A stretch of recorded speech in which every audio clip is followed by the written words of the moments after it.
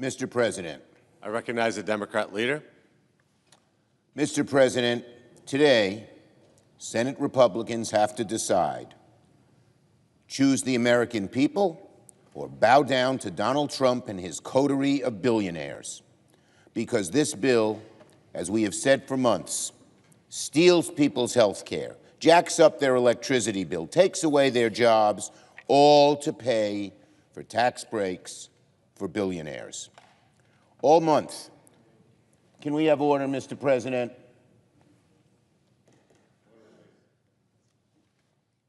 All month, Senate Democrats have put this bill on trial in the court of public opinion. We've exposed how it steals Medicaid from more than 16 million Americans. We've exposed how it takes away food benefits from millions of hungry kids. We've exposed how this bill increases the debt by $3.5 trillion to bankroll billionaire tax breaks. We've shown how this bill increases the debt $1 trillion more than the House bill. We've shown how this bill cuts Medicaid even more than the House bill. We've shown how this bill kills climate jobs even more than the House bill. With every rewrite, Senate Republicans have made their bill more extreme, pro-billionaire, and more hostile to people's health care and livelihood. Why do they do that? There's a small group on that side of the aisle, MAGA hard right-wingers, who are dictating what's happened, and all the rest of the senators on the Republican side who know it's wrong go along. A small group. They don't represent more than 10% of the American people, but they're dictating what this body does. A, because of the rules we have, a simple majority, but B, because our colleagues on the Republican side lack the courage of their convictions to do the right thing for the American people. It's outrageous. Cutting people's health care, causing people to get sicker and to even die. Cutting people's health care so that it's certain almost that more people will die. Just to give tax breaks to billionaires. It is so destructive for Republicans to pass a bill like this at a time when people pay more for groceries, when people pay more for rent, pay more for child care, pay more for medication. It makes no sense to reward the billionaire class and special interests at the expense of everyone else. Look, there's nothing wrong with being wealthy, but they don't need another tax break. And they certainly shouldn't get a tax break by taking food from the mouths of hungry children. How outrageous, how cruel, how mean, how heartless, how uncaring. All to help the billionaires who they're enthralled to. And no surprise, make no surprise about it, many Republicans themselves don't seem all happy about the bill in front of them. We heard what our colleague from North Carolina had to say about this bill. My guess is about half, maybe even more than half of the Republicans in the Senate totally agree with him. But he had the courage to speak the truth, the backbone to speak the truth. But not our other colleagues. Senator Tillis spoke candidly. He was one of the few truth tellers on the other side. The bill devastates his state, but make no mistake about it, it'll devastate the states of most every Republican here. And year and month, week after week, month after month, year after year, when this bill passes, the destructive detritus will be all over their states. People losing jobs, people's costs going up, people not getting health care, hungry kids not getting food. It's a piece of legislation that Tillis can't sell back home, and you won't be able to either, my Republican colleagues. How can any senator go home and tell their constituents, I'm sorry, I took away your health care because I wanted to give tax breaks to billionaires? And yet, Republicans are dead set on walking off a cliff by passing a bill they know will be ruinous to their own constituents. That's why Senate Democrats forced this chamber to read the bill cover to cover. That's why we debated all day yesterday. And now, it's the Republicans' turn to vote. Later this morning, Very soon, we will begin the vote-a-rama process. Senate Democrats will bring one amendment after the other, again and again and again, to put Republicans on the record. We'll begin this morning with a motion to appeal the ruling of the chair to try and reverse Senate Republicans' brazen attempts to deceive the American people about the true cost of the bill. Republicans are doing something that has never been done before in the Senate by deploying fake math and budgetary hocus pocus to make it seem like their billionaire giveaways don't cost anything. That's obviously outrageous, and it's absurd that the budget chair is taking the Senate down this fact-free road. He is helping erode, even destroy the Senate. Every senator will soon have an opportunity to reject this. Remind the senator of Rule 19. Every senator will soon have an opportunity to reject this nonsense and vote for common sense budgeting. Americans will be watching. And later this morning, I will offer a very simple amendment to send this bill back to the Finance Committee so that we can get rid of any provision that raises health care costs for families and small businesses to pay for tax cuts for billionaires. And my colleagues will offer many other amendments here, too. And we will see once and for all if Republicans really meant all those nice things they've been saying about strengthening Medicare, about protecting middle-class families, or if they were just lying. The American people will find out in a few hours. Republicans have said they don't want to cut Medicaid. Today, we'll give you the chance. Republicans say they want to prioritize the middle class. Today, we'll give you the chance. Our amendments will give Republicans so many chances to defend Medicaid and SNAP and good-paying jobs and clean energy that if they say no, they'll regret it long after this debate is done. Finally, to my Republican colleagues, let me offer a warning in good faith. You all know that Donald Trump makes things up. He has no regard for the truth. When he talks about this bill, he's lying. When Donald Trump says this bill won't cut Medicaid, he's lying.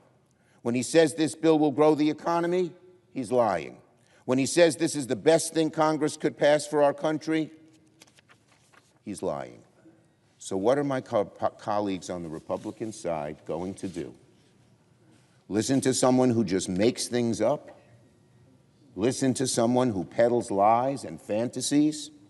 Follow Donald Trump off a political cliff by passing a bill that will be disastrous for the people back home?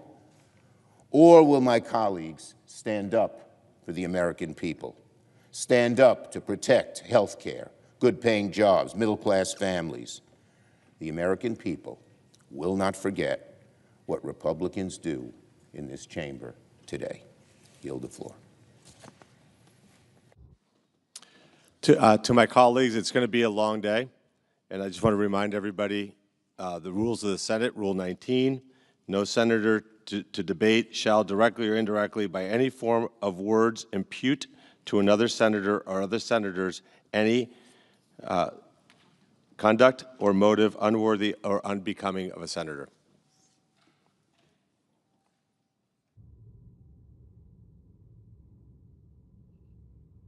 President. Recognize the Majority Leader. Thank you, Mr. President. Mr. President, we're going to vote here real soon on a bill that's been worked on for many, many months. And I want to start by thanking the staff on the committees, the relevant committees, the floor staff, everybody that's been around that has to put in the hours and get us to where we are today. They are extraordinary people who are very dedicated to their jobs and to public service, and we're grateful for that. And I will say, too, because we went through the reading of the bill, which the Democrat leader just pointed out was important for people to hear, through the middle of the night, and, I don't think there was a big American audience for that. I think a lot of people were at their jobs, working their shifts. People like nurses and firefighters who are going to benefit under this bill.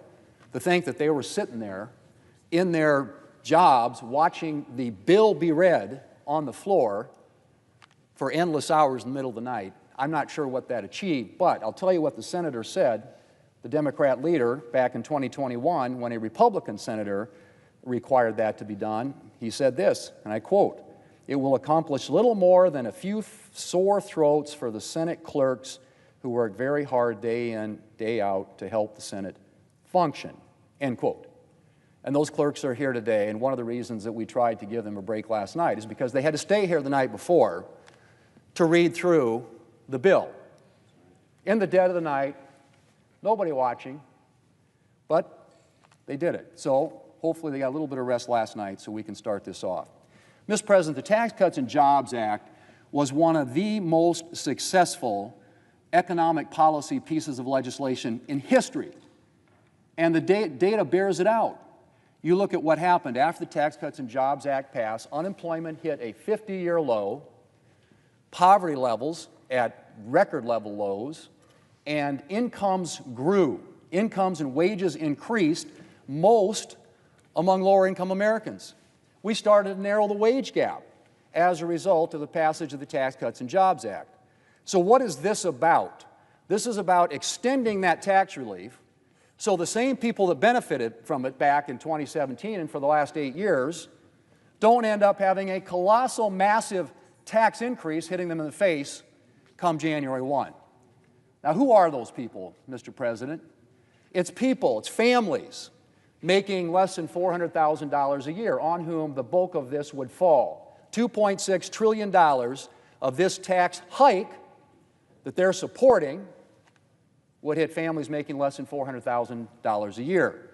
It would hit small businesses to the tune of $600 billion in tax increases. These are pass-through businesses, the businesses who are out there creating the jobs every day. If we don't do this, they're going to face a $600 billion tax increase. That's what we're talking about. And if you want to put it in plain terms, if you're one of those families making less than $400,000 a year, the child tax credit would be cut in half. The standard deduction would be cut in half. And you wouldn't get the benefit that many taxpayers are going to get under the legislation that we're going to be debating today, which would allow tips to go untaxed, allow overtime to go untaxed. So those nurses and those firefighters that are working the long shifts, not watching the bill be read here on the Senate floor, actually get something out of this that makes their families more able to cope with the challenges that they face every day. So the Tax Cuts and Jobs Act was a massive, by any stretch of the imagination, success. And probably no better evidence of that than the fact that the Congressional Budget Office, which has been quoted a lot here in the last few hours, actually underestimated the amount of revenue that would come into the federal government by $1.5 trillion. Estimated the amount of growth, underestimated, the amount of growth in the economy by 5.4%. Dramatically underestimated what it would generate in terms of revenue and what it would generate in terms of growth. So let's just say what this is.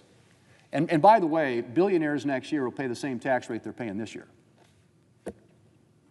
The people who are going to get hit with a tax increase if we don't do something are those families making less than $400,000 a year, who are going to see their child tax credit cut in half, their standard deduction cut in half, their rates go back up to what they were in 2017, and in my state of South Dakota, the average family is going to pay $2,500 more if we don't do something to extend the tax relief that was passed in 2017. Now, the other thing that Democrat leader got up and talked about is, they're going to be cutting Medicaid. Mr. President, there are a lot of government programs that haven't been looked at in a long time.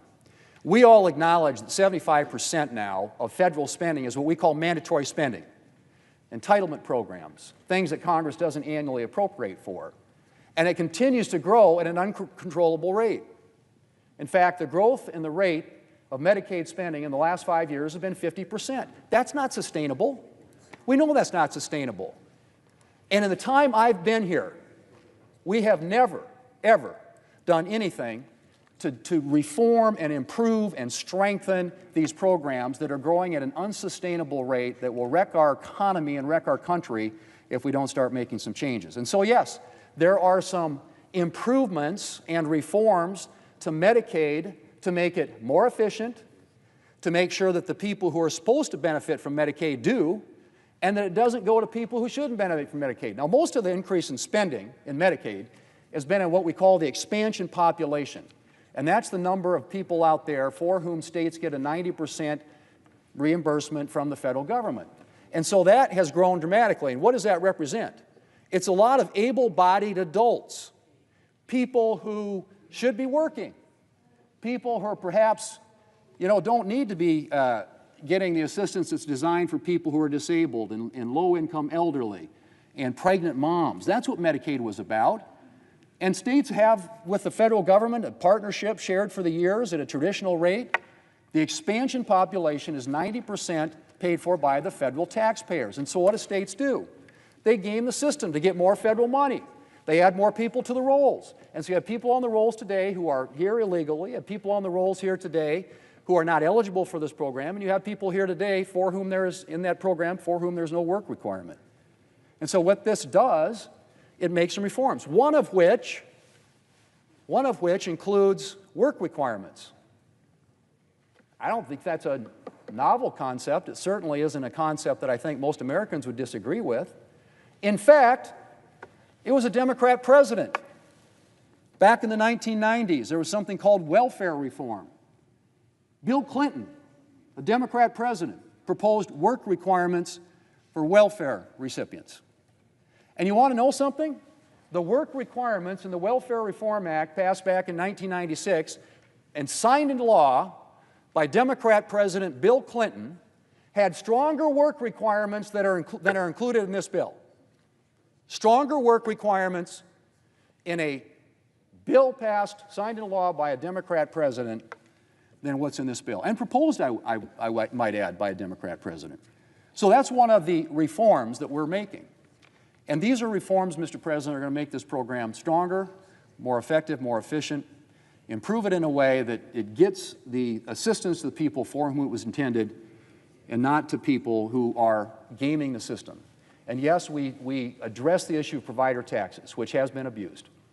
No question about it. It's another way to leverage federal money, get more federal money into the state coffers, and the states have used it for things not just to cover people, but also for other reasons. And you like states like New York and California who've gamed the system. So the whole issue of what we're doing with the Medicaid program is to get rid of the waste, fraud, and abuse, make it work in the way in which it was intended to cover the people for whom it was intended, and to make sure that we have work requirements included there. To the current policy baseline. Everybody got up last night and they were clamoring and yelling very animated speeches about how the Republicans they're using a current policy baseline. How could they ever do that? Well, you know what? Back in 2012, President Obama and one of the people who was working for him at the time, named Jeff Zients, used the current policy baseline to make permanent the Bush tax cuts. And the way he described it, Jeff Zients described it at the time, he called it the alternative fiscal scenario. That's how they explained to the American people. And then he translated it and said what it is, it's a current policy baseline. So the Democrats have used this before. In fact, they you could argue, pioneered it. But current policy baseline is something that's been used by both sides. So it's a little, spare me the hypocrisy and the noise about current policy baseline. Alternative fiscal scenario, he called it, and then he went on to explain current policy baseline. Finally, with regard to the issue of the deficits, it is rich to hear Democrats all of a sudden concerned about debt and deficits. Really? I mean, I've been here a long time, and I've not been involved in a single spending debate and fight in which Republicans were trying to spend less and Democrats were trying to spend more, with one exception, and that's national security. Democrats are always willing to cut defense, but never want to cut anywhere else. That's my experience. And I think it was borne out a couple of years ago when Democrats had then what we have now, which is unified control of the government. They had House, Senate, and White House, and so they had an opportunity to use reconciliation, which they did twice. One of the bills cost $2 trillion. The other bill cost $1 trillion. And it was all spending. And that, ladies and gentlemen, is a fundamental difference between us here. And I understand that. We have different views about the role of government. Democrats like government, and one of the things we know about government is when you send money to Washington, money is power.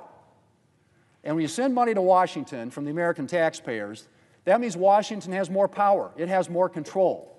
And Republicans fundamentally have believed that it's better if you allow the American people to keep their own money, that you distribute power out of Washington, D.C., back to state and local governments who are closer to the people and can make better decisions that are more informed by what's actually happened in their individual states. And so when we use reconciliation to keep taxes low, and by the way, that's all we are doing here is extending current tax policy. We are preventing over a $4 trillion tax increase on the American people. And when you vote against this, that's what you'd be voting for. Now, a good example of this spending issue was the 2011 Budget Control Act, in which, authored by a number of people, including Senator McConnell, they created a super committee, equally represented on both sides of the aisle. And they met for a long time to try and come up with some ways that we could come up with ways to reform entitlement programs. And of course, what happened? They deadlocked, because every Democrat voted against it, every Republican voted for it, and it even included some revenue increases, which is something Democrats are always for. So getting up and talking about deficits all of a sudden, honestly, is kind of mind-blowing coming from this side of the aisle. What we are doing here is extending existing tax policy, using a current policy baseline which was used by the Democrats, President Obama, Jeff Zients, no less than a little more than 10 years ago. So, Mr. President, it's time to vote, and Democrats will get a chance. They'll offer all their amendments, and they'll attack this thing as cutting taxes for billionaires. What we are doing here is extending tax relief for the American people, keeping their rates low, making sure they don't have their child tax credit cut in half, their standard deduction cut in half, including new provisions that provide more relief for working Americans, which is what President Trump campaigned on. No tax on tips, no tax on overtime, lower taxes for seniors, for Social Security recipients. These are all targeted at working Americans, working families. That is, first and foremost, about what this is about. This, Mr. President, will make this country safer, stronger, and more prosperous. It addresses military modernization. It addresses securing our border. It addresses restoring energy dominance. It extends tax relief for the American people so they can avoid a $4 trillion tax increase at the end of the year. And yes, it includes some savings associated with reforms that are made in a way that targets assistance from federal programs to where it was intended to go.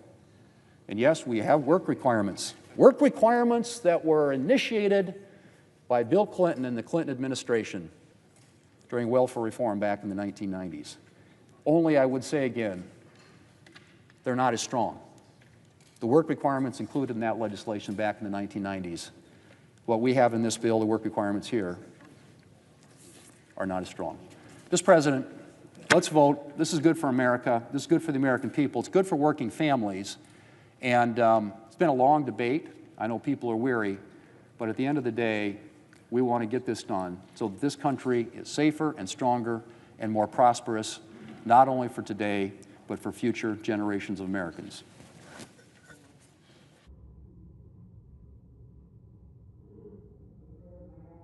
That there be 2 minutes equally divided prior to all roll call votes in relation to calendar number 107, H.R. 1.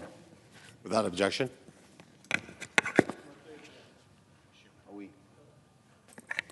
Well, they have to make.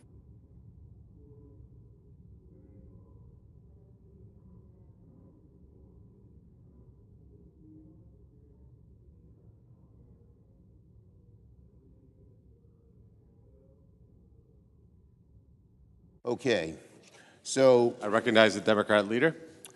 well, we're about to vote on something that we have never seen before in the Senate. And rather than be honest with the American people about the true costs of these billionaire giveaways, and by the way, I didn't hear Donald Trump campaigning on tax breaks for billionaires, which is the main thrust of this bill. He wouldn't tell them about that. But Republicans are doing something the Senate has never done before. deploying fake math, accounting gimmicks to hide the true cost of the bill. Look, Republicans can use whatever budgetary gimmicks they want to try and make the math work on paper, but you can't paper over the real-life economic consequences of adding tens of trillions to the debt, and that's what this does. Make no mistake about it, and it's the way we've always calculated things. So, to vote yes on this, make no mistake about it, my colleagues, will in a dramatic way further erode the Senate. I urge a no vote. Mr. President, I recognize the senator from South Carolina. as to being weary, I feel great. I've never felt better. I've been wanting to do this for like a long time, and our ship's about in. So I'm very happy, Budget Chairman. As to what we're talking about right now, we're not overruling the parliamentarian because she said it was up to the Budget Chairman to set the baseline.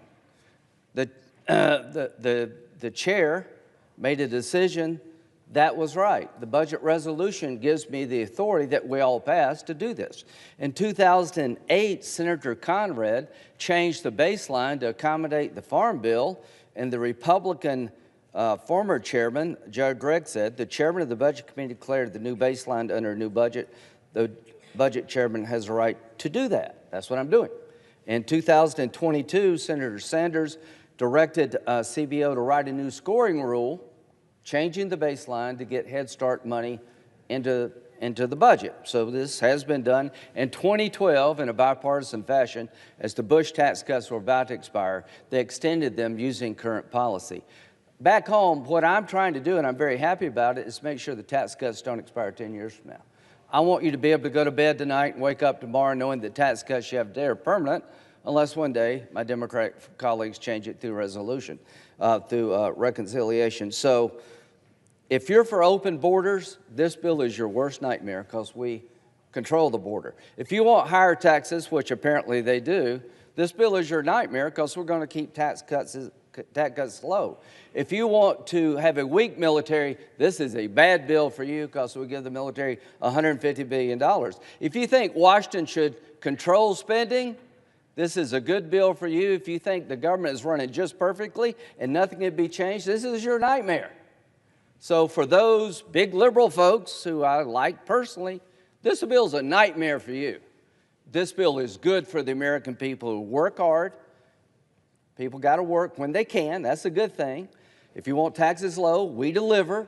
If you want to secure the border like President Trump has done, we make it that way forever by having $175 billion spent to get it controlled forever, not just right now. This is a good bill. We're doing nothing that we haven't done before. Vote yes to uphold the ruling of the chair. We're starting a process that is long overdue in this town, controlling spending, keeping taxes down, making the military strong, and finally looking at a way to get efficiency in government. Vote yes.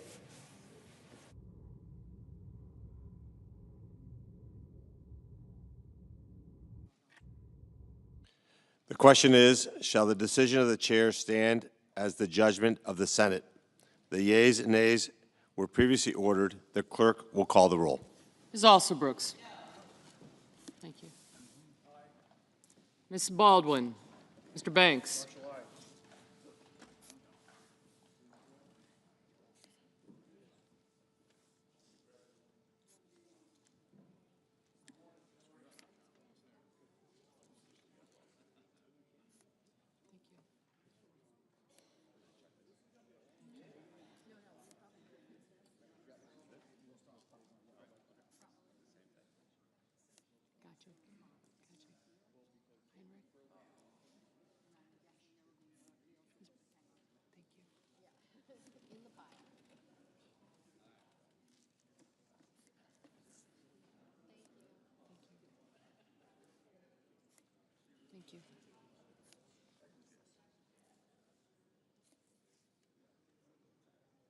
Mr. Bennett. Mrs. Blackburn.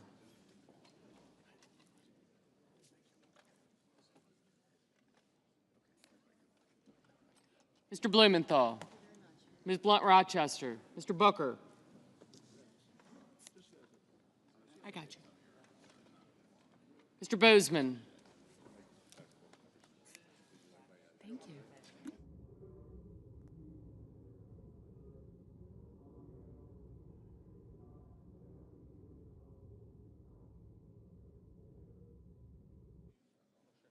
Mr. Bozeman, Mrs. Britt. Mr. Budd. Ms. Cantwell. Mrs. Capito. Mr. Cassidy. Ms. Collins.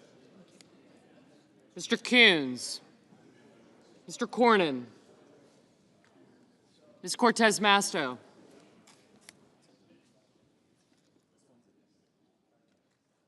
Mr. Cotton.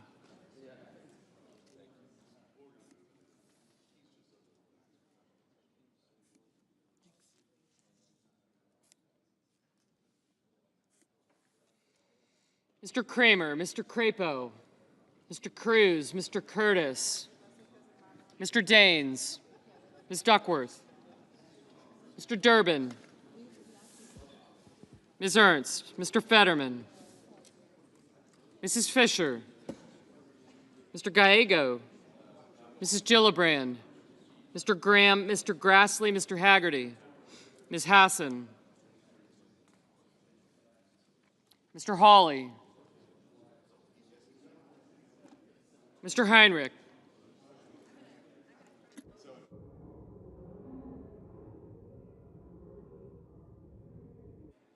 Mr. Hickenlooper, Ms. Hirono. Did you hear that? Mr. Hoven, Mr. Husted, Mrs. Hyde-Smith, Ms. Lummis, Mr. Johnson, Mr. Justice, Mr. Kane, Mr. Kelly, Mr. Kennedy, Mr. Kim, Mr. King, Ms. Klobuchar, Mr. Lankford, Mr. Lee, Mr. Lujan, Ms. Lummis, Mr. Markey, Mr. Marshall, Mr. McConnell, Mr. McCormick, Mr. Merkley, Mrs. Moody, Mr. Moran, Mr. Marino, Mr. Mullen, Ms. Murkowski, Mr. Murphy, Mrs. Murray, Mr. Ossoff, Mr. Padilla, Mr. Paul, Mr. Peters, Mr. Reed, Mr. Ricketts, Mr. Risch, Ms. Rosen, Mr. Rounds, Mr. Sanders, Mr. Schatz, Mr. Schiff,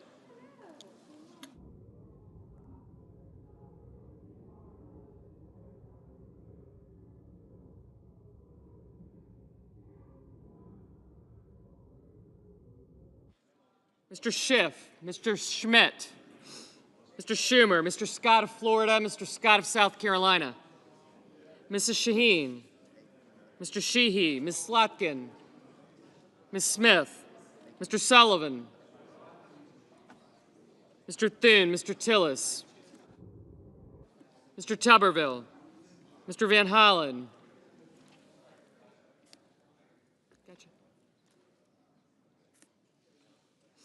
Mr. Warner, Mr. Warnock, Ms. Warren, Mr. Welch, Mr. Whitehouse, Mr. Wicker, Mr. Wyden, Mr. Young,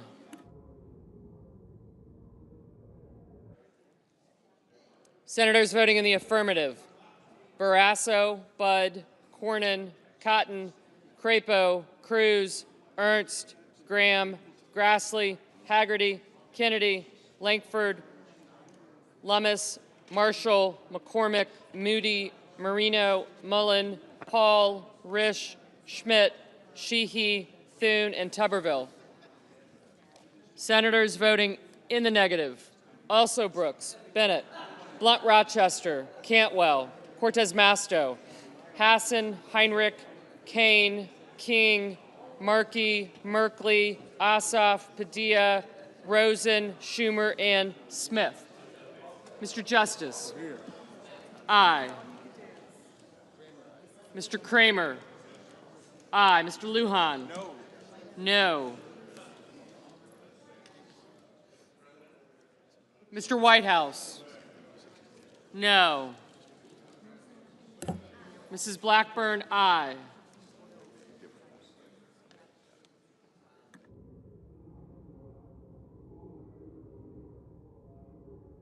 Mr. Kim, no.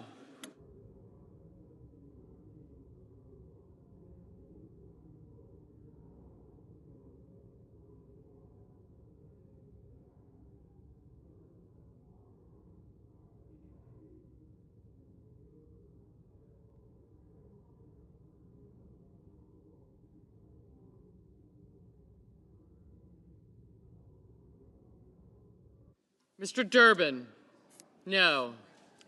Mrs. Capito, aye.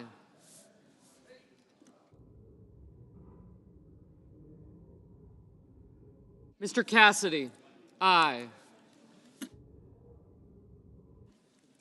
Mr. Rounds, aye.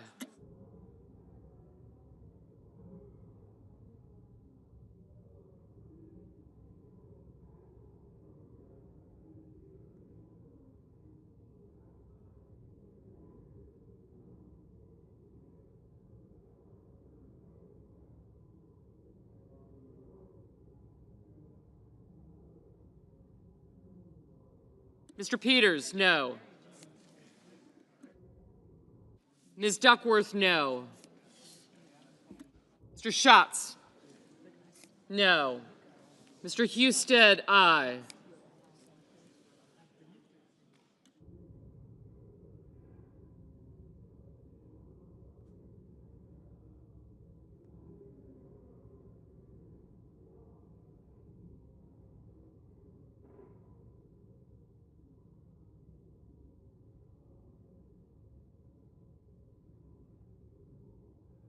Mr. Hawley, aye.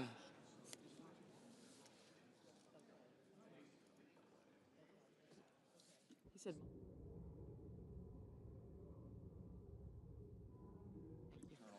Mr. Ricketts, aye. Mr. Wicker, aye.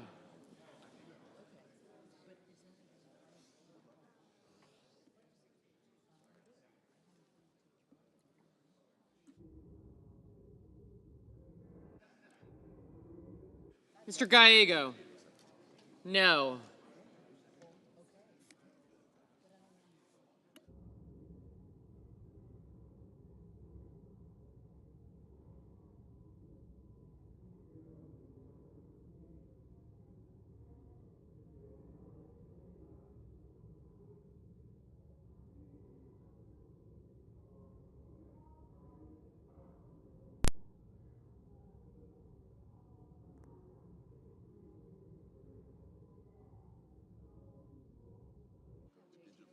Ms. Klobuchar, no.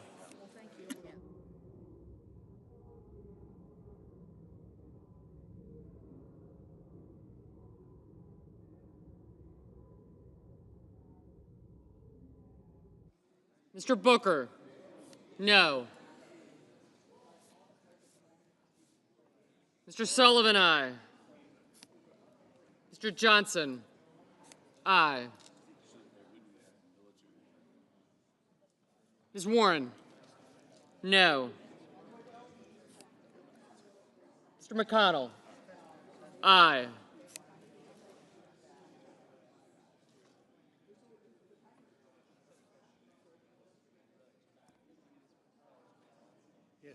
Mr. Bozeman, aye.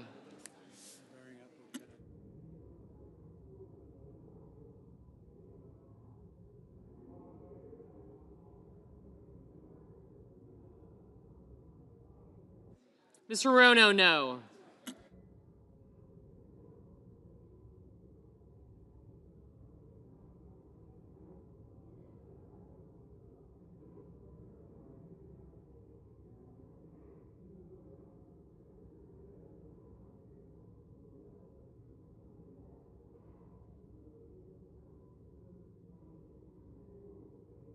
Mr. Lee, aye.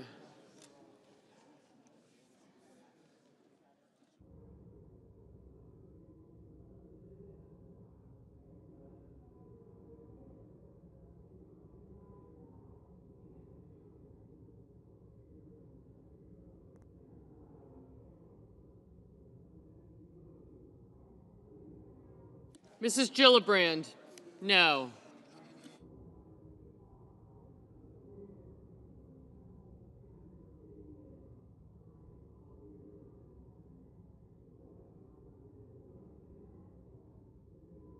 Mr. Reed, no.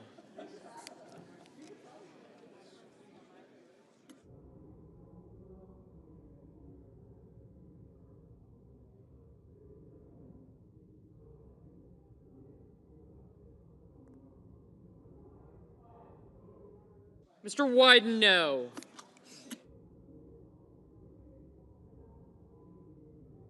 Mr. Hickenlooper, no.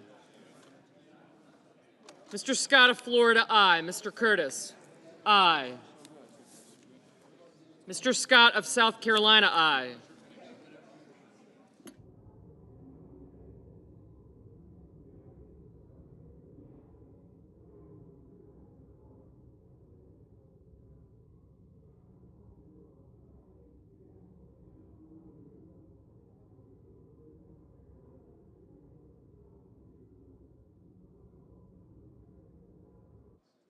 Mrs. Murray, no.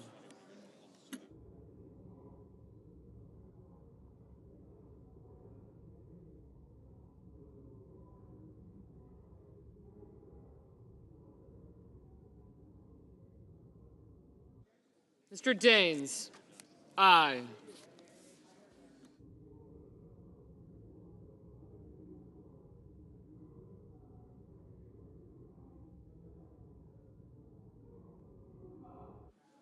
Mr. Welch, no.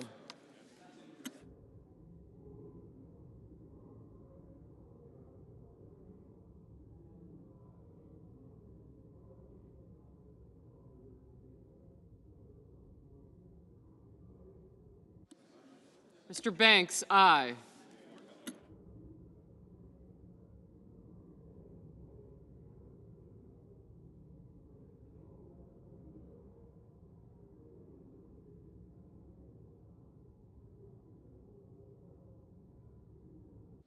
Ms. Baldwin, no.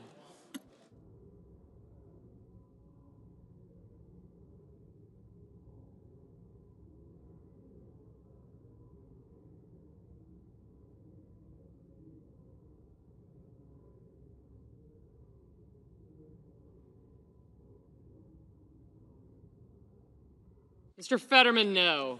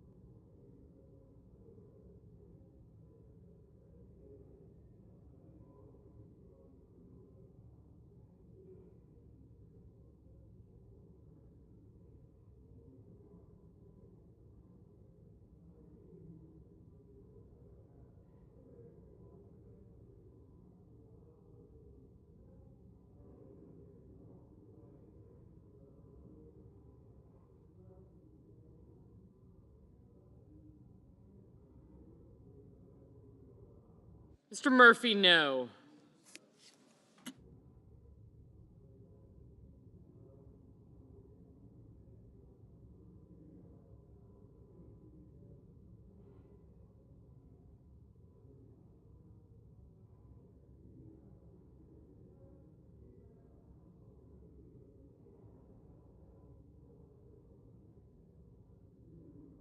Mrs. Britt, aye.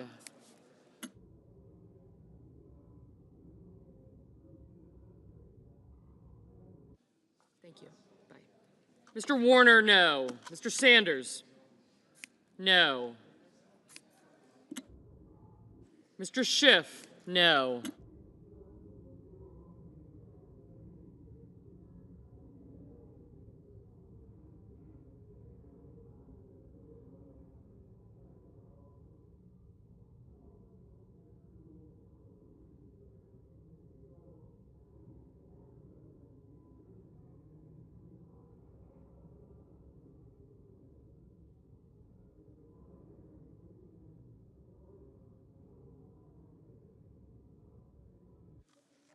Ms. Collins, aye.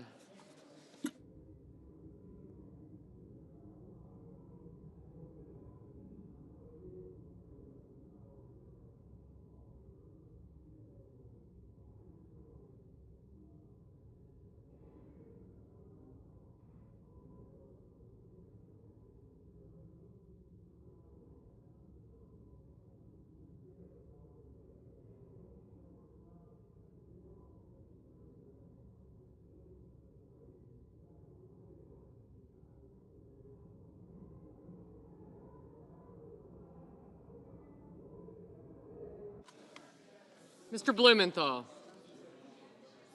no. Ms. Slotkin, no.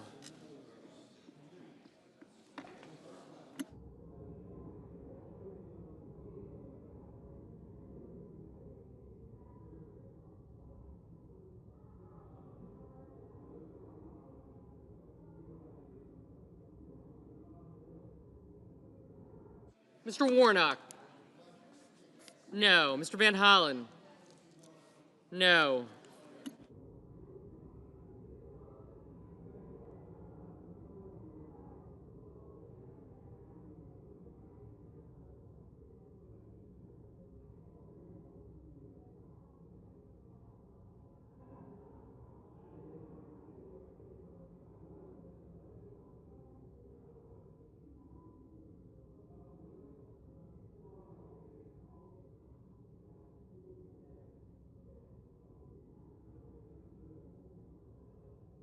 Mr. Tillis, aye.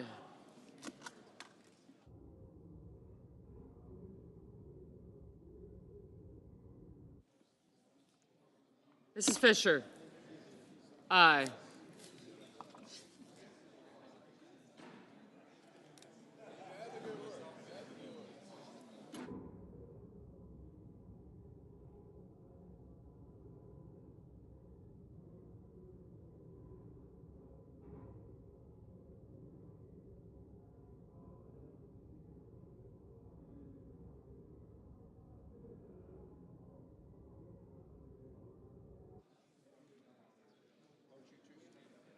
Mrs. Hyde-Smith, aye.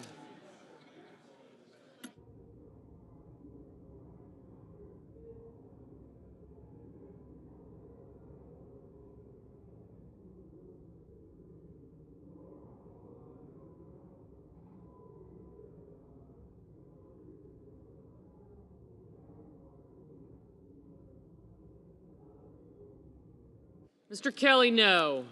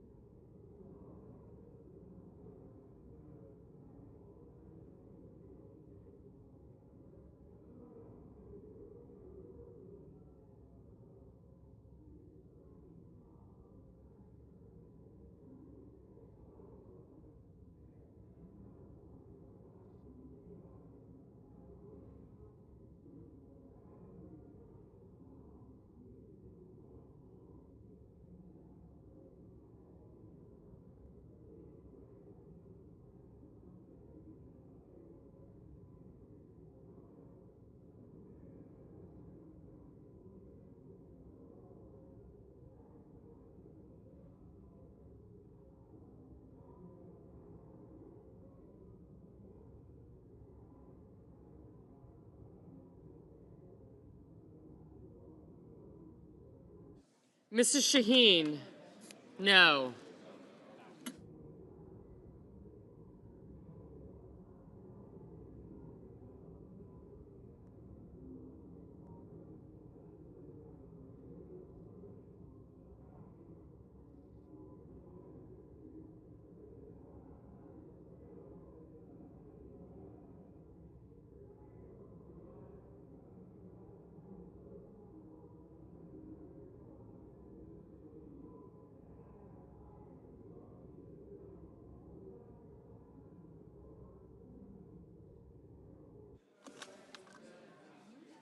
Mr. Moran, aye.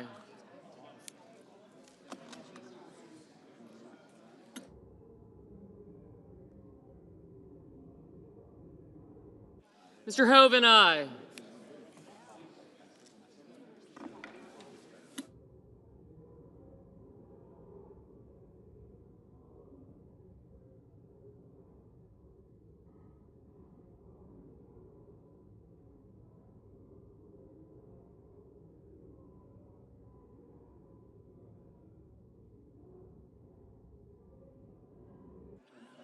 Ms. Murkowski, aye.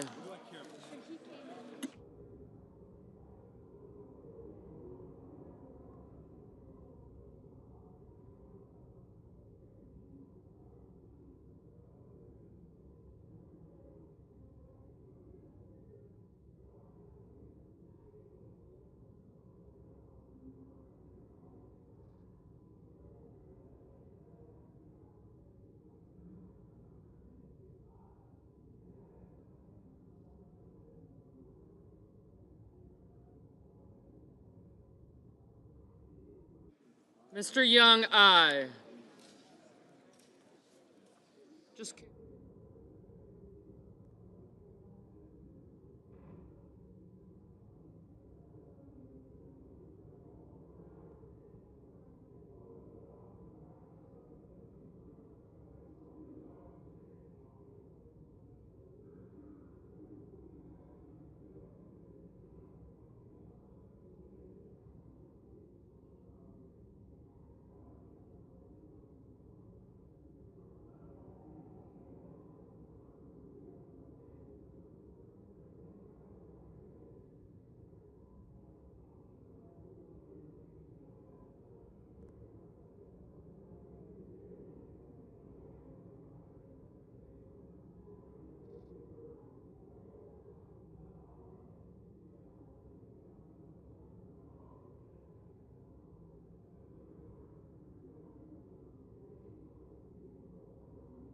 Mr. Coons, no.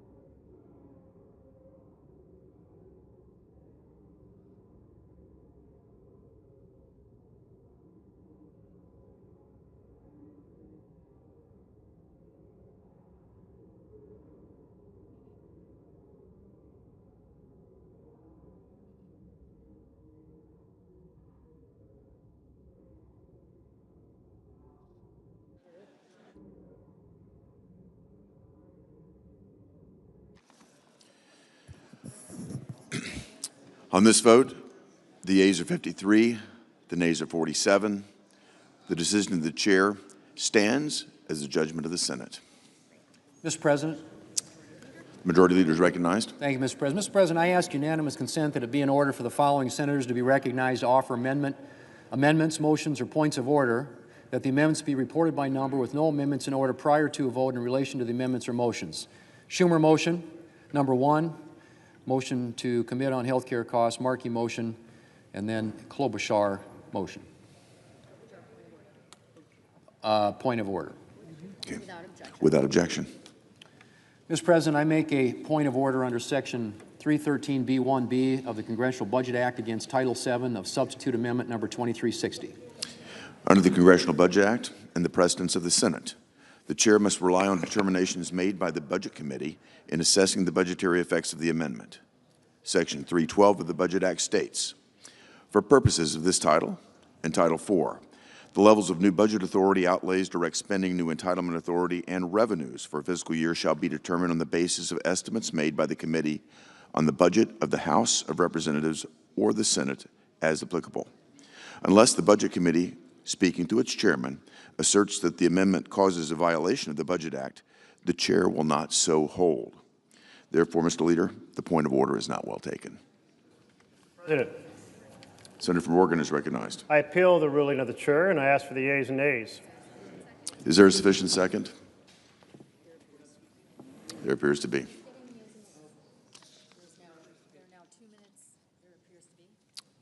There appears to be. There are now 2 minutes of debate, equally divided.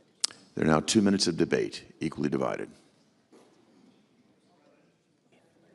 Senator from Oregon. I ask the CBO letter of June 29 to the ranking member of the Budget Committee be submitted for the record. Without objection. And in this letter, it notes that the baseline was prepared, the alternative baseline, based on a request made by the chairman of the Senate Committee on the Budget. But the letter goes on to say this. The CBO estimates that enacting this title would increase the deficit by nearly $3.5 trillion over the 2025-34 period. Clearly, that amount, done by honest numbers from CBO, exceeds the budget resolution level, and therefore we should not affirm the ruling of the chair. It is said in this ruling, I just heard, that precedent provides a foundation for this. But in fact, the ability of the chair to create a phony baseline has never been used in reconciliation. Not ever. And in fact, the example cited over Head Start, that never appeared in any budget reconciliation. And in fact, that conversation about Jeffrey Zients that we heard from the Majority Leader, that too was absolutely wrong. Current law was used for estimating the cost of that bill. This time has expired. 51-year tradition of the Senate. The senator's time has expired. Mr. President. The leader is recognized. I'm sorry. Senator from Idaho is recognized. Sorry. Mr. President, we're just rehashing the same old arguments, but I want to make something really clear. This Congress, in the budget resolution for this reconciliation, adopted the current policy baseline. CBO scored that current policy baseline. It said that our bill generates a $506 billion deficit reduction. The ranking member for the Budget Committee asked them to give it a new score based on a different baseline, the current law baseline, which says that we have to say that if we don't raise people's taxes, that we're causing a deficit. They said they would, they always do. They give the scores that different members of Congress ask them to give, and they gave that score and said, well, if you raise taxes by $4 trillion, then you will have a $4 trillion increase in tax revenue. That's what the whole debate is about, folks. You can complain and use different words and deficits and all that stuff. There is a CBO score on the baseline adopted by this Congress on this resolution that sets the score at $506 or $507 billion of deficit reduction. Okay. Where is it? He has it written in here. Just this top, this whole thing. Okay. The question is, shall the decision of the chair stand as the judgment of the Senate? The yeas and nays were previously ordered. The clerk will call the roll. Ms. Also Brooks, Ms. Baldwin,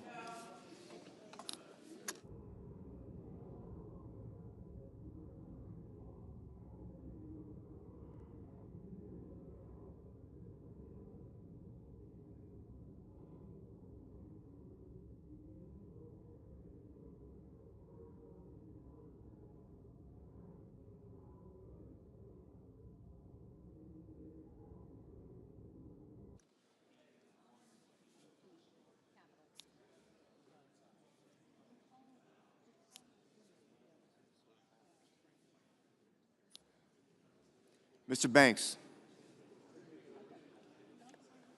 Mr. Barrasso,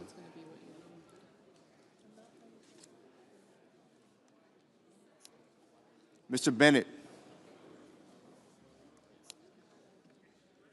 Mrs. Blackburn,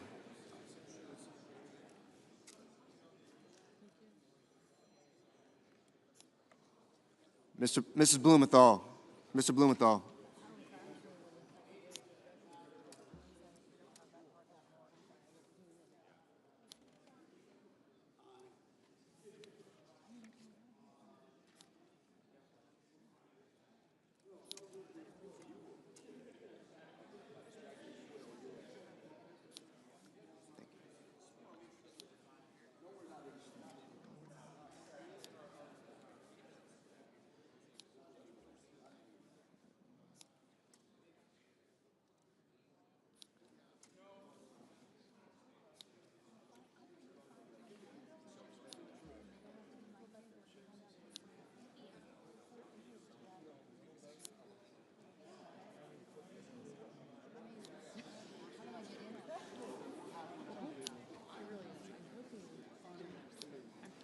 Blackburn on your left. I'm hoping.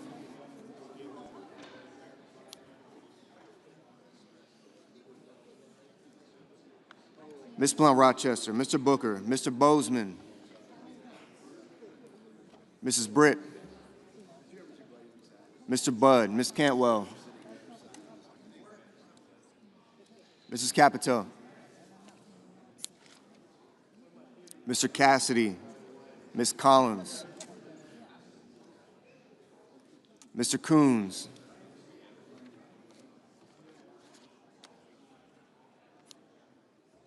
Mr. Cornyn,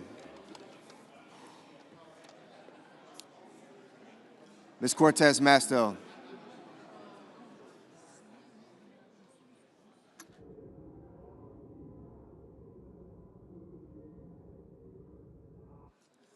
Mr. Cotton, Mr. Kramer,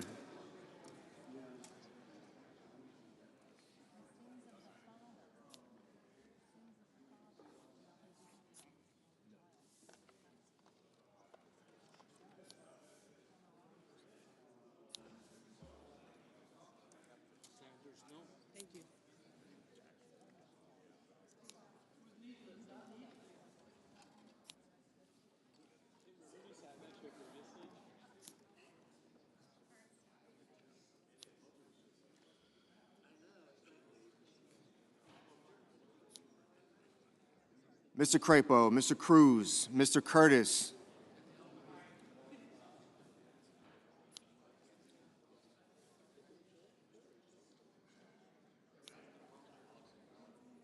Mr. Daines,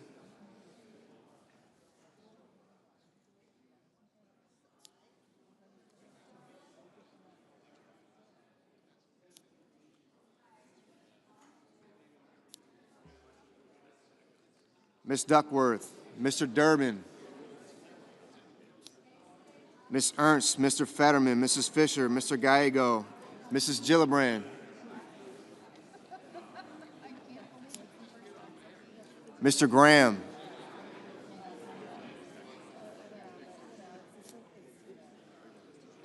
Mr. Grassley, Mr. Haggerty. Thank you, sir.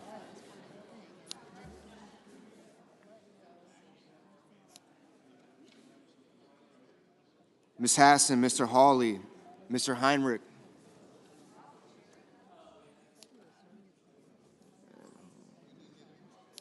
I got you, Senator.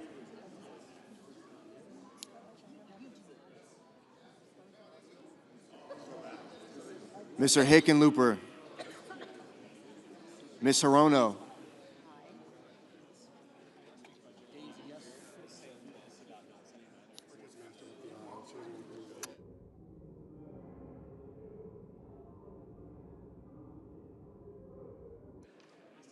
Mr. Hoven, Mr. Husted,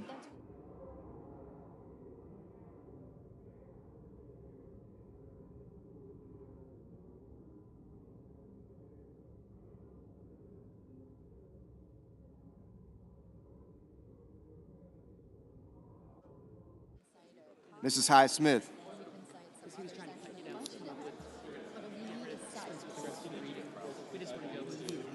We need to get through that.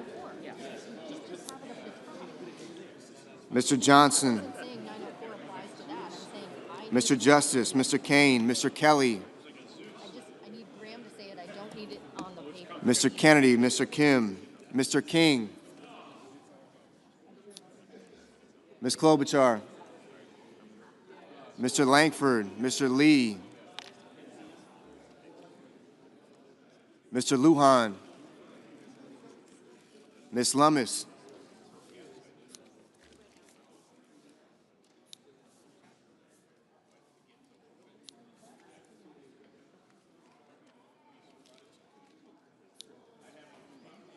Mr. Markey, Mr. Marshall, Mr. McConnell, Mr. McCormick, Mr. Merkley, Mrs. Moody, Mr. Moran, Mr. Moreno, Mr. Mullen, Ms. Murkowski,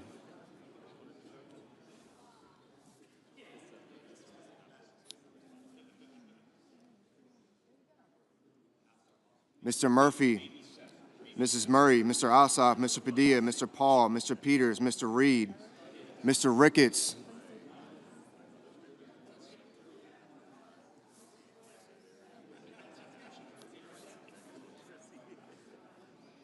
Mr. Risch, Ms. Rosen,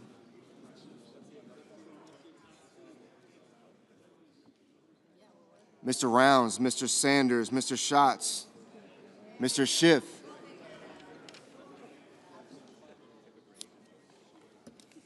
Mr. Schmidt,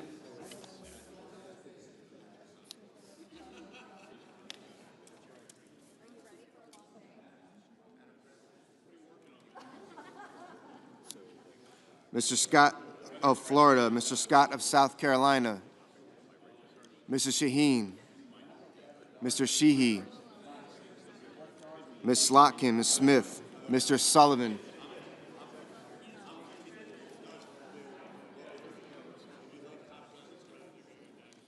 Mr. Thune, Mr. Tillis,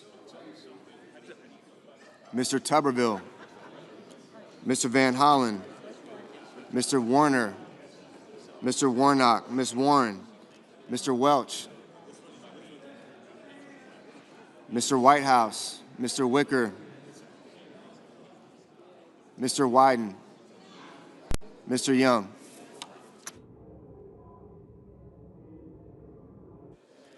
Senators voting in the affirmative: Banks, Barrasso, Blackburn, Britt, Budd, Cassidy, Kramer, Crapo, Cruz, Curtis, Daines, Ernst, Fisher, Graham, Grassley, Haggerty, Hawley, Hoven, Husted, Justice, Kennedy, Langford, Lee, Lummis, Marshall, Moody, Moran, Moreno, Mullen, Paul, Rounds, Scott of Florida, Sheehy, Thune, Tuberville, Wicker, Young.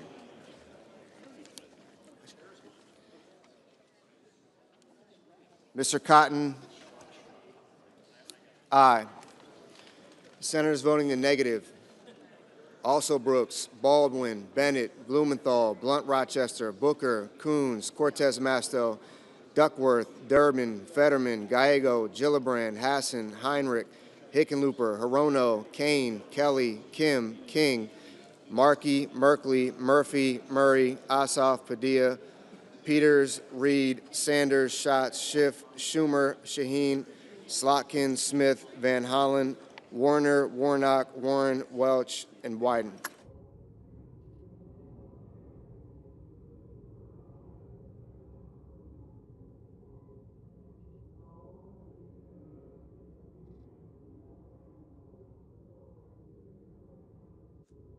Mr. Whitehouse, no.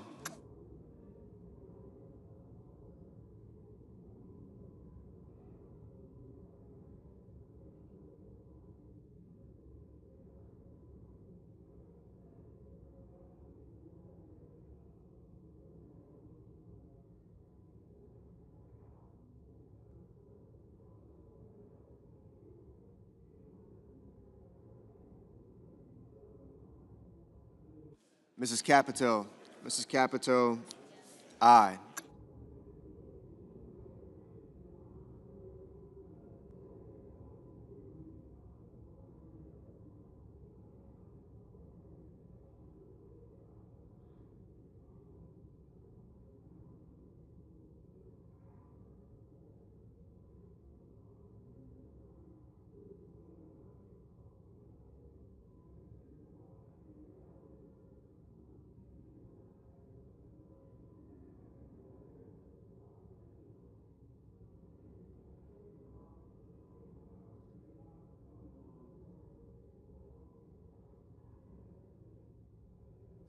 Ms. Cantwell, no.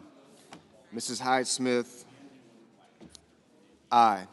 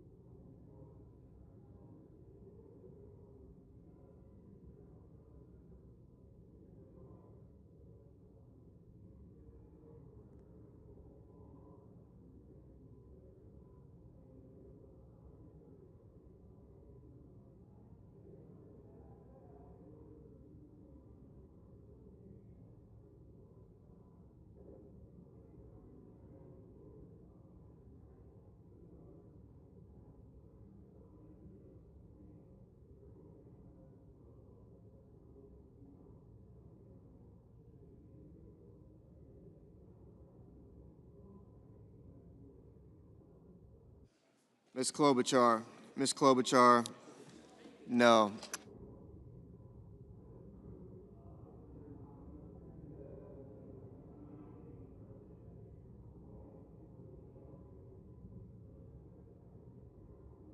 Ms. Collins, aye.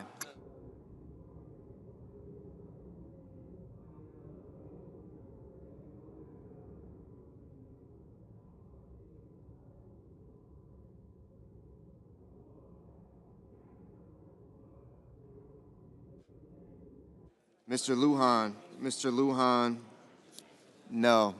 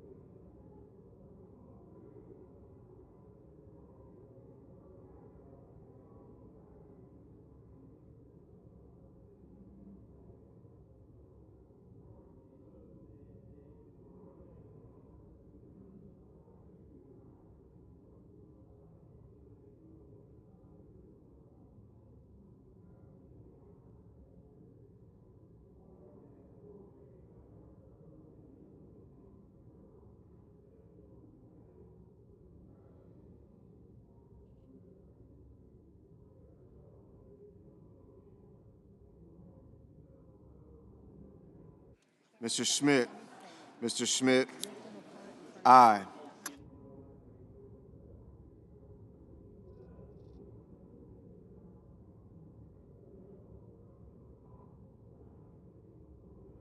Miss Rosen, no. Mr. Ricketts, aye. Mr. Risch, aye.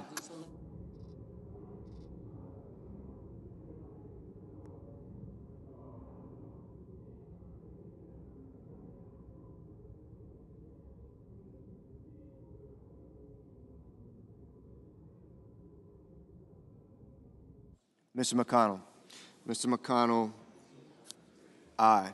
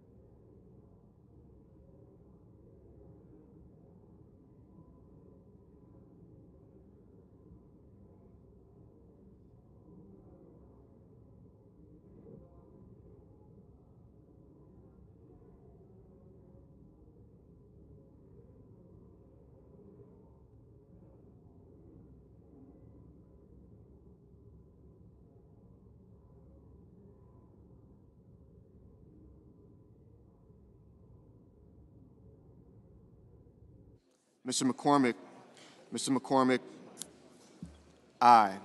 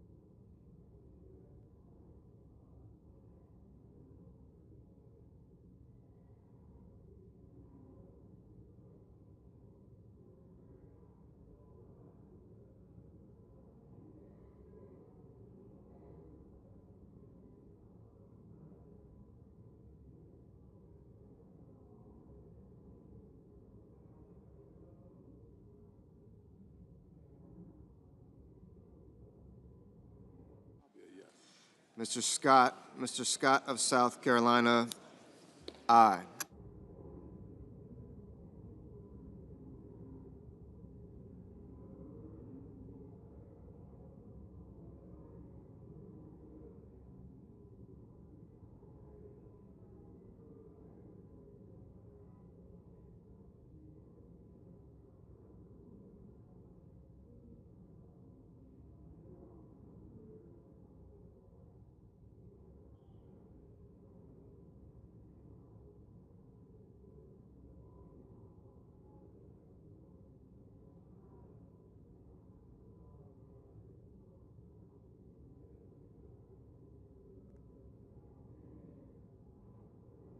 Mr. Johnson, aye.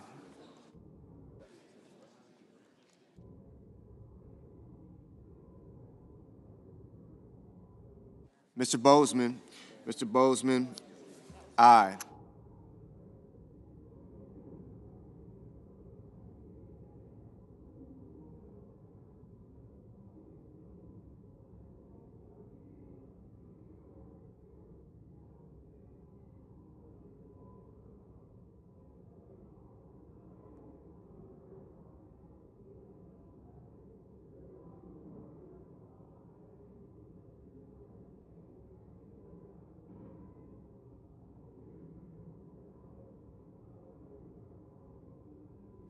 Mr. Tillis, aye.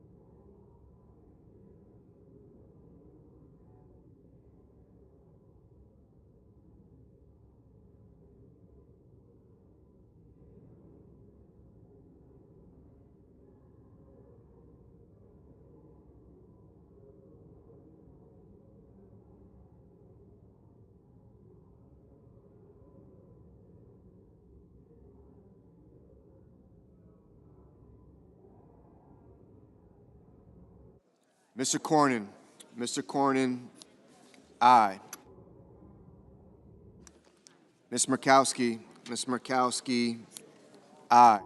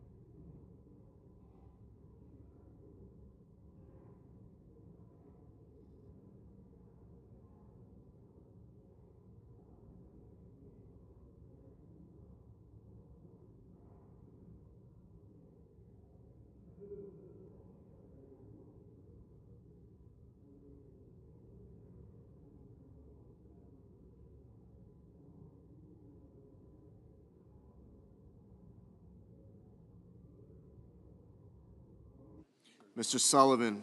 Mr. Sullivan, aye.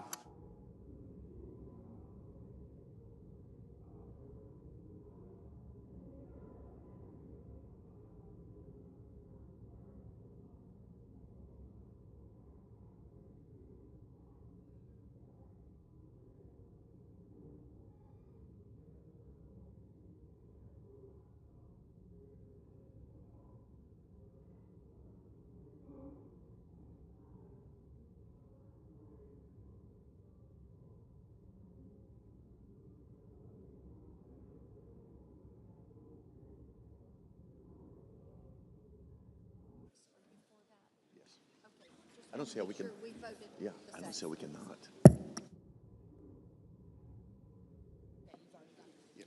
Yeah. On this vote, the yeas are 53, the nays are 47. The decision of the chair stands as the judgment of the Senate. Mr. President, The senator from Idaho is recognized. thank you, Mr. President. I ask unanimous consent that Senator Risch and I be permitted to speak for up to 1 minute each regarding the recent tragedy in our state. Without objection. Thank you, Mr. President. The Senate has important work to accomplish today to prevent a more than $4 trillion tax hike on American workers and families, and we will accomplish that goal.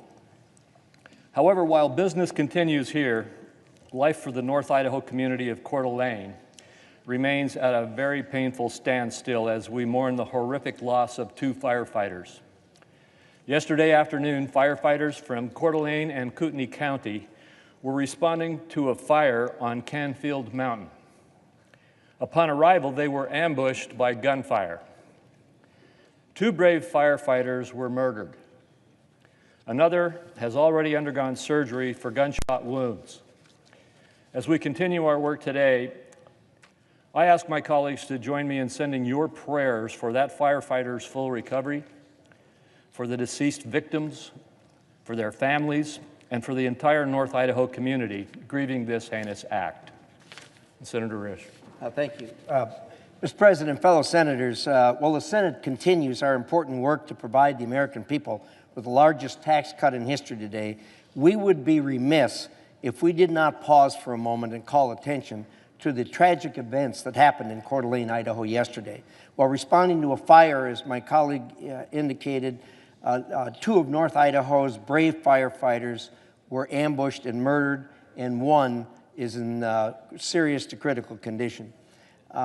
This evil attack on the people who dedicate their lives to protecting and serving our communities is despicable, and it's not Idaho.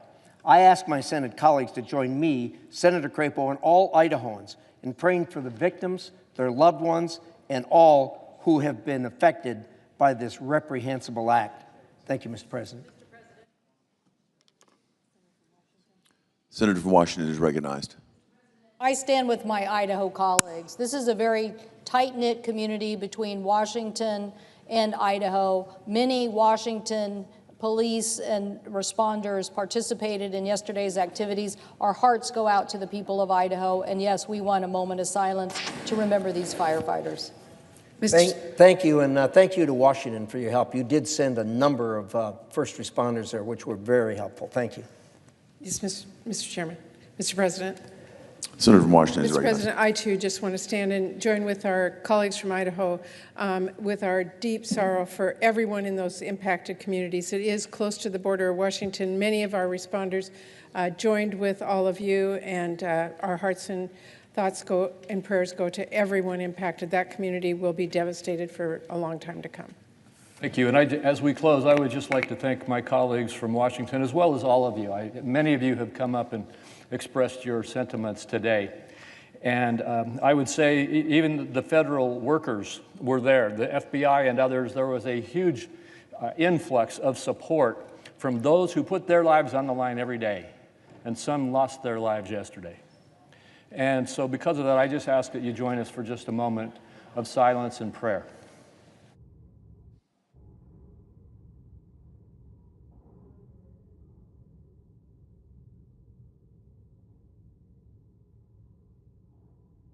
President. Thank you.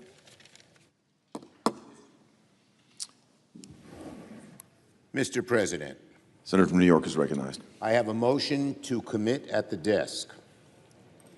Clerk will report. The senator from New York, Mr. Schumer, moves to commit the bill H.R. 1 to the Committee on Finance, the Senate, with instructions to report the same back to the Senate in 3 days, not counting any day which the Senate is not in session.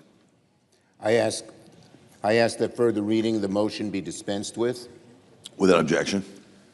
Mr. President, can we have order, please? This amendment, the first we will offer, is simple. It undoes the travesty that is at the core of the Republican bill. Their bill, the so-called Big Beautiful Bill, which is really a big, ugly betrayal, cuts taxes for billionaires by taking away health care from millions of people. So my amendment simply says, if people's health care costs go up, the billionaire tax cuts vanish. Republicans, you can tell in their speeches already, are on the defensive. They know how bad this bill is for the American people. They know that Donald Trump is lying when he says it won't cut health care. I salute my colleague from North Carolina. We all heard what our colleague from North Carolina had to say yesterday about this bill.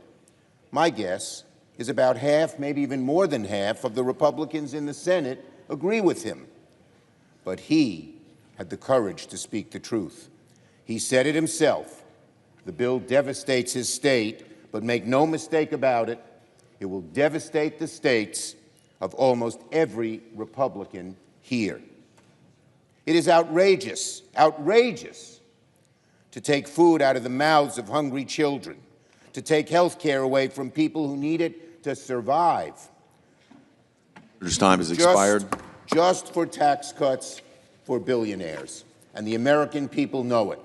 To my colleagues in Senator's time has expired. To my colleagues in conclusion, I say you know what the right thing is. Say no to gutting health care. Say no to gutting jobs. Say no to this shameful, The senator's time has expired. backward bill, and vote yes on my The chair bill. recognizes the senator from Idaho. Thank you, Mr. President. This is going to be something that we hear just a lot of today, and this will just be the first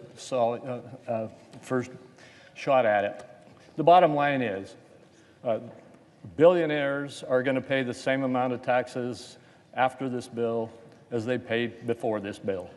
They're going to pay the same amount. This notion about billionaires getting a tax cut at the expense of everybody else is just the politics of class rather than the politics of fear. The rest of the argument is the politics of fear. The reality is the reforms we are putting into place are to try to rein in control of wasteful and fraudulent and abusive spending that actually diverts resources away from the people who these programs really deserve to receive. I urge a strong no vote against this amendment. Is there a sufficient second? There appears to be. Clerk will call the roll. Ms. Alsobrooks. Ms. Baldwin.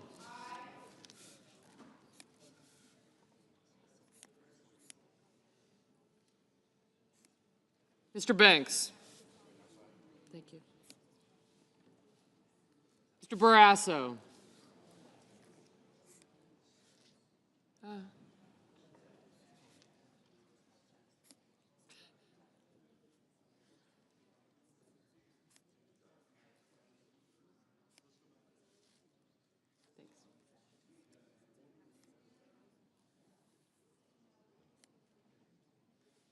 Yep. Thank you.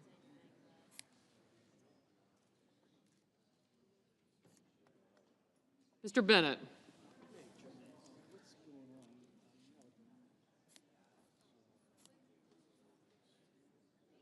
Mrs. Blackburn, Mr. Blumenthal, Ms. Blunt Rochester, Mr. Booker,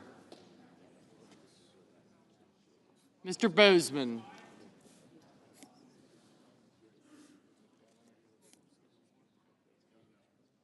gotcha. Thank you.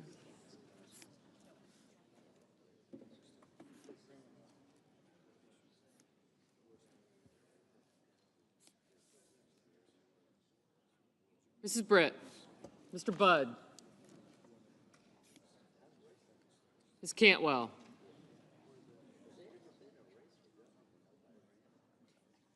Mrs. Capito, Mr. Cassidy,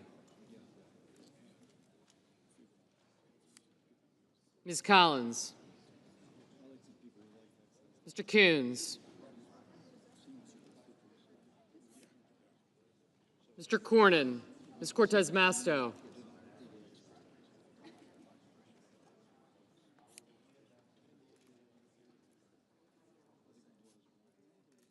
Mr. Cotton,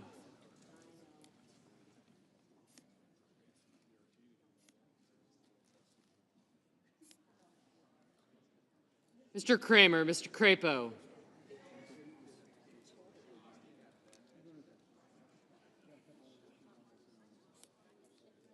Mr. Cruz, Mr. Daines, Ms. Duckworth, Mr. Durbin, thanks.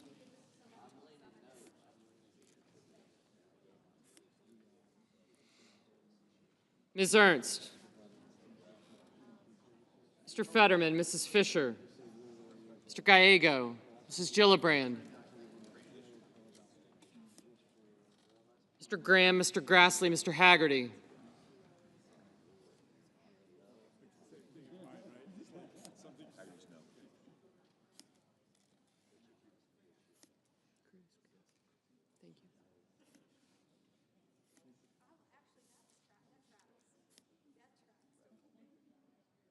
Ms. Hassan, Mr. Hawley,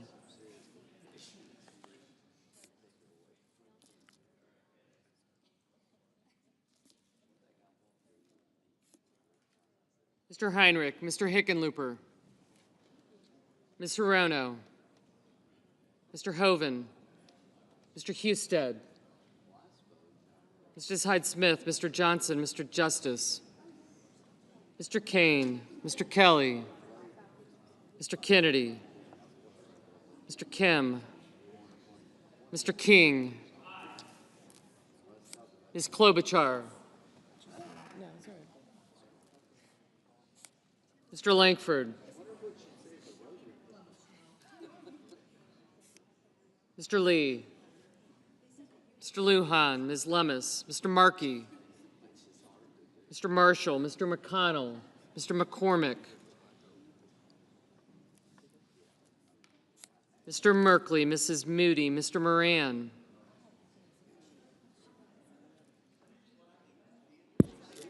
Mr. Marino, Mr. Mullen,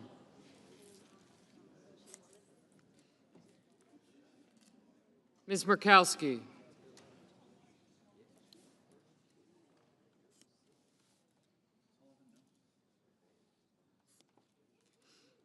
Mr. Murphy, Mrs. Murray, Mr. Ossoff, Mr. Padilla, Mr. Paul, Mr. Peters, Mr. Reed, Mr. Ricketts, Mr. Risch, Ms. Rosen, Mr. Rounds, Mr. Sanders, Mr. Schatz, Mr. Schiff, Mr. Schmidt, Mr. Schumer, Mr. Scott of Florida, Mr. Scott of South Carolina, Mrs. Shaheen, Mr. Sheehy, Ms. Slotkin, Ms. Smith, Mr. Sullivan, Mr. Thune, Mr. Tillis, Mr. Tuberville, Mr. Van Hollen, Mr. Warner, Mr. Warnock, Ms. Warren, Mr. Welch, Mr. Whitehouse, Mr. Wicker, Mr. Wyden, Mr. Young,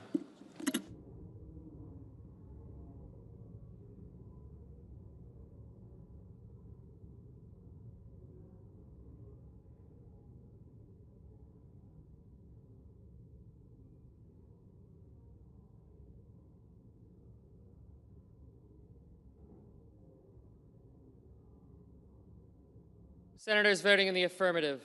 Also Brooks, Baldwin, Bennett, Blumenthal, Blunt Rochester, Duckworth, Durbin, Gallego, Hassan, Heinrich, Kane, Kim, King, Klobuchar, Lujan, Merkley, Murray, Padilla, Rosen, Sanders, Schatz, Schumer, Shaheen, Slotkin, Smith, Van Hollen, Warren, Welch, Whitehouse, and Wyden. Senators voting in the negative. Blackburn, Bozeman, Britt, Capito, Cassidy, Cornyn, Cotton, Kramer, Cruz, Curtis, Daines, Ernst, Fisher, Graham, Grassley, Haggerty, Hyde-Smith, Johnson, Kennedy, Langford, Lummis, Marshall, Moody, Moran, Paul, Ricketts, Schmidt, Sheehy, Sullivan, Thune, Tillis, Tuberville, and Young. Mr. Banks, no. Mr. Husted, no. Mr. Reed, aye.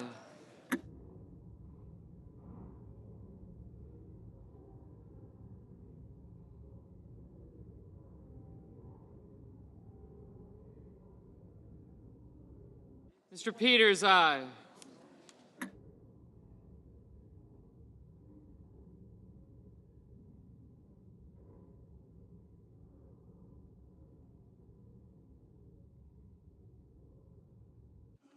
Mr. Crapo, no. I'm going to have to study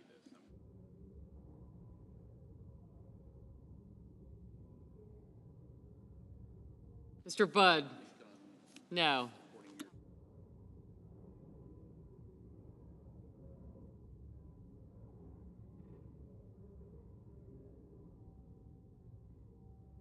Mr. Hawley, no. Mr. Ossoff, aye. Mr. Mullen, no.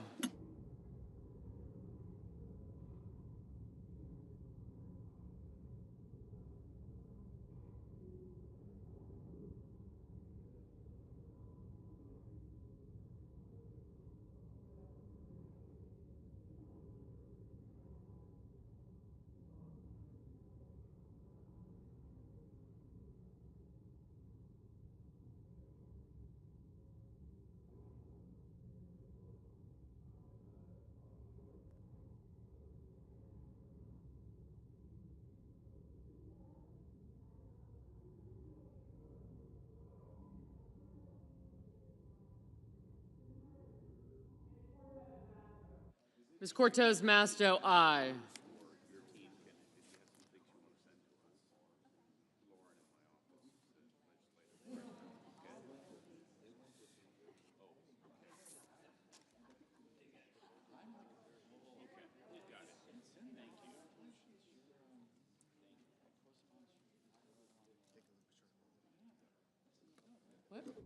Mr. Hickenlooper, aye.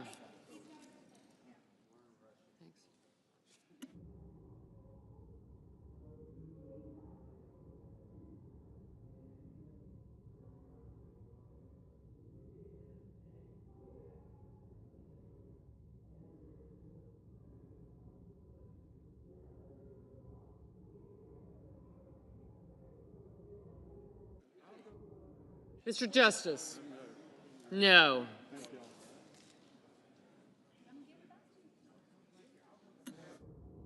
Ms. Murkowski, no.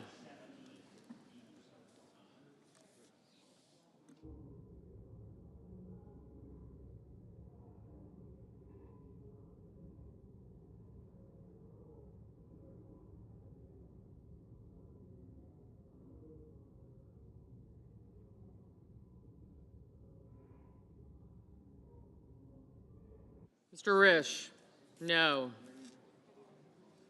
Mr. Murphy, aye.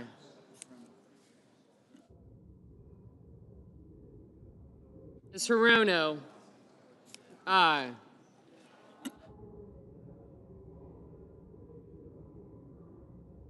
Mr. Warnock, aye.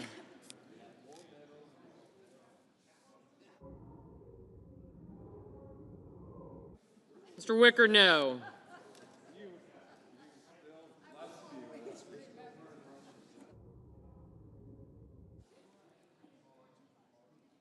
Mr. Sullivan, no. Oh.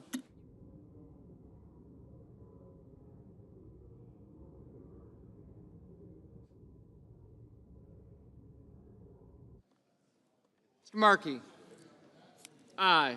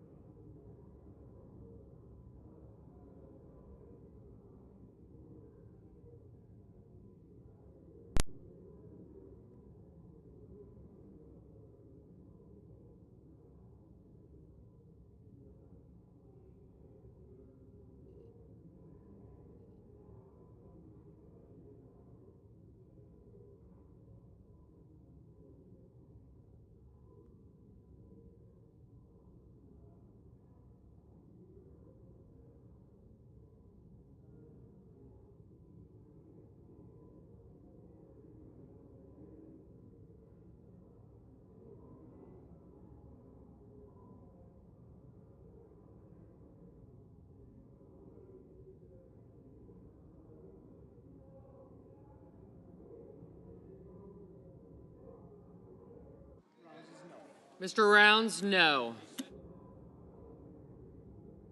Mr. Marino, no.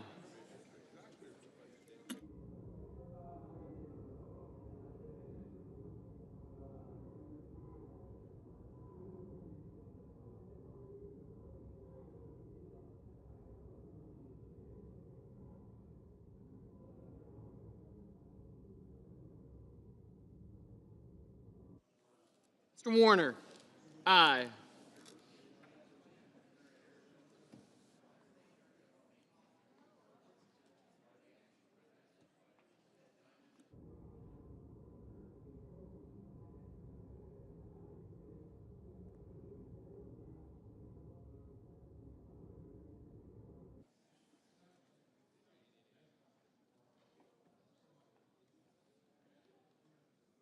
Mr. McCormick, no. Mr. Schiff, aye. Mr. Lee, no. Ms. Cantwell, aye. Mr.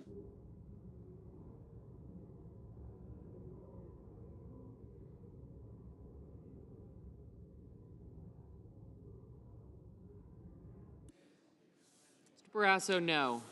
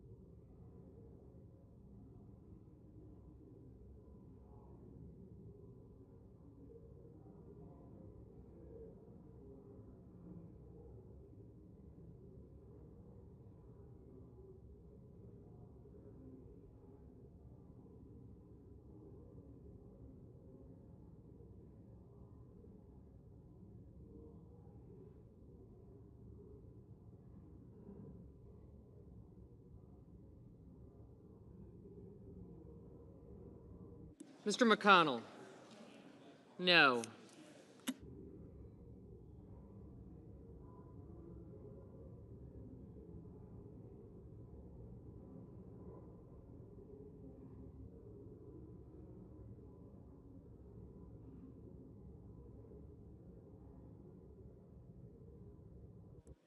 Mr. Scott of South Carolina, no.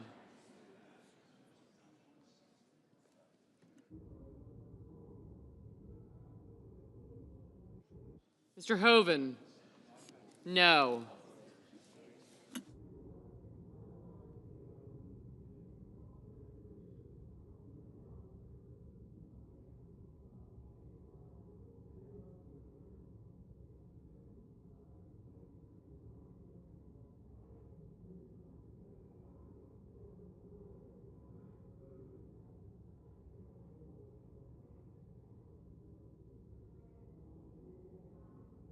Mrs. Gillibrand, aye.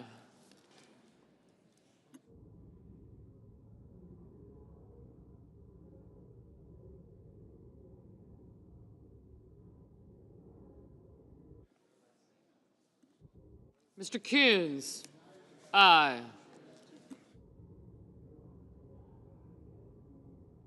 Ms. Collins, no.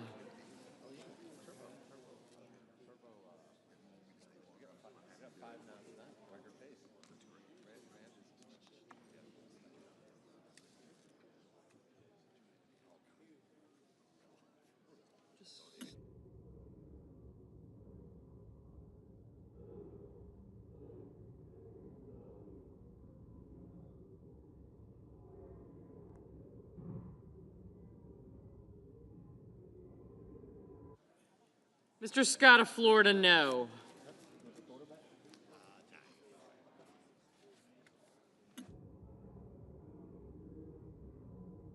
Mr. Fetterman, aye.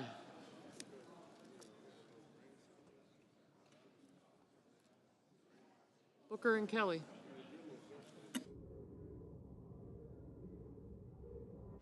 Mr. Booker, aye.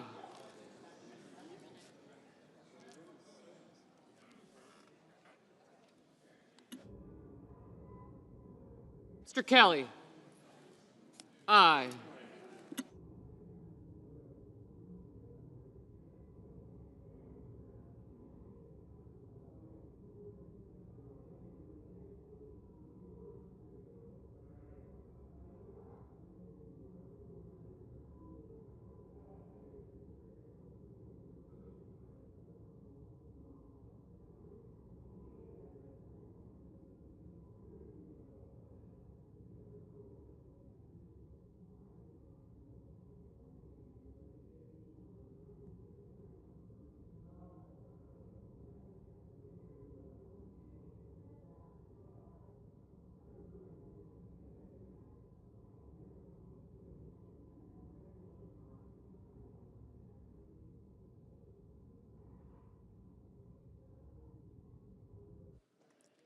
On this motion, the yeas are 47, the nays are 53. The motion is not agreed to. I recognize the senator from Massachusetts. Mr. President, I have a motion to commit at the desk. The clerk will report. The senator from Massachusetts, Mr. Markey, moves to commit the bill H.R. 1 to the Committee on Finance of the Senate with instructions to report the same back to the Senate in 3 days. I further ask further reading of the motion be dispensed with. Without objection.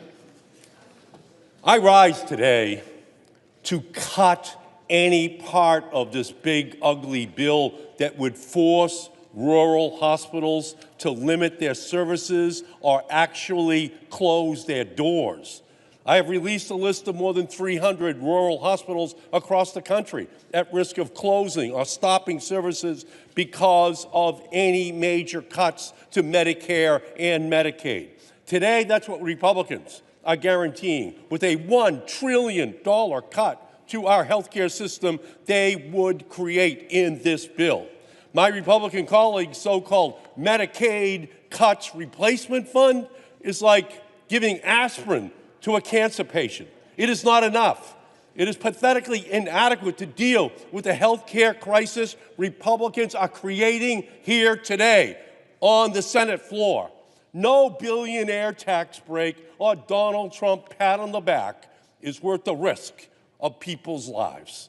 Vote yes on this motion. Stop these health care cuts. Mr. President. I recognize the senator from Idaho. Mr. President, more of the politics of fear. Rural hospitals and providers not only deliver essential health care services in their communities, but also strengthen local economies, employing hundreds of individuals and supporting regional business development. Unfortunately, for far too long, some rural hospitals have struggled to achieve financial stability, even with a wide range of targeted payment enhances. These issues predate the consideration of the reforms that we are including in the legislation today. Let me be clear. This amendment is intended to derail this very bill. The Finance Committee has a long tradition of coming together on bipartisan issues, like bolstering our rural health care system, and I look forward to working with all my colleagues to advance permanent solutions to provide rural providers from telehealth to innovative reimbursement models. Today, we need to pass this essential legislation, and I oppose this amendment. The motion is on the motion. Is there a sufficient second? There appears to be. The clerk will call the roll. Ms. Also Brooks. Ms. Baldwin.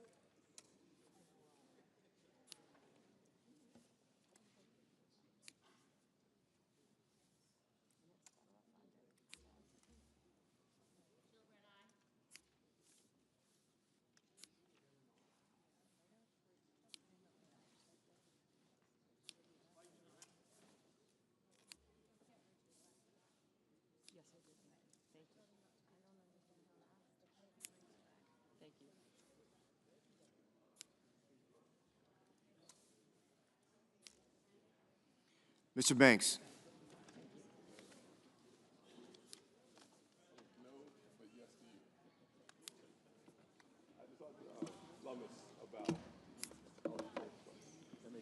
Mr. Brasso. Mr. Bennett.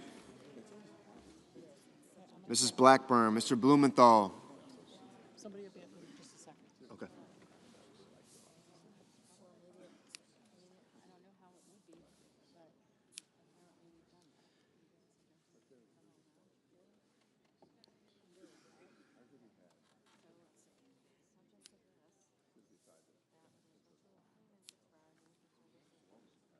Ms. Blunt Rochester. Mr. Booker, Mr. Bozeman.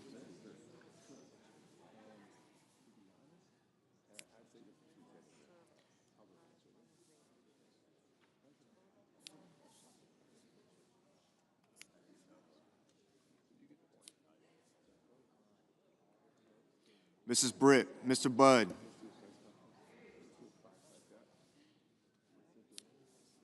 Ms. Cantwell.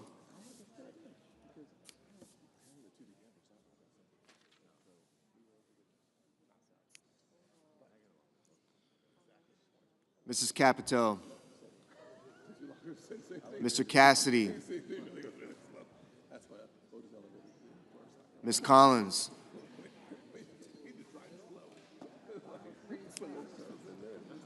Mr. Coons, Mr. Cornyn, Ms. Cortez Masto. Mr. Cotton, Mr. Kramer, Mr. Crapo, Mr. Cruz, Mr. Curtis,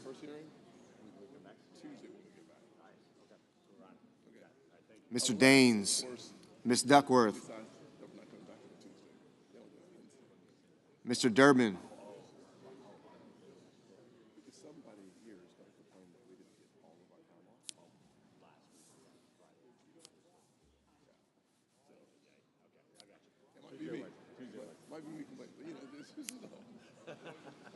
Ms. Ernst.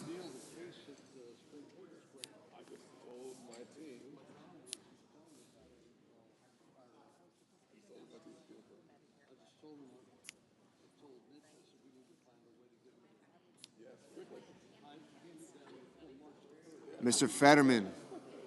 Mrs. Fisher.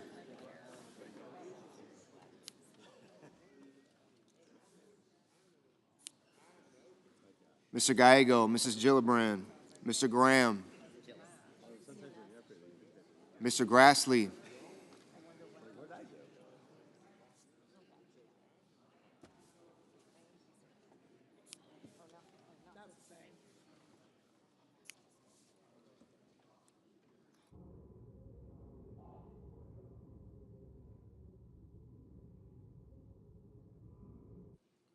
Mr. Haggerty, Ms. Hassan,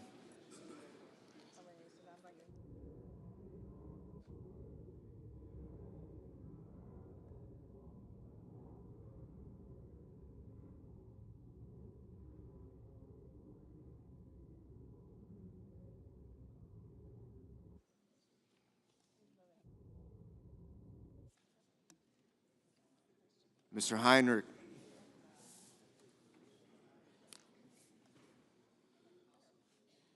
Mr. Hickenlooper, Ms. Hirono,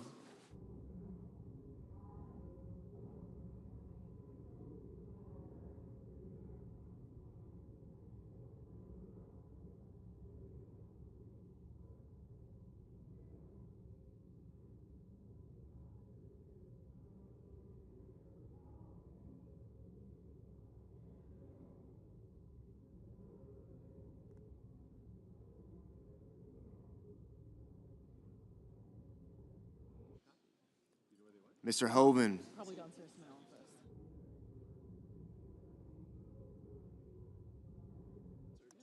Mr. Husted, Mrs. Hyde-Smith,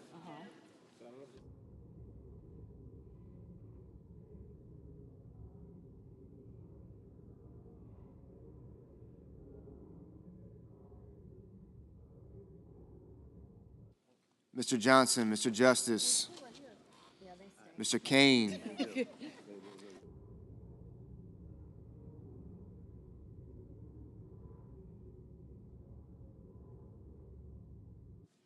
Mr. Kelly, Mr. Kennedy, Mr. Kim, Mr. King,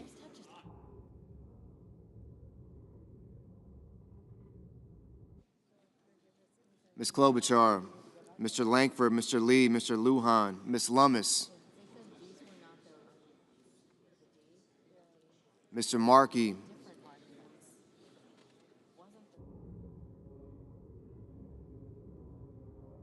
Mr. Marshall,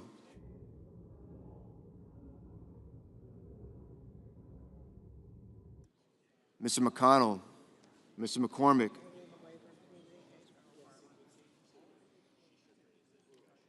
Mr. Merkley, Mrs. Moody, Mr. Moran, Mr. Moreno,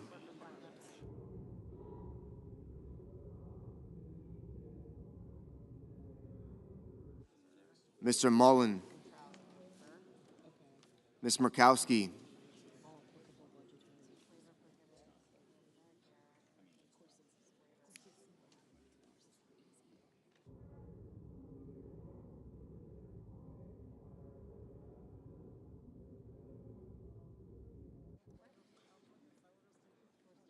Mr. Murphy, Mrs. Murray, Mr. Ossoff,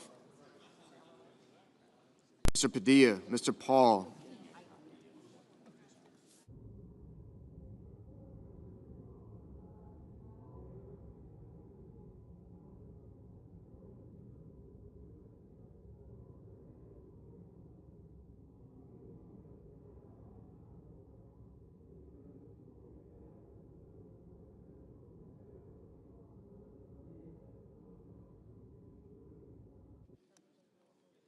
Mr. Reed, Mr. Ricketts, Mr. Risch, Ms. Rosen, Mr. Rounds, Mr. Sanders, Mr. Schatz, Mr. Schiff, Mr. Schmidt, Mr. Schumer, Mr. Scott of Florida, Mr. Scott of South Carolina, Mrs. Shaheen, Mr. Sheehy, Ms. Slotkin, Ms. Smith, Mr. Sullivan,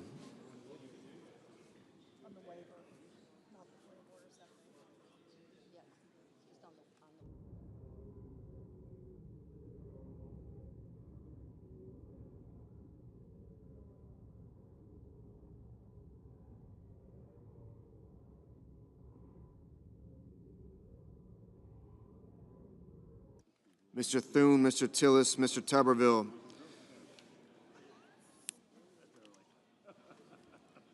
Mr. Van Hollen, Mr. Warner, Mr. Warnock, Ms. Warren, Mr. Welch, Mr. Whitehouse, Mr. Wicker, Mr. Wyden, Mr. Young.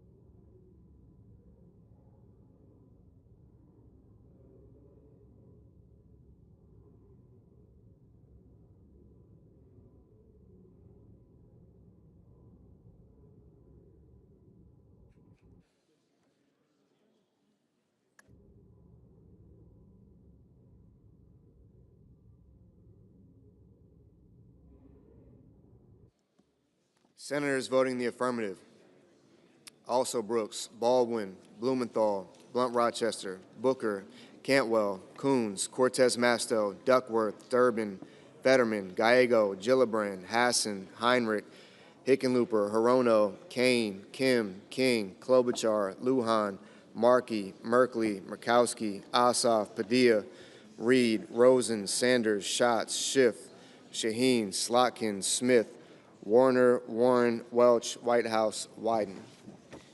Senators voting in the negative: Banks, Barrasso, Blackburn, Britt, Budd, Capito, Cornyn, Cotton, Kramer, Crapo, Cruz, Daines, Ernst, Fisher, Graham, Grassley, Haggerty, Husted, Hyde-Smith, Johnson, Justice, Kennedy, Lankford, Lee, Lummis, Marshall, Moody, Moran, Moreno, Mullen, Paul, Schmidt, Scott of Florida, Scott of South Carolina, Sheehy, Thune, Tillis, Tuberville, and Wicker. Mr. Bennett, aye. Mr. Peters, aye.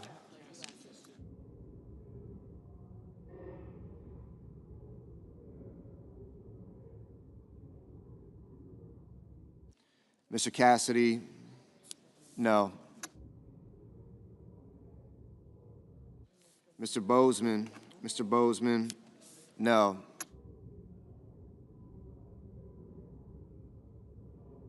Mr. Van Hollen, aye.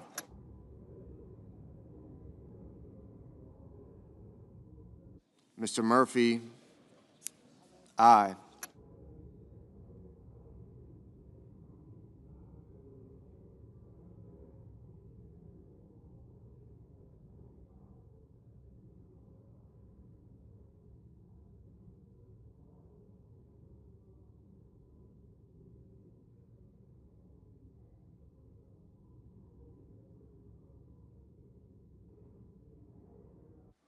Mrs. Murray, aye.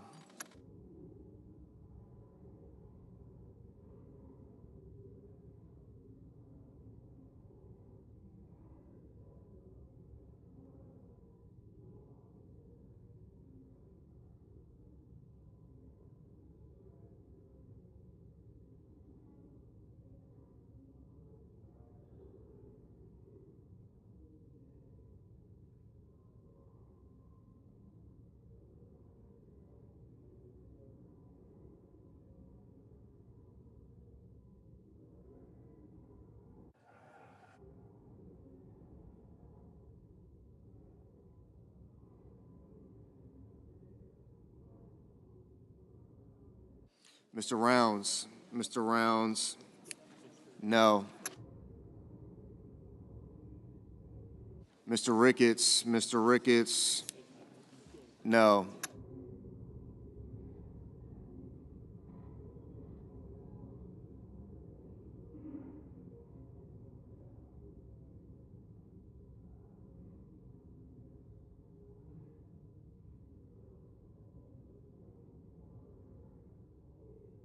Mr. Hawley. Mr. Hawley, no.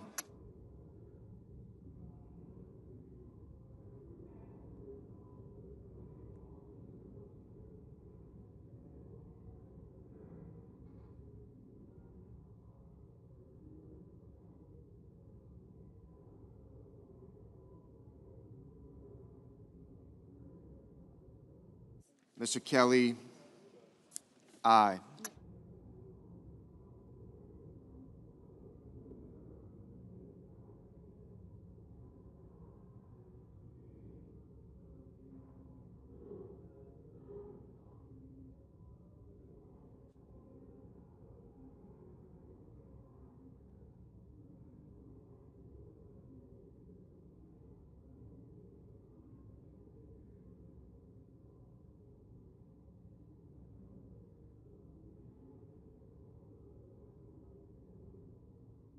Mr. Young, no.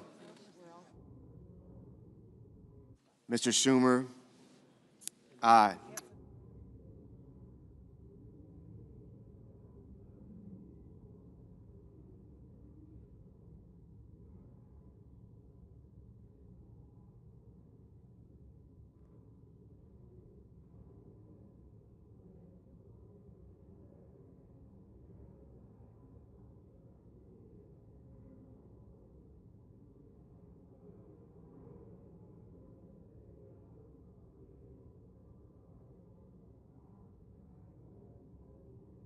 Mr. McCormick, Mr. McCormick, no.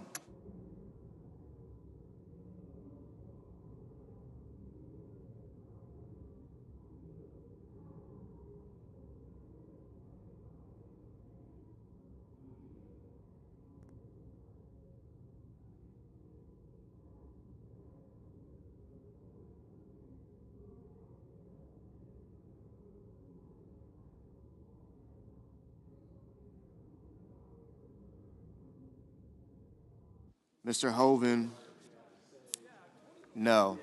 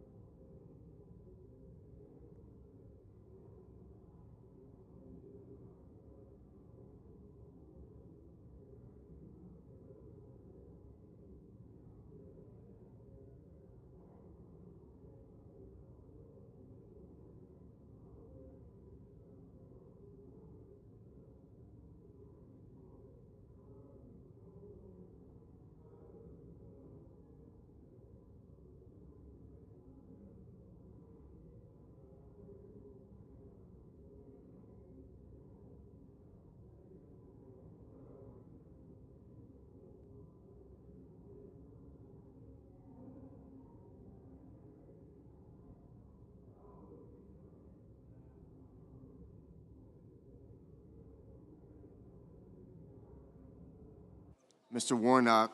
Mr. Warnock. Aye. Mr. McConnell. Mr. McConnell. No.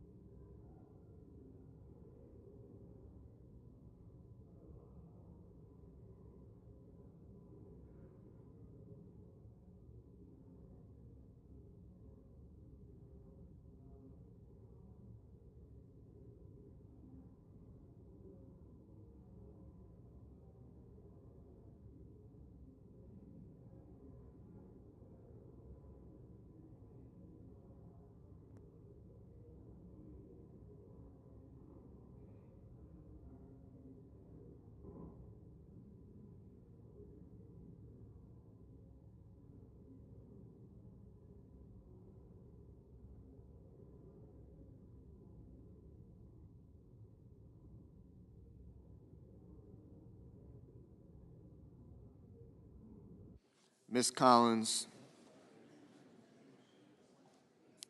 Aye.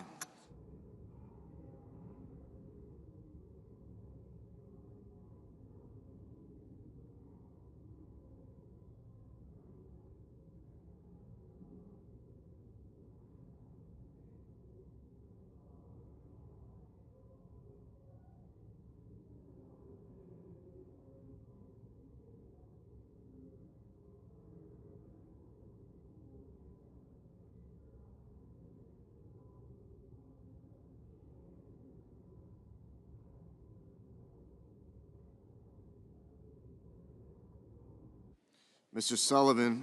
Mr. Sullivan. No. Mr. Risch. No.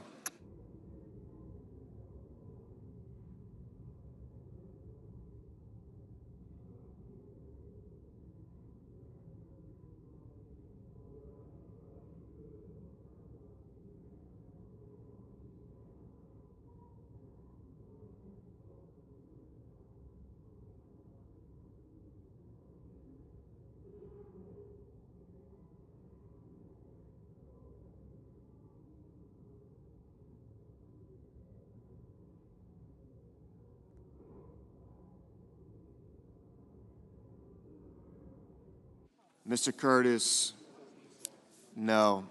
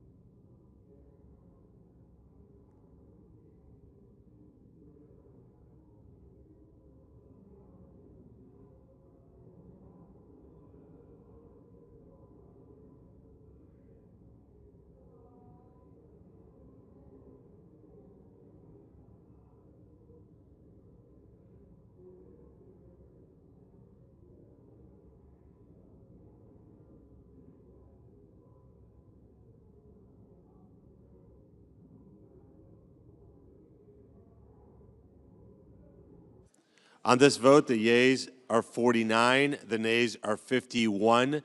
The motion is not agreed to. Mr. President. I recognize the Majority Leader. Thank you, Mr. President. Mr. President, I ask unanimous consent that it be in order for the following senators to be recognized to offer amendments, motions, or points of order, that the amendments be reported by number with no amendments in order prior to a vote in relation to the amendments or motions. Wyden. Motion to commit. Coons. Motion to commit. Without objection.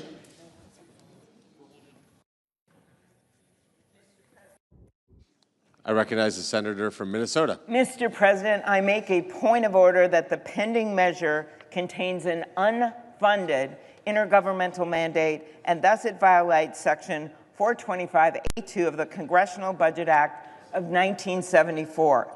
In nutrition assistance alone, this bill shifts tens of billions of dollars onto the states, creating chaos for state budgets and hardship for families. CBO score for this bill says this: the non-tax provisions of the substitute amendment would impose intergovernmental and private sector mandates as defined in the Unfunded Mandates Reform Act, and that the SNAP cost shift provisions would impose the largest intergovernmental mandate. Seriously, the largest shift in this whole bill, the largest unfunded mandate, is on the backs of kids and veterans and seniors and people with disabilities. $64 billion over to the states. 44 of them have balanced budget amendments. You know they can't pay for this. It's hurting local grocery stores. It's hurting our farmers. And it's all done to pay for tax cuts to the wealthy. I say to our colleagues, vote for families over billionaires, vote for fiscal sanity over this big, beautiful betrayal, and vote yes, this is an unfunded mandate. I recognize the senator from Arkansas. I rise to waive the point of order raised by my colleague from Minnesota. I urge my colleagues to vote to waive the point of order. In 2023, the SNAP payment error exceeded 11%, amounting to more than $10 billion in misspent taxpayer dollars. This underscores the need for stronger state accountability in administering this program. This title incentivizes states to be a better steward of taxpayer dollars, to use resources that are prioritized for those most in need. If a state's payment error is below 6%, that state is exempt from any share of the cost of SNAP benefits. This is a reasonable approach that will help preserve the integrity and long-term sustainability of the program. There is ample time for the states to adjust, plan, and budget for this to take effect in 2028. States can also work to lower their payment error rate over the next couple of years so that they would be exempt from the match altogether. I move to waive the point of order for the consideration of the pending legislation and ask for the yeas and nays. Is there a sufficient second? There appears to be. The clerk will call the roll. Ms. Alsor-Brooks, Ms. Baldwin. Johnson. Thank you, ma'am. Thank you.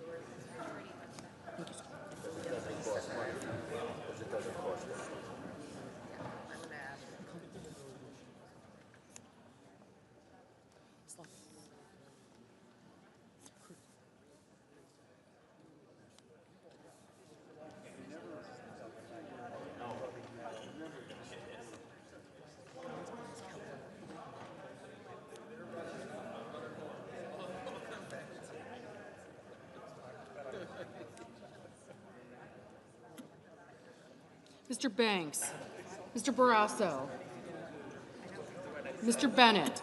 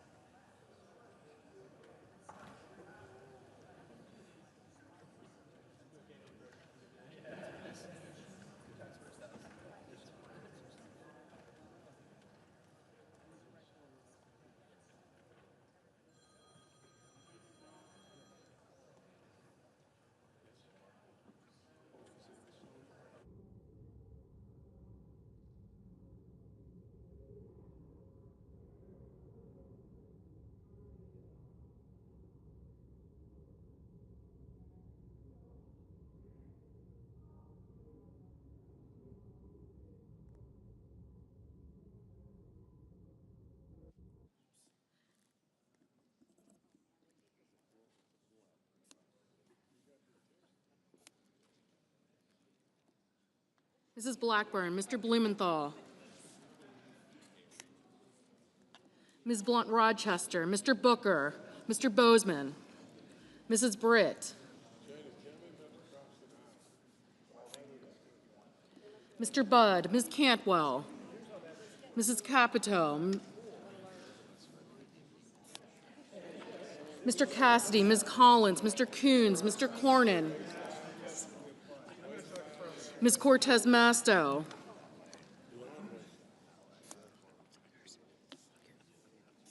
Sullivan, aye. Bud, thank you.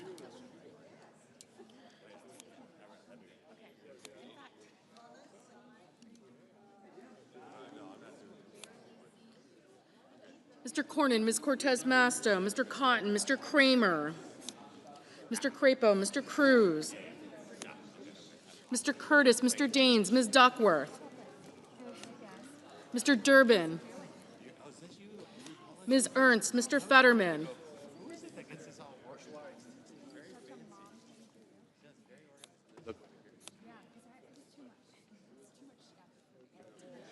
Ms. Ernst, Mr. Fetterman, Mrs. Fisher, Mr. Gallego,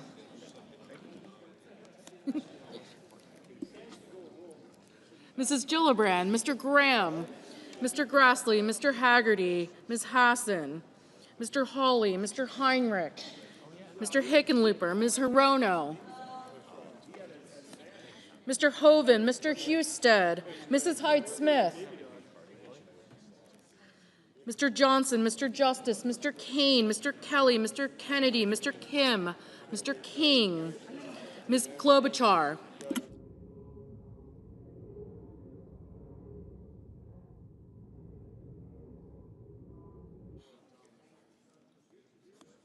Mr. Langford, Mr. Lee, Mr. Lujan,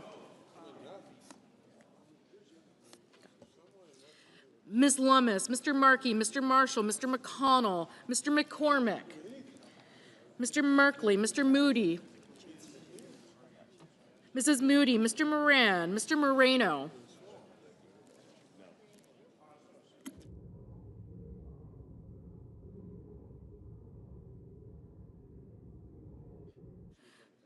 Mr. Mullen, Ms. Murkowski, Mr. Murphy, Mrs. Murray, Mr. Ossoff, Mr. Padilla, Mr. Paul, Mr. Peters, Mr. Reed, Mr. Ricketts, Mr. Risch, Ms. Rosen, Mr. Rounds,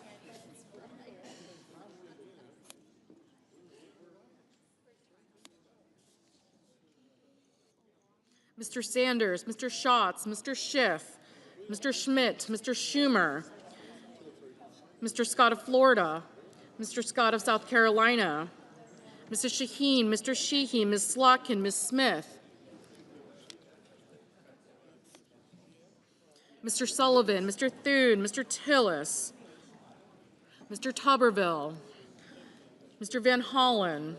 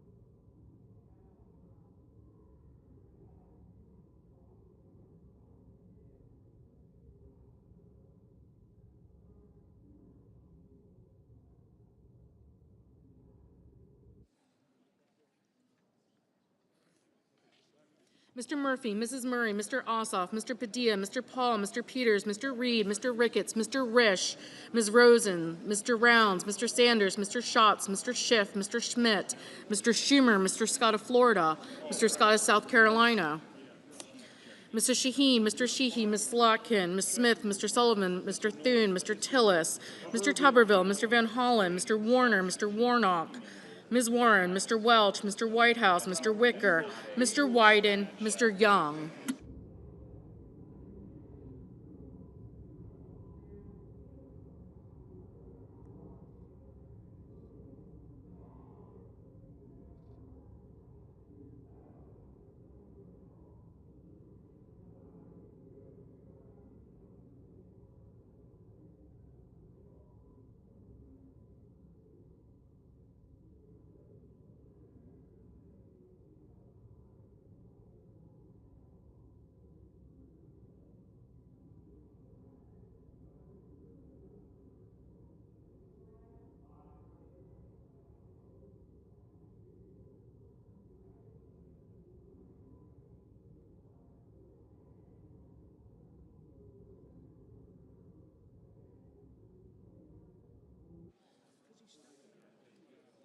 Senators voting in the affirmative: Banks, Blackburn, Bozeman, Britt, Budd, Capito, Cassidy, Cornyn, Cotton, Kramer, Crapo, Cruz, Curtis, Daines, Ernst, Fisher, Graham, Grassley, Hoven, Husted, Johnson, Justice, Langford, Lee, Lummis, Marshall, McConnell, McCormick, Moody, Moran, Moreno, Mullen, Paul, Ricketts, Rounds, Schmidt, Scott of Florida, Sheehy, Sullivan, Thune, Tillis, Tuberville, and Young.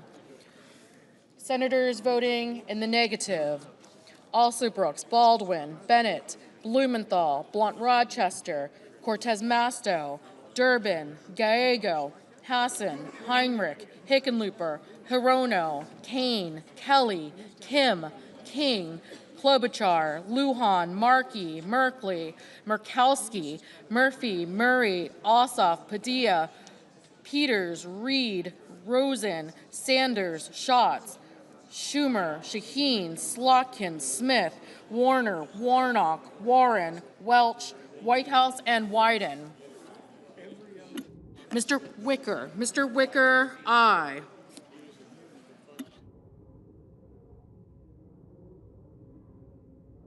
Mrs. Height Smith, aye. Ms. Collins, aye.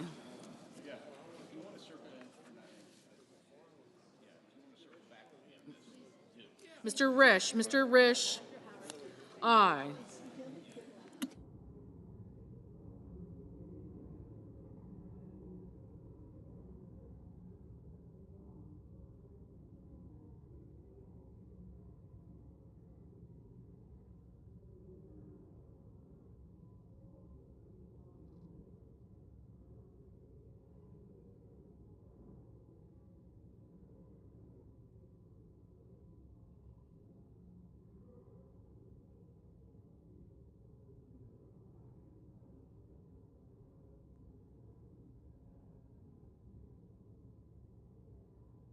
Mrs. Gillibrand, no.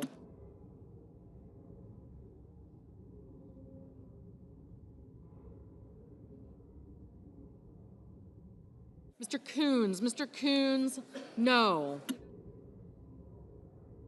Ms. Duckworth, no. Mr. Schiff, no.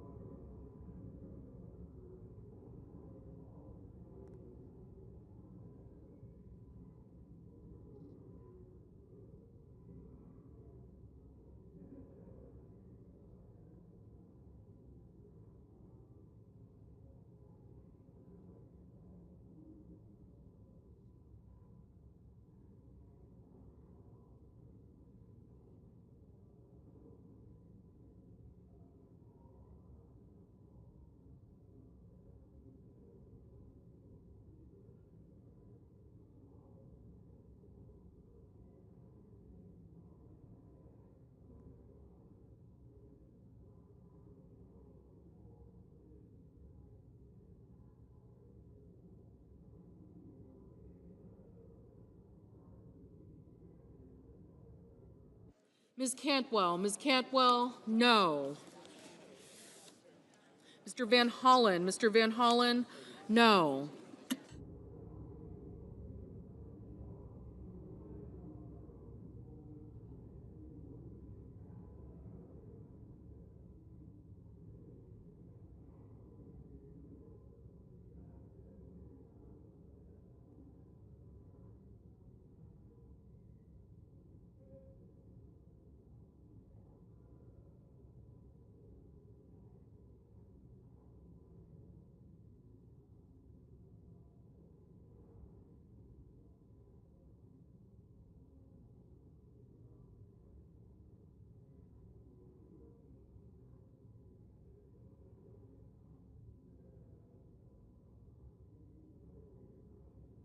Mr.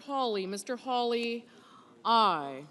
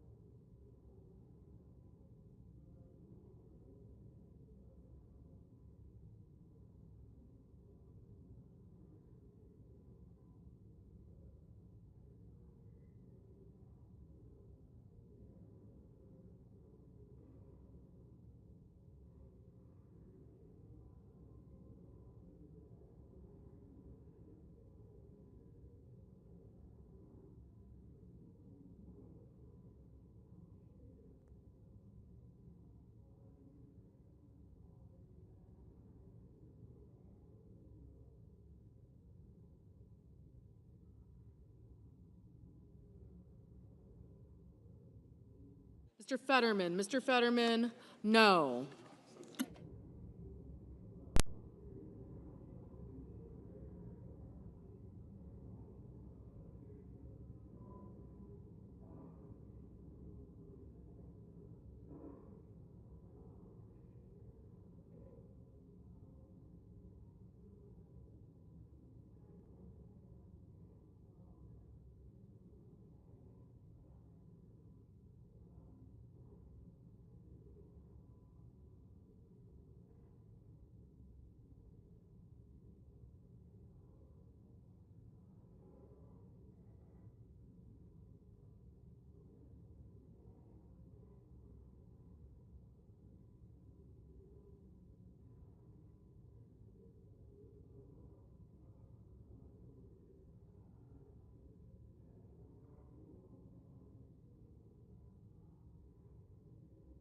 Mr. Kennedy, aye.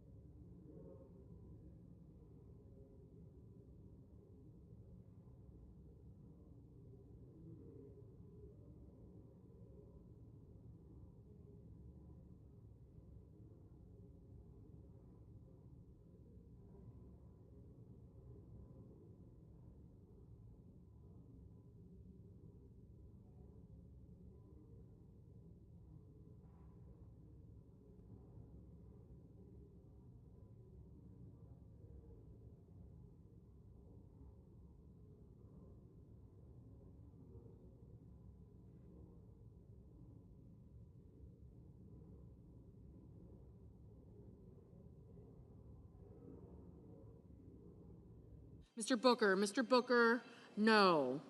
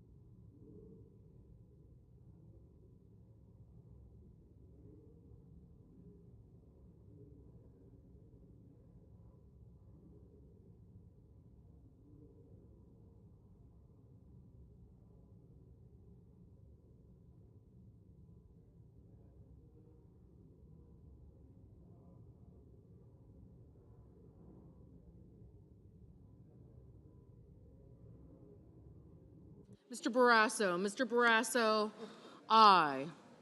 Mr. Haggerty, aye.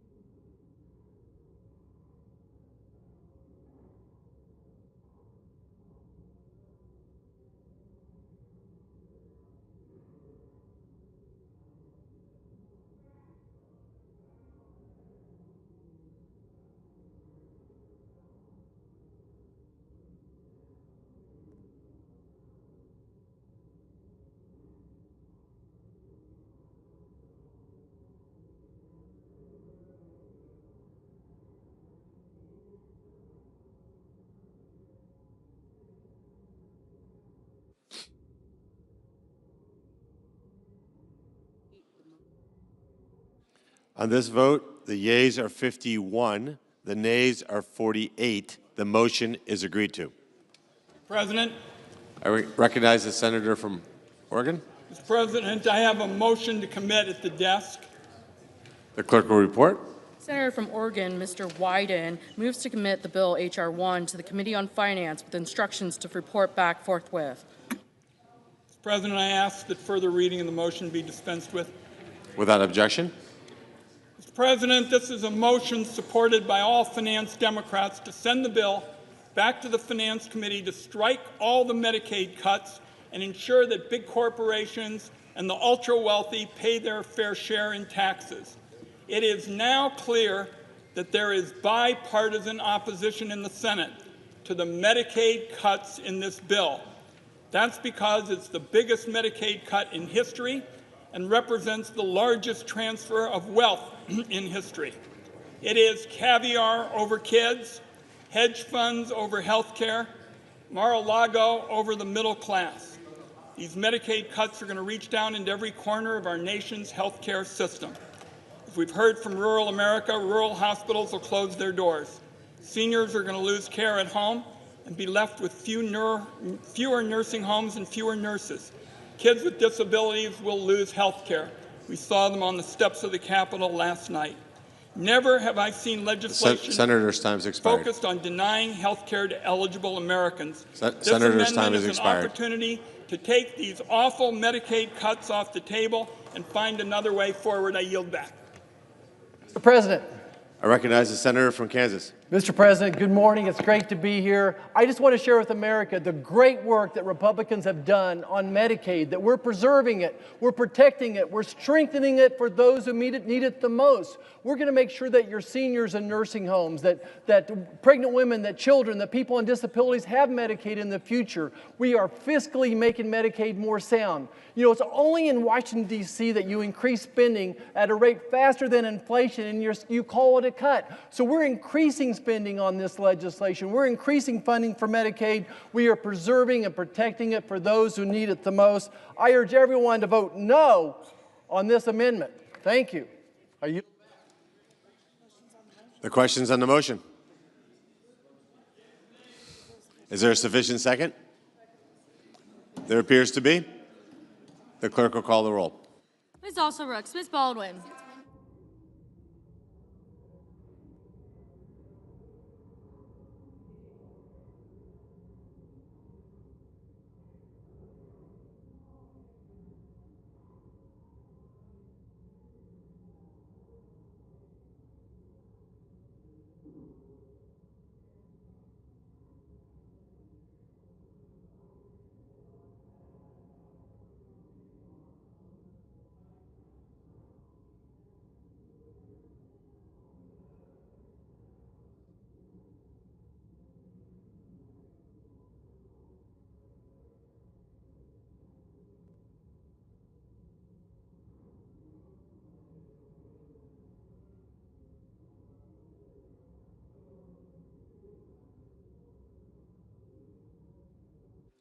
Mr. Banks, Mr. Barrasso, Mr. Bennett.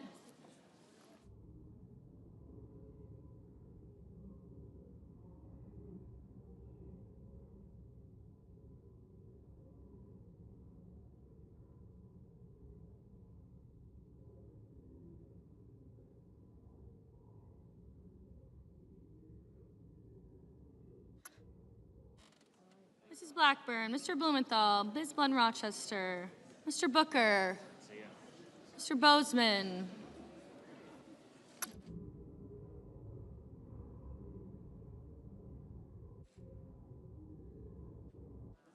Mrs. Britt, Mr. Budd, Ms. Cantwell, Mrs. Capito, Mr. Cassidy, Ms. Collins, Mr. Coons, Mr. Cornyn.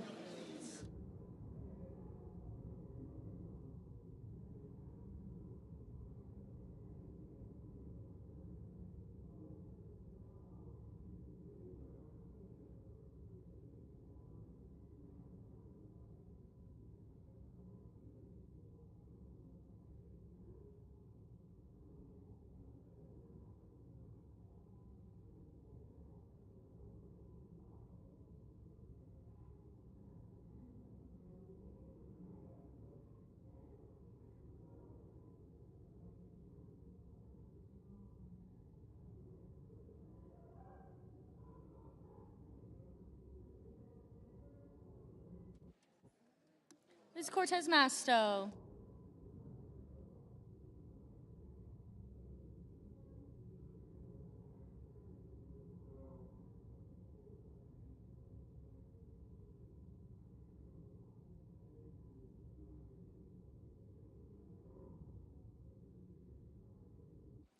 Mr. Cotton, Mr. Kramer, Mr. Crapo, Mr. Cruz.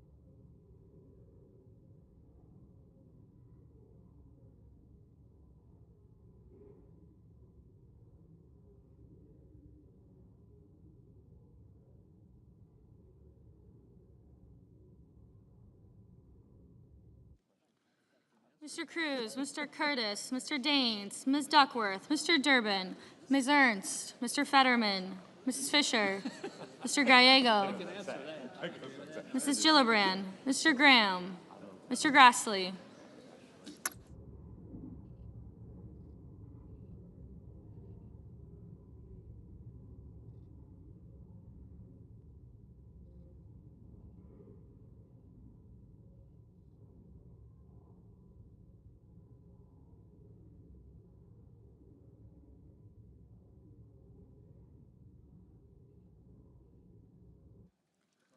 Mr. Haggerty, Ms. Hassan, Mr. Hawley, Mr. Heinrich, Mr. Hickenlooper, Ms. Hirono, Mr. Hoven, Mr. Husted, Mrs. Hyde-Smith, Mr. Johnson, Mr. Justice, Mr. Kane, Mr. Kelly, Mr. Kennedy, Mr. Kim, Mr. King.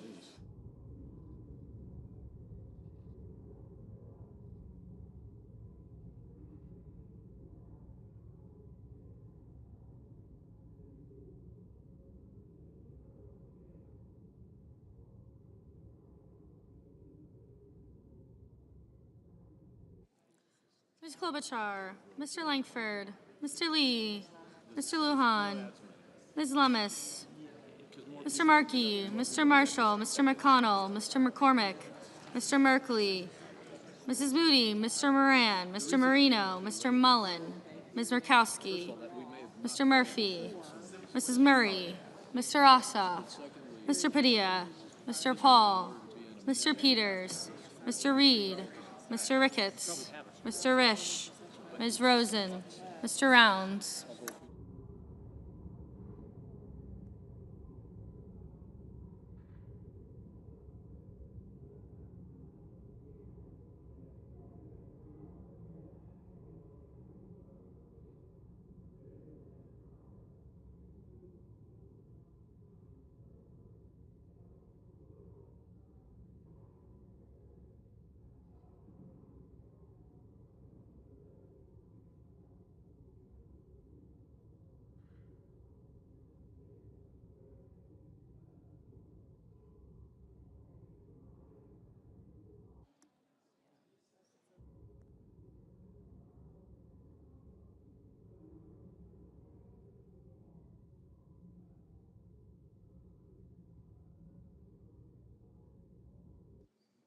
Ms. Rosen, Mr. Rounds, Mr. Sanders, Mr. Schatz, Mr. Schiff, Mr. Schmidt, Mr. Schumer, Mr. Scott of Florida.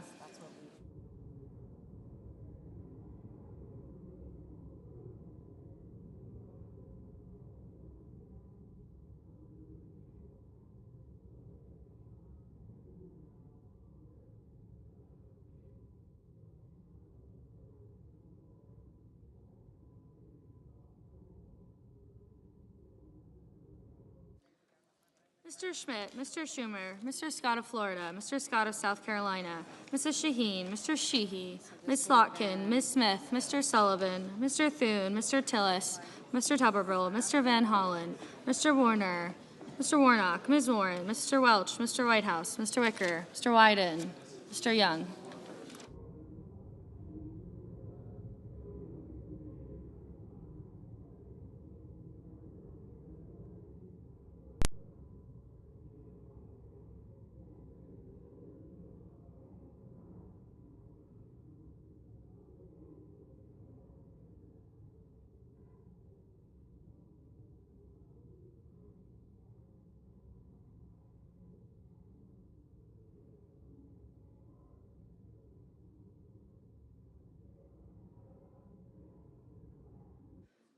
Senators voting in the affirmative: Alsobrooks, Baldwin, Bennett, Blunt Rochester, Booker, Cantwell, Fetterman, Gallego, Gillibrand, Hassan, Heinrich, Hickenlooper, Kim, King, Klobuchar, Lujan, Markey, Murphy, Murray, Padilla, Peters, Reed, Rosen, Sanders, Schiff, Schumer, Shaheen, Slotkin, Van Hollen, Warner, Warren, Welch, and Wyden. Senators voting in the negative: Banks, Barrasso, Blackburn, Britt, Budd, Capito, Cassidy, Collins, Cornyn, Cotton, Kramer, Crapo, Cruz, Curtis, Daines, Ernst, Fisher, Graham, Haggerty, Hoven, Husted, Justice, Kennedy, Langford, Marshall, McCormick, Moody, Moran, Mullen, Murkowski, Paul, Ricketts, Risch, Rounds, Schmidt, Scott of Florida, Scott of South Carolina, Sheehy, Thune, Tillis, Tuberville, and Young. Mr. Blumenthal, aye. Mr. Bozeman, no. Mr. Lee, no. Mrs. Hyde-Smith, no. Mr. Durbin, aye. Mr. Marino, aye. Mr. Merkley, Mr. Marino, no. Mr. Merkley, aye.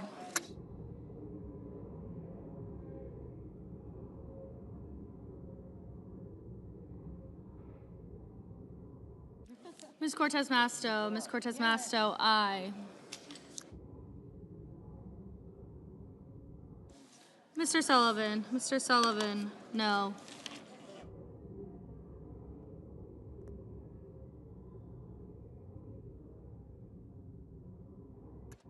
Mr. Coons, aye. Mr. Johnson, no.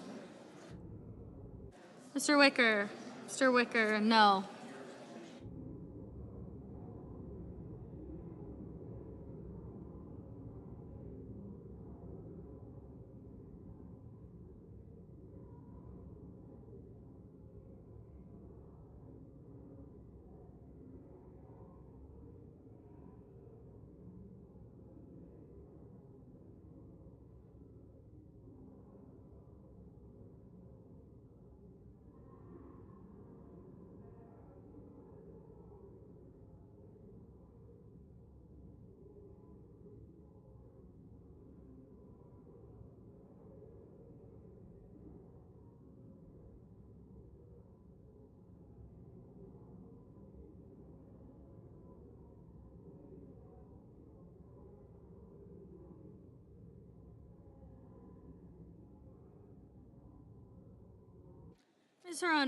Ms. Hirono, aye.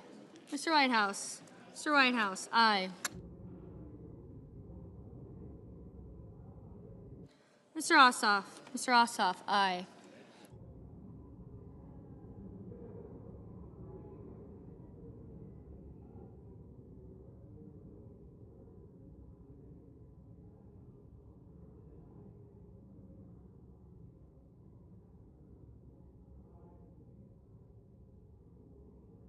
Mr. Schatz, aye.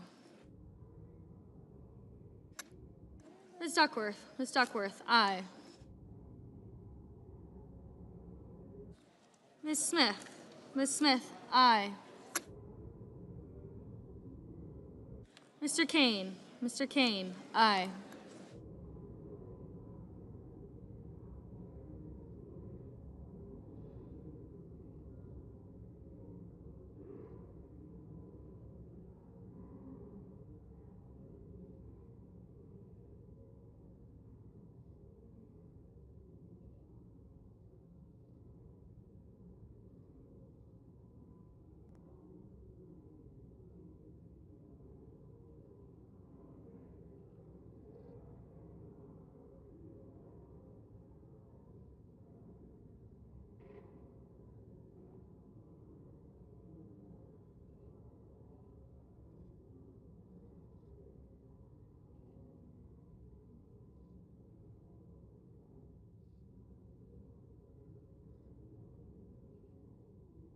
Mr. Grassley. Mr. Grassley, no.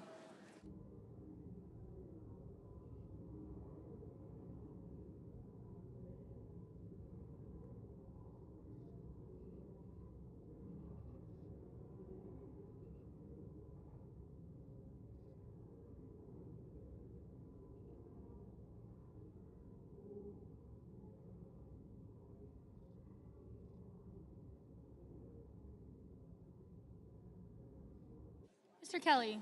Mr. Kelly, aye.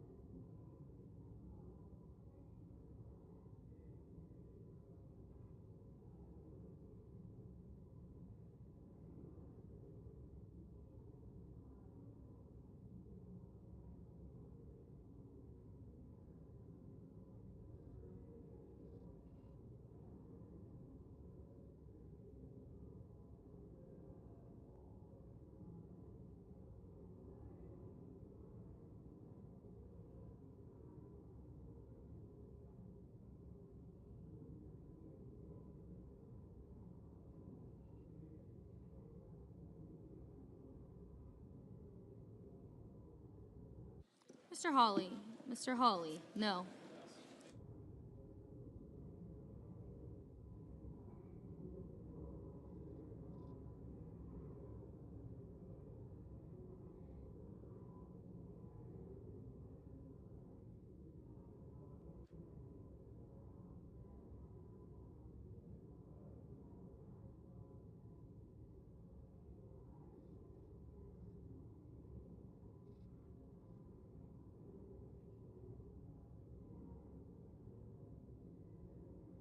Mr. McConnell. Mr. McConnell, no.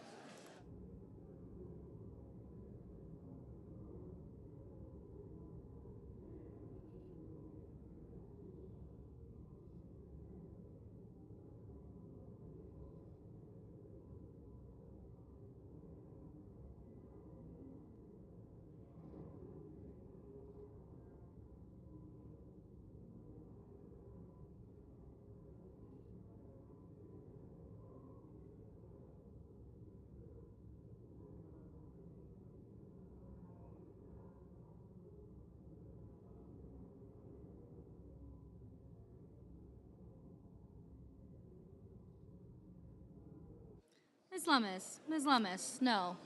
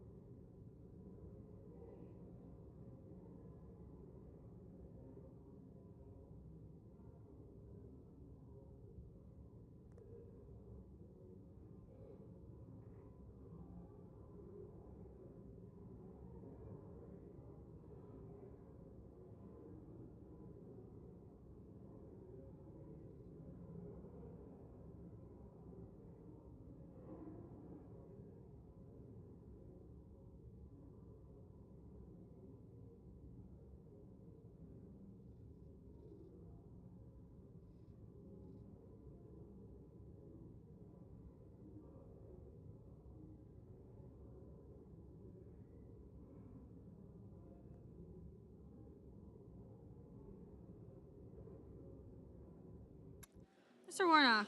Mr. Warnock, aye.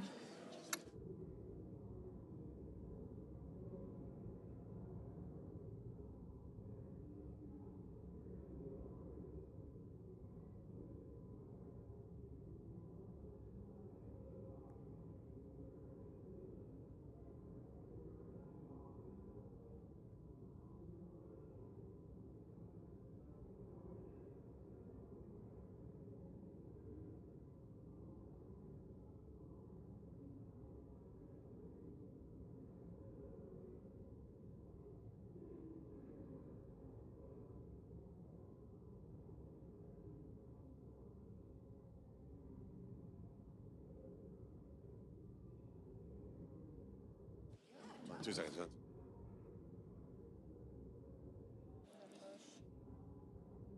On this motion, the yeas are 47, the nays are 53. The motion is not agreed to.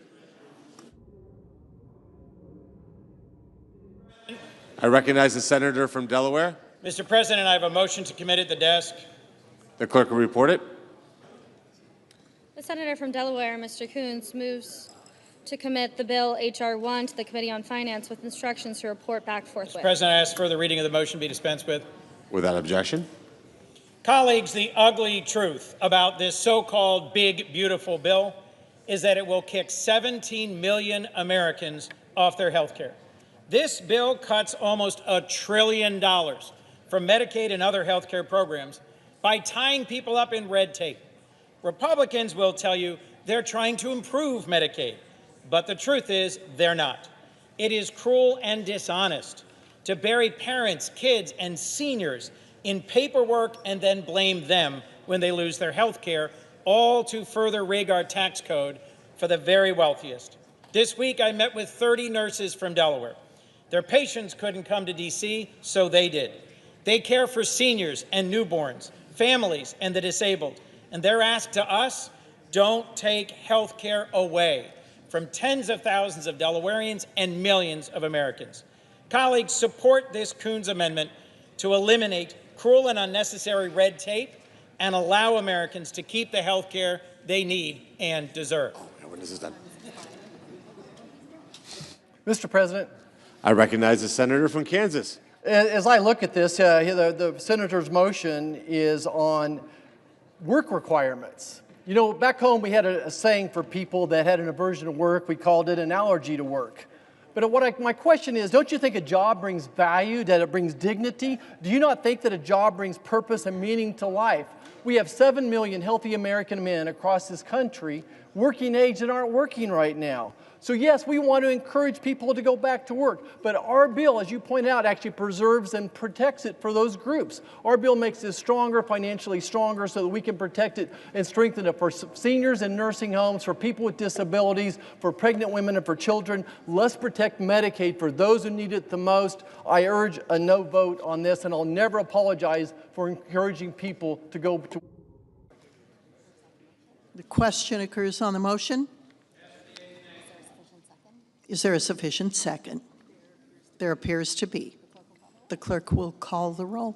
Ms. Alsor-Brooks, Ms. Baldwin, Mr. Banks, Mr. Barrasso, Mr. Bennett, Mrs. Blackburn, Mr. Blumenthal,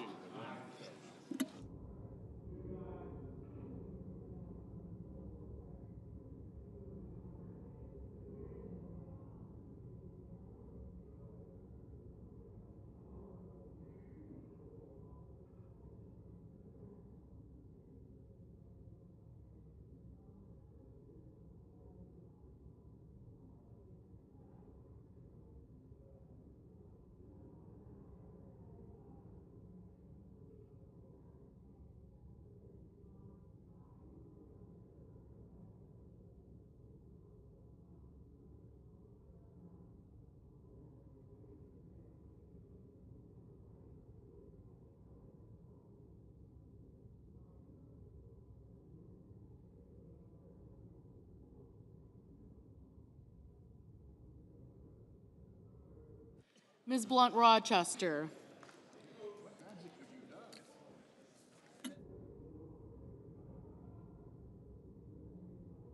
Mr. Booker,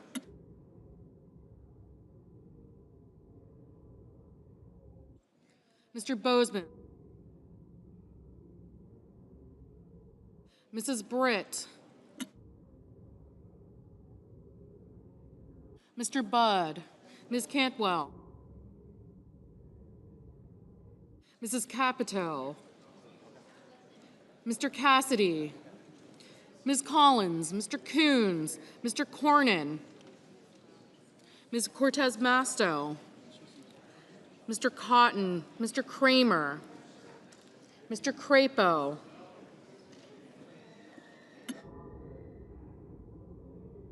Mr. Cruz, Mr. Curtis, Mr. Daines,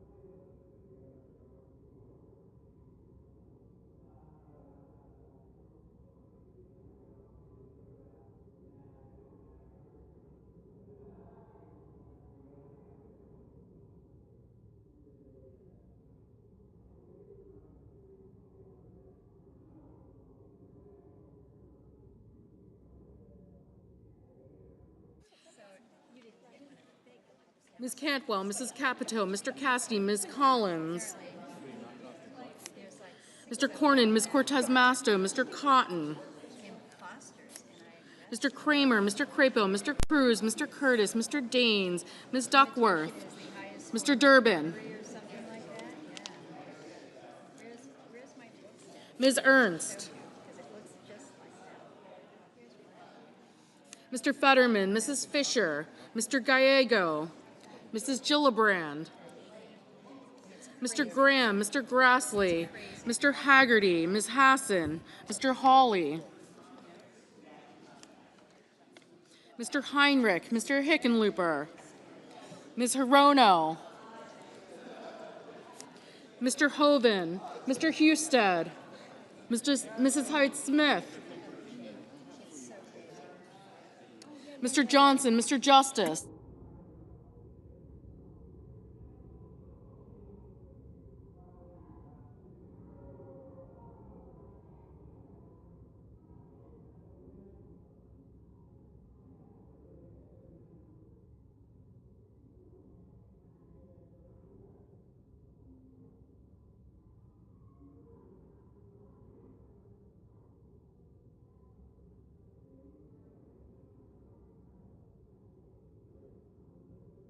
Mr. Justice,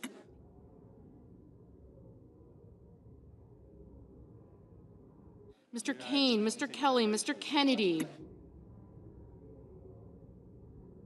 Mr. Kim, Mr. King, Ms. Klobuchar, Mr. Lankford, Mr. Lee, Mr. Lujan, Ms. Lummis, Mr. Markey, Mr. Marshall, Mr. McConnell, Mr. McCormick, Mr. Merkley, Mrs. Moody, Mr. Moran, Mr. Marino,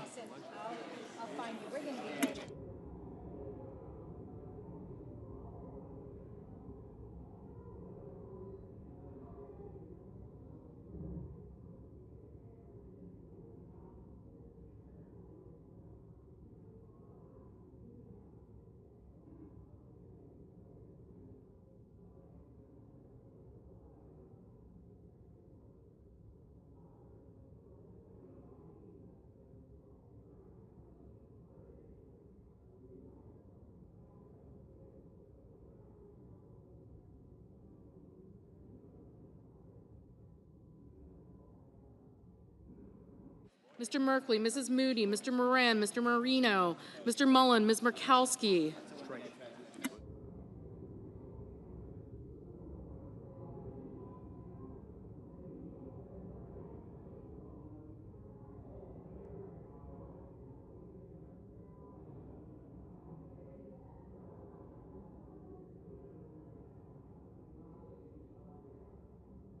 Ms. Murkowski, Mr. Murphy, Mrs. Murray, Mr. Ossoff, Mr. Padilla, Mr. Paul, Mr. Peters, Mr. Reed, Mr. Ricketts,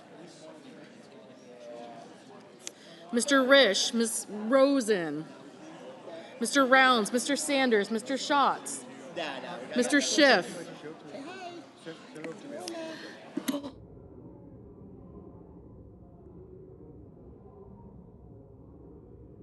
Mr. Schmidt,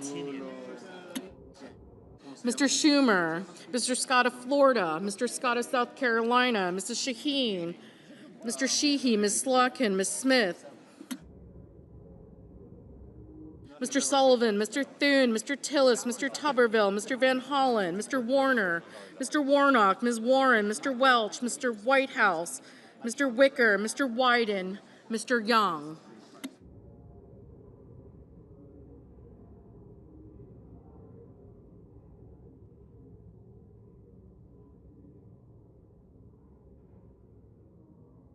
Senators voting in the affirmative: Also Brooks, Bennett, Blumenthal, Blunt-Rochester, Cantwell, Coons, Cortez Masto, Durbin, Fetterman, Gallego, Hickenlooper, Hirono, Kane, Kelly, Kim, King, Klobuchar, Lujan, Merkley, Murkowski, Murphy, Murray, Ossoff, Peters, Reed, Rosen, Schiff, Schumer, Shaheen, Slotkin, Smith, Van Hollen, Warner, Warnock, Warren, Welch, Whitehouse, and Wyden.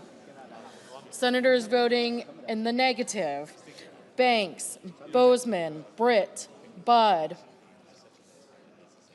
Cotton, Crapo, Cruz, Curtis, Ernst, Graham, Haggerty, Hawley, Husted, Johnson, Kennedy, Lee, Lummis, Marshall, McConnell, Moody, Moran, Paul, Ricketts, Risch, Rounds, Scott of South Carolina, Sullivan, Thune, Tillis, and Tuberville.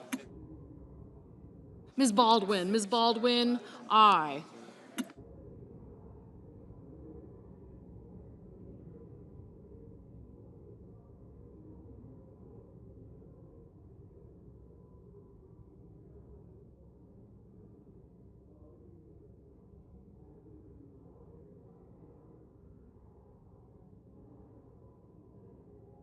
Mr. Sanders, aye.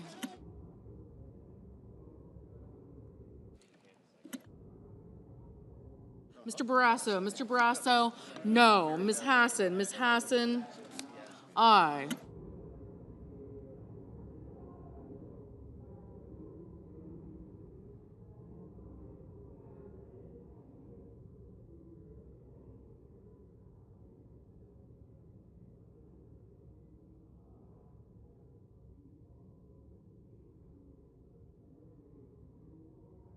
Mr. McCormick, no.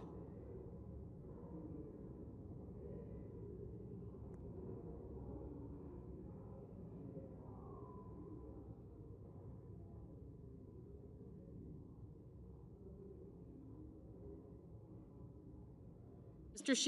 Sheehy, no.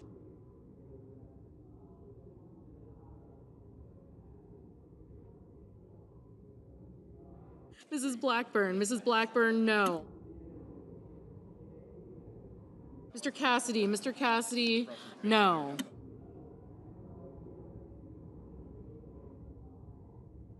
Mrs. Hyde-Smith, no.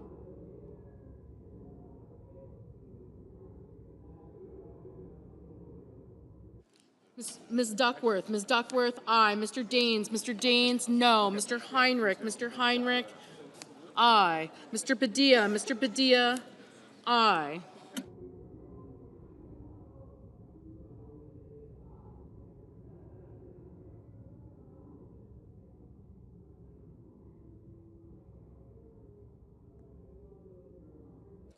Mr. Schmidt, no. I'm just going to put this one in here. This is the previous one. And I can help get the second one ready, just kind of depends on where we are. That's why I can't put this in there, because it's their thing. Oh, whoops.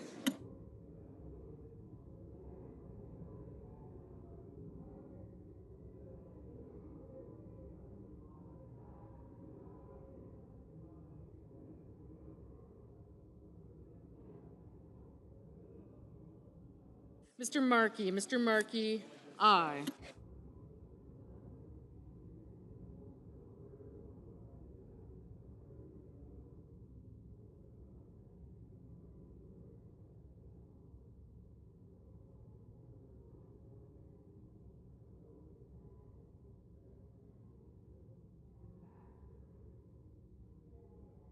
Mr. Langford, no.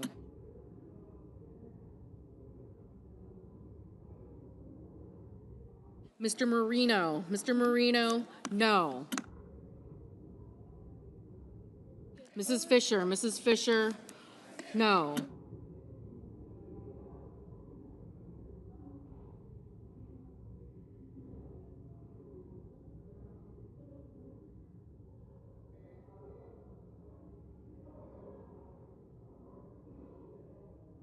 Ms. Collins, no.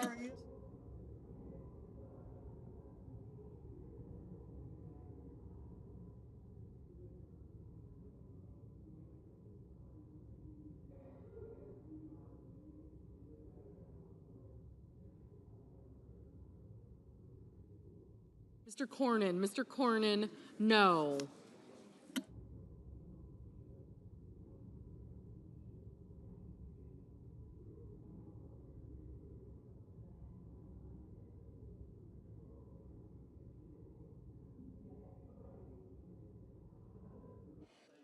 Mrs. Gillibrand, aye.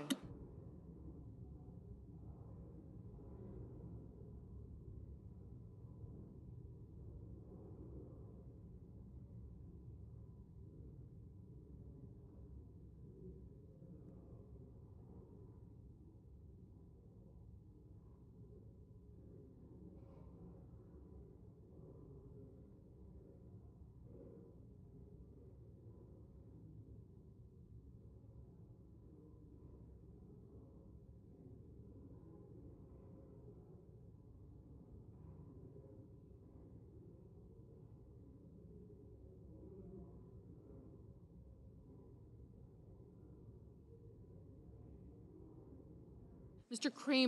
Kramer, no. Mr. Schatz, aye.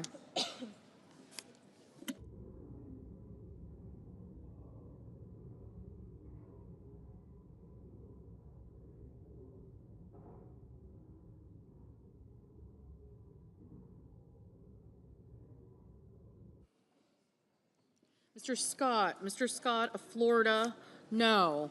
Mr. Hoven, no.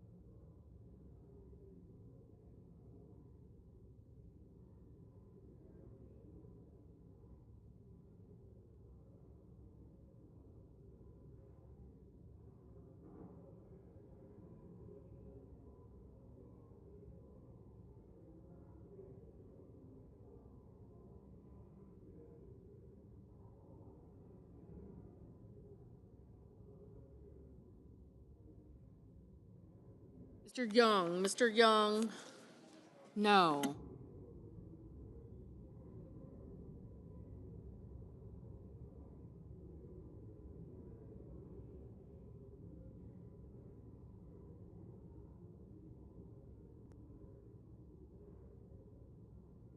Mr. Justice, no.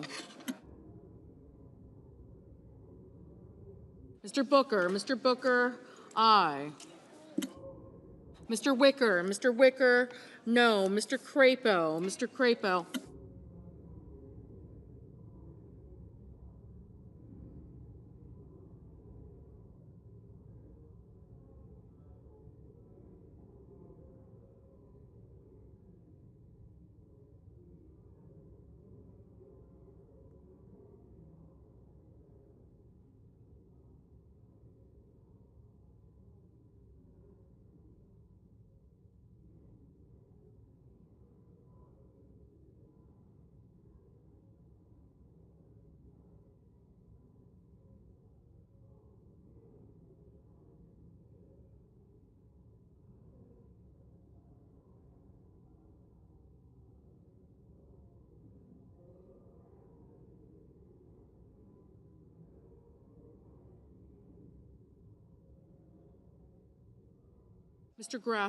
Grassley, no.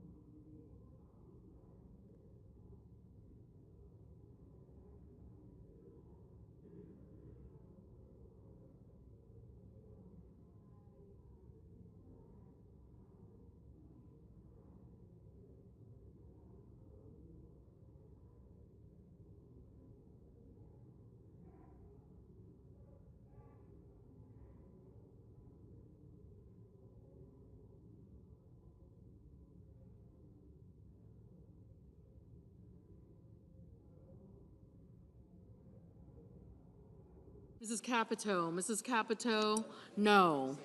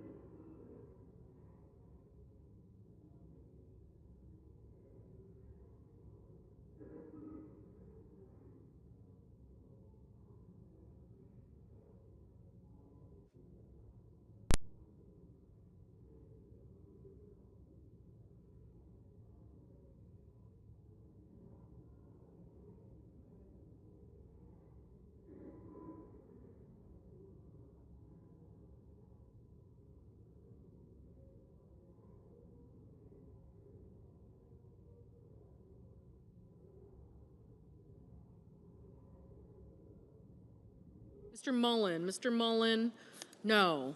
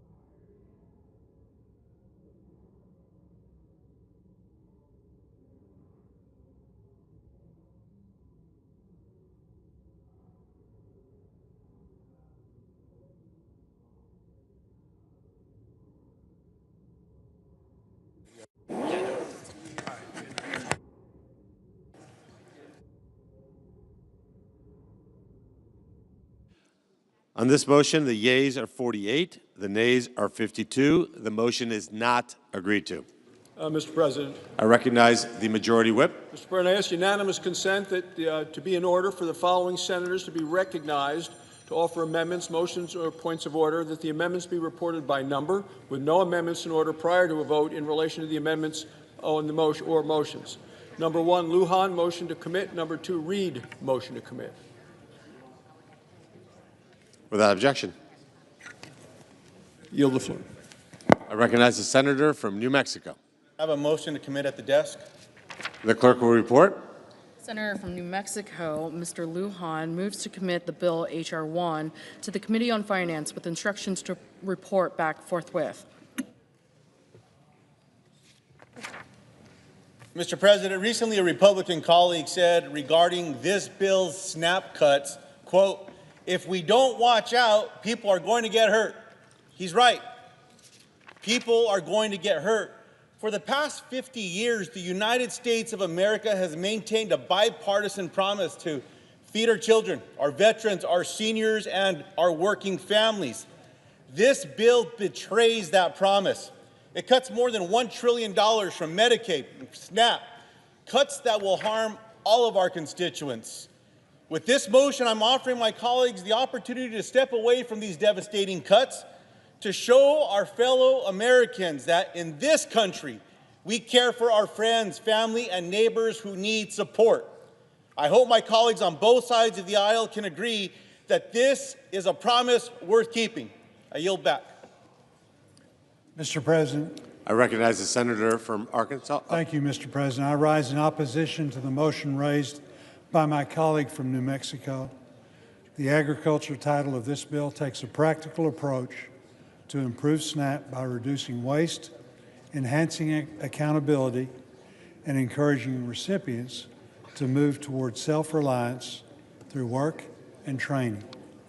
SNAP spending has nearly doubled since 2018, putting this vital program on an unsustainable path wrought with mismanagement and waste. This program has devolved into viewing success as enrolling more individuals to be dependent on government assistance. SNAP is long overdue for change. This motion would jeopardize the ability for the Senate to meet its reconciliation instructions and deliver the President's agenda to the American people. I urge my colleagues to vote no. Is there a sufficient second? There appears to be. The clerk will call the roll. Ms. Alsobrooks, Ms. Baldwin.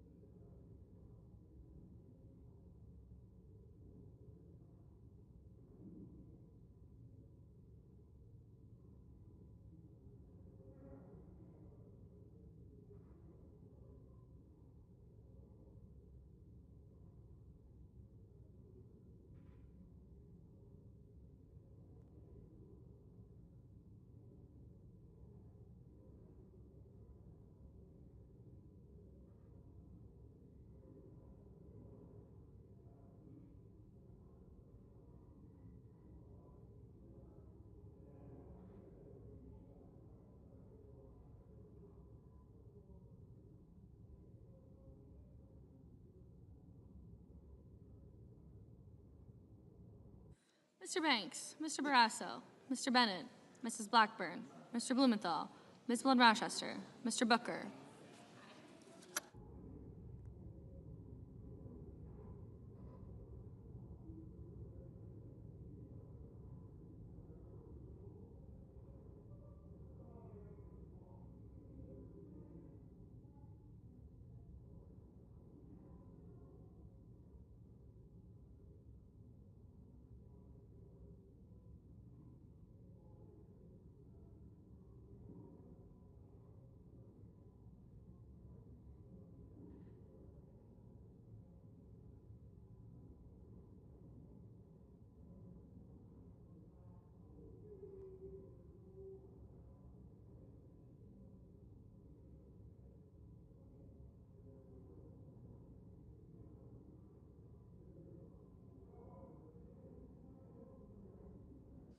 Mr. Booker, Mr. Bozeman, Mrs. Britt, Mr. Budd, Ms. Cantwell, Mrs. Capito, Mr. Cassidy, Ms. Collins, Mr. Coons, Mr. Cornyn, Ms. Cortez Masto.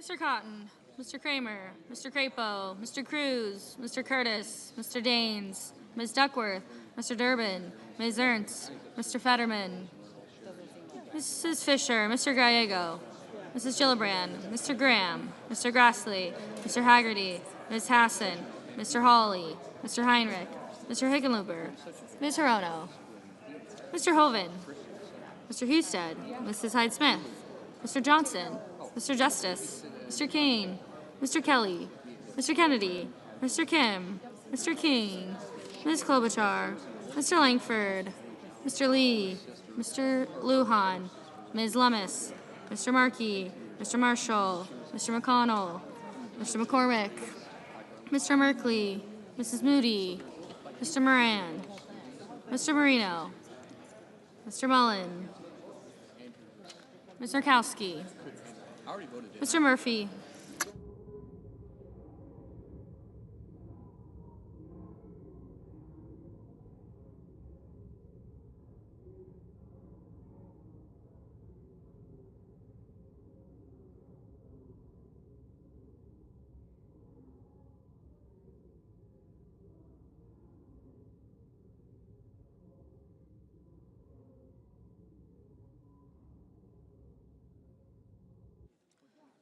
Mr. Murphy, Mrs. Murray, Mr. Ossoff, Mr. Padilla, Mr. Paul, Mr. Peters, Mr. Reed, Mr. Ricketts, Mr. Risch.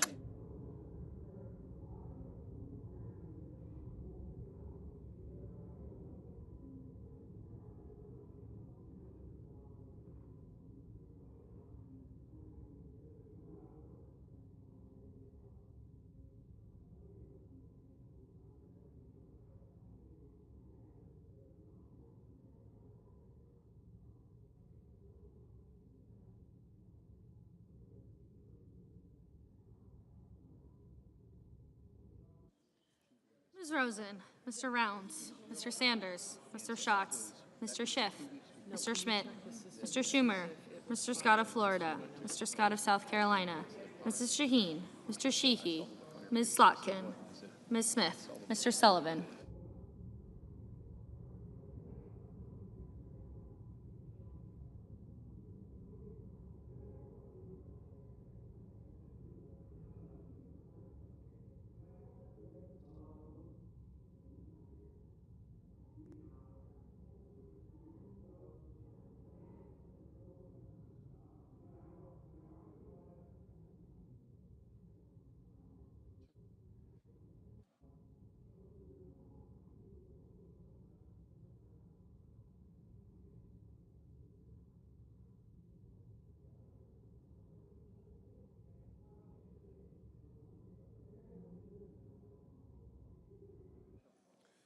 Mr. Sullivan, Mr. Thune, Mr. Tillis, Mr. Tuberville, Mr. Van Hollen, Mr. Warner, Mr. Warnock, Ms. Warren, Mr. Welch, Mr. Whitehouse, Mr. Wicker, Mr. Wyden, Mr. Young.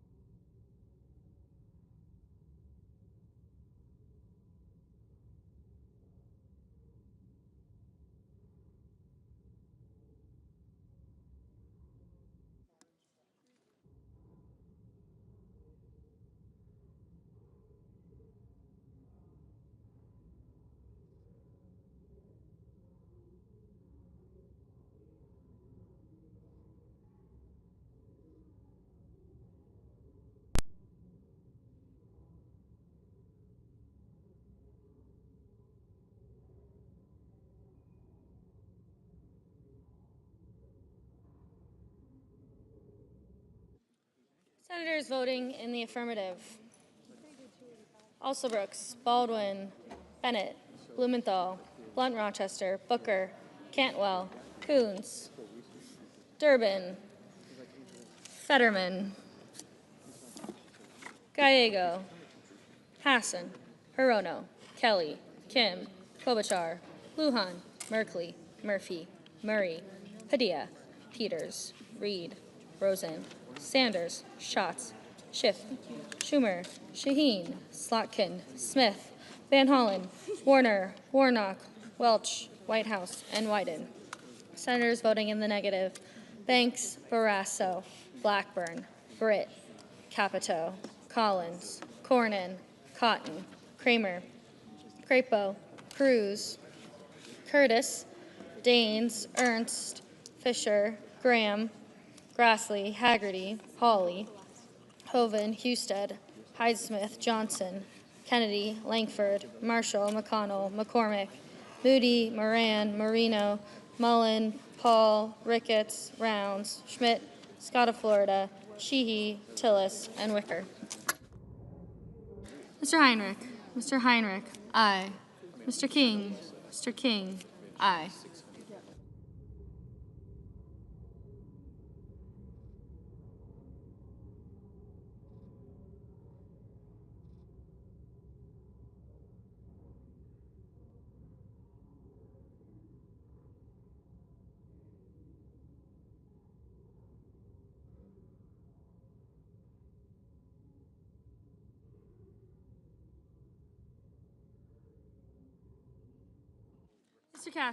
Mr. Cassidy, no. Mr. Tuberville, no.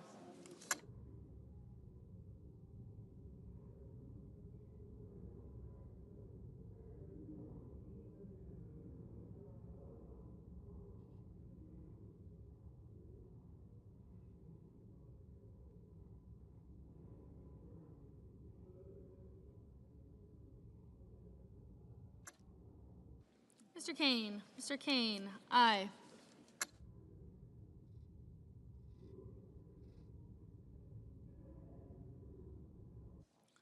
Mr. Ossoff, aye.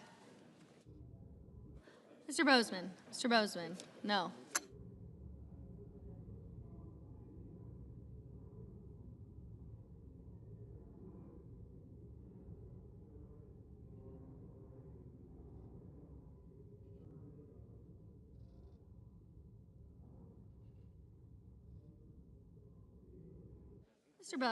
Mr. Budd, no.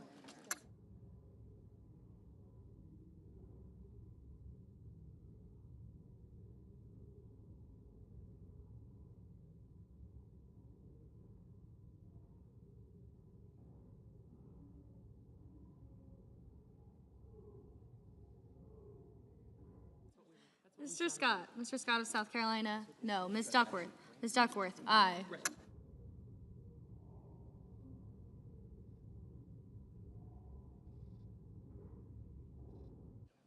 Mr. Lee. Mr. Lee, no.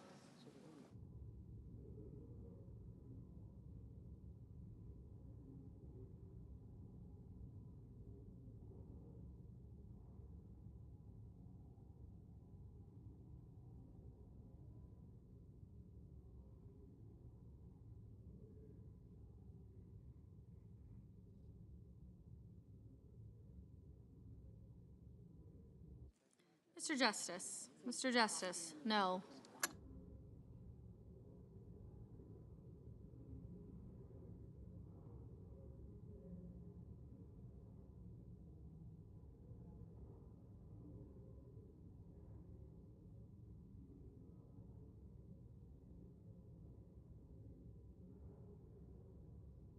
Mr. Markey. Mr. Markey, aye. Mr. Risch. Mr. Risch, no.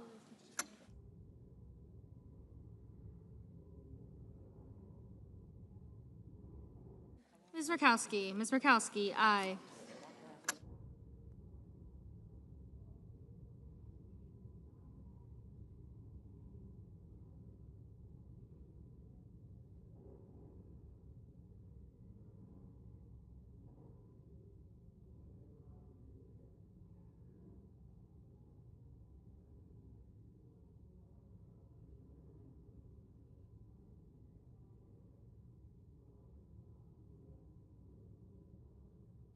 Mr. Young. Mr. Young, no.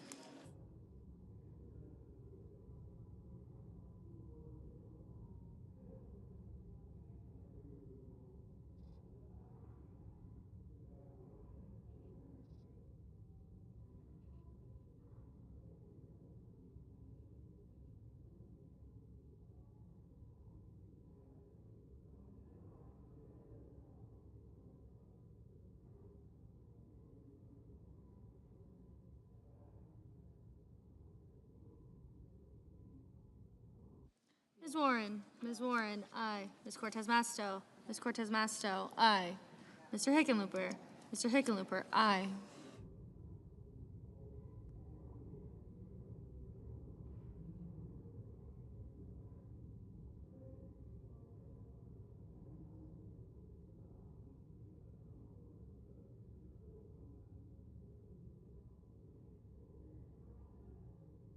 Mrs. Gillibrand. Mrs. Gillibrand, aye.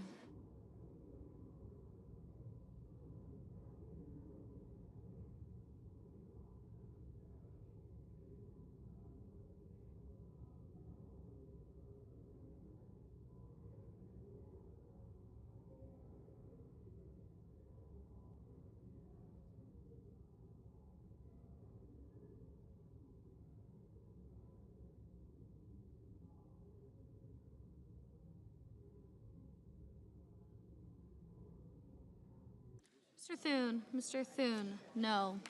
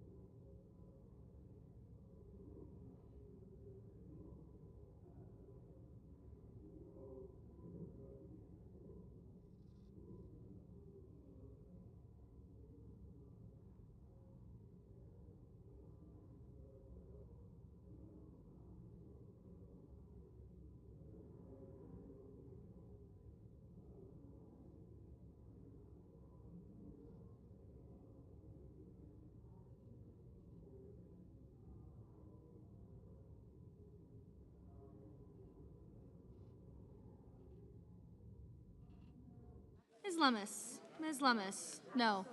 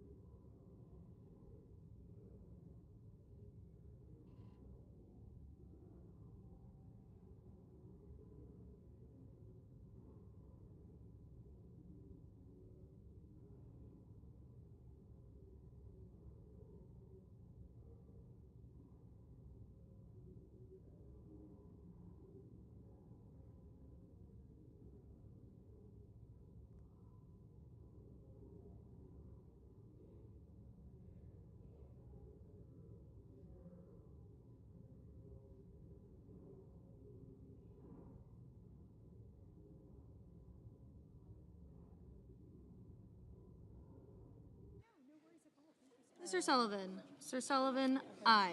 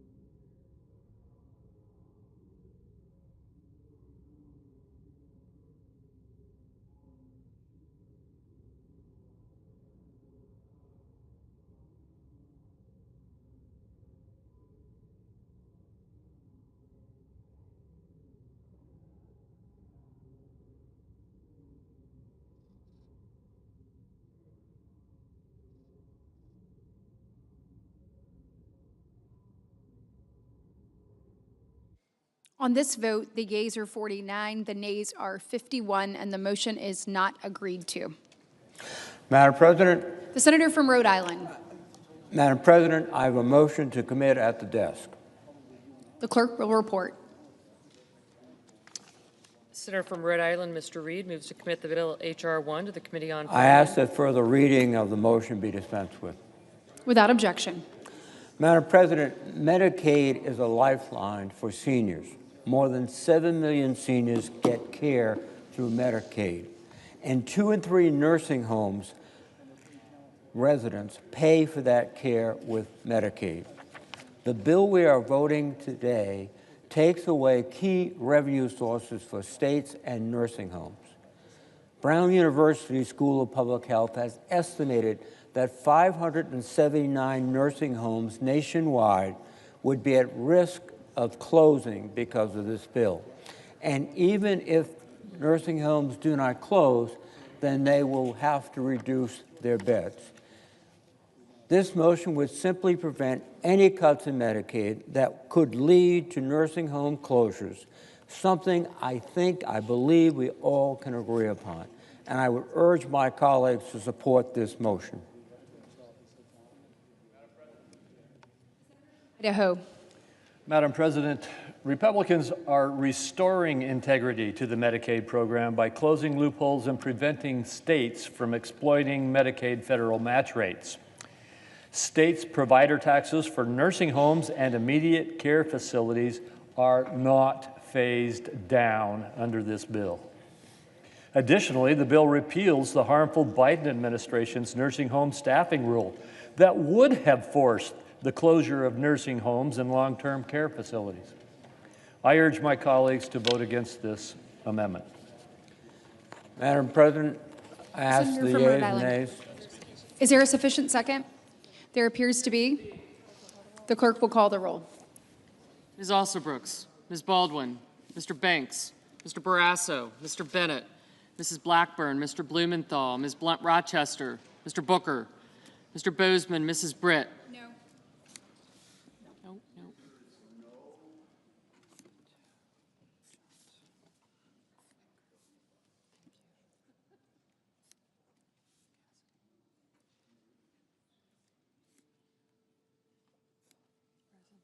Oh, thank you. Thank you.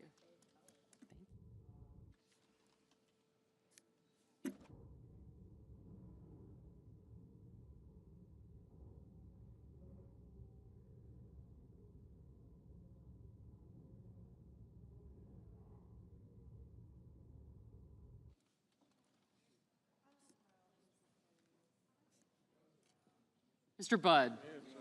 Ms. Cantwell.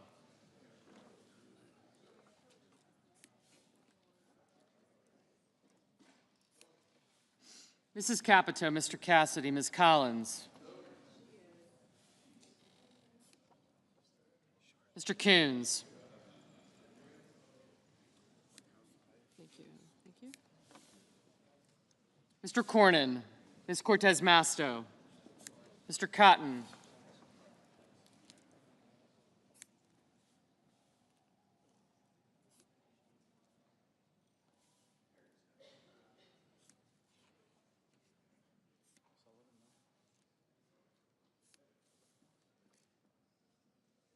Mr. Cotton, Mr. Kramer, Mr. Crapo, Mr. Cruz, Mr. Curtis, Mr. Daines, Ms. Duckworth, Mr. Durbin, Ms. Ernst, Mr. Fetterman, Mrs. Fisher, Mr. Gallego, Mrs. Gillibrand, Mr. Graham, Mr. Grassley, Mr. Haggerty, Ms. Hassan, Mr. Hawley, Mr. Heinrich, Mr. Hickenlooper, Ms. Hirono, Mr. Hoven, Mr. Husted, Mrs. Hyde-Smith, Mr. Johnson, Mr. Justice, Mr. Kane, Mr. Kelly, Mr. Kennedy, Mr. Kim, Mr. King, Ms. Klobuchar, Mr. Lankford, Mr. Lee, Mr. Lujan, Ms. Lummis, Mr. Markey, Mr. Marshall, Mr. McConnell, Mr. McCormick,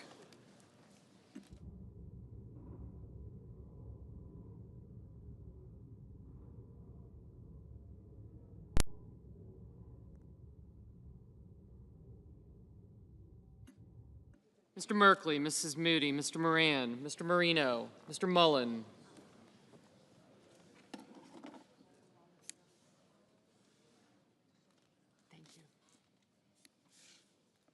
Ms. Murkowski, Mr. Murphy, Mrs. Murray, Mr. Ossoff, Mr. Padilla,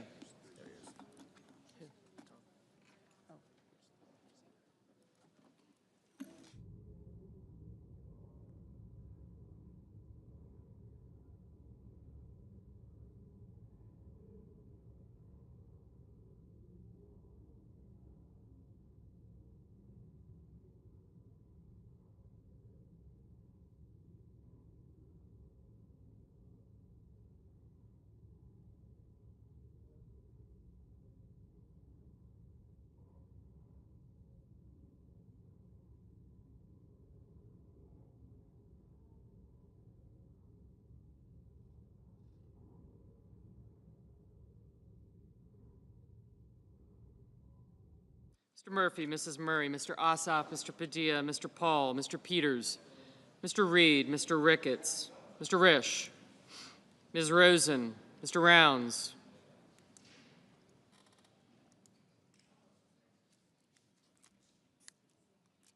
Mr. Sanders. Yes, sir. Yep. Mr. Schatz, Mr. Schiff, Mr. Schmidt, Mr. Schumer, Mr. Scott of Florida, Mr. Scott of South Carolina, Mrs. Shaheen, Mr. Sheehy. Thank you. Gotcha. Ms. Slotkin, Ms. Smith, Mr. Sullivan, Mr. Thune, Mr. Tillis, Mr. Tuberville, Mr. Van Hollen, Mr. Warner, Mr. Warnock, Ms. Warren, Mr. Welch, Mr. Whitehouse, Mr. Wicker, Mr. Wyden, Mr. Young.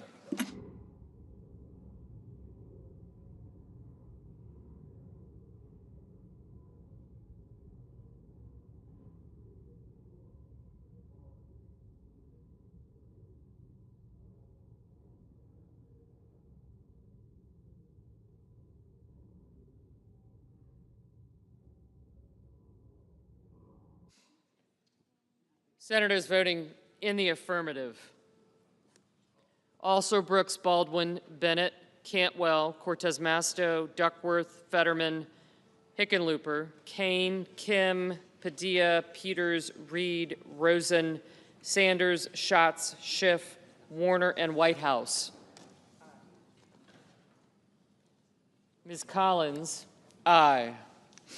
Senators voting in the negative: Blackburn, Britt, Budd, Capito, Cassidy, Cotton, Haggerty, Johnson, Justice, Kennedy, Lee, Moran, Scott of South Carolina, Sheehy, Sullivan, Thune, and Wicker.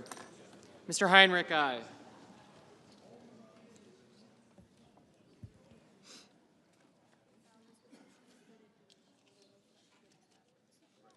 Thank you. Mr. Grassley, no. Ms. Smith, aye. Mr. Merkley, aye.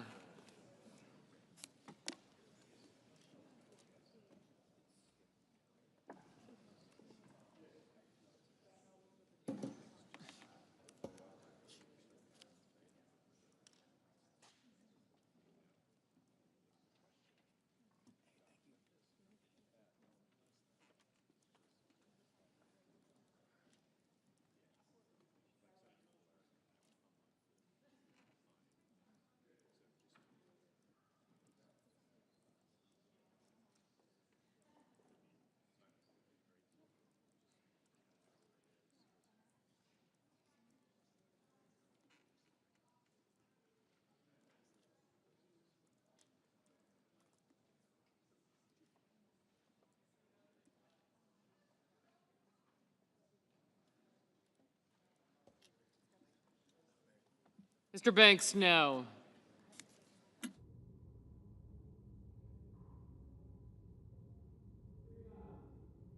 Mr. Young, no. Mr. King, aye. Mr. Ossoff, aye. Mr. Gallego, aye. Thank you.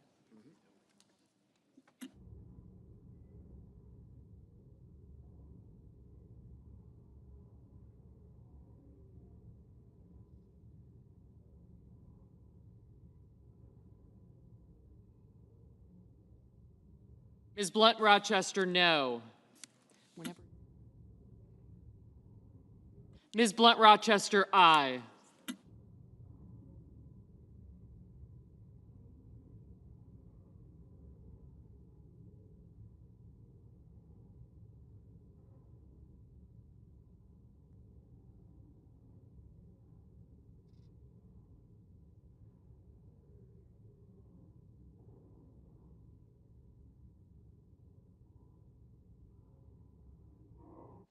Ms. Hassan, aye. Dan Tinsley?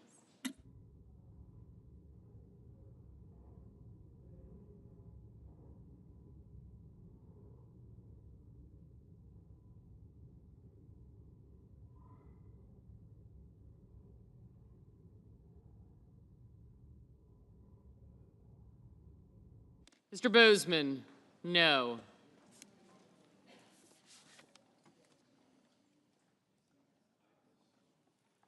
Mr. Markey, aye.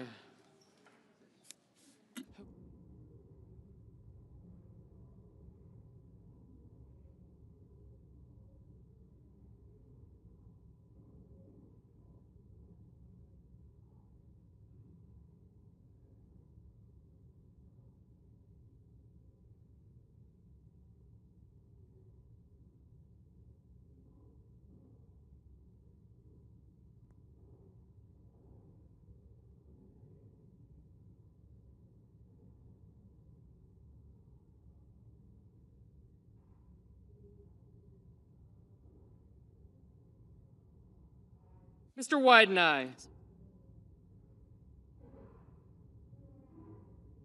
Mrs. Gillibrand, aye.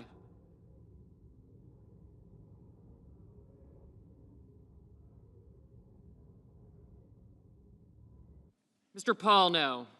But I said. Ms. Slotkin, aye. Mr. Ricketts, no.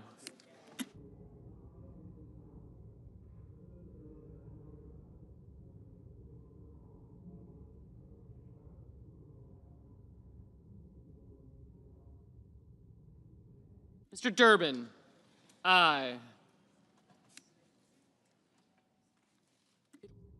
Mr. Hoven, no. Mr. Cornyn, no. Mrs. Moody, no.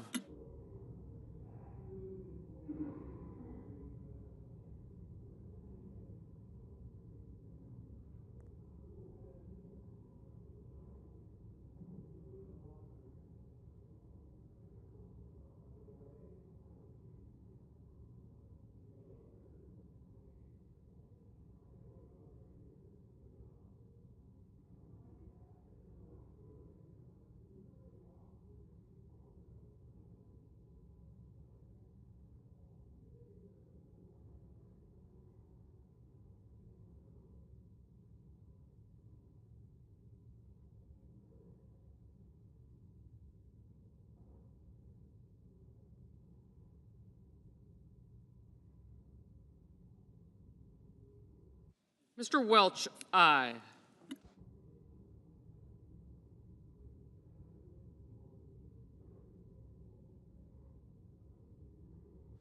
Mr. Marshall, no. Mr. Murphy, aye.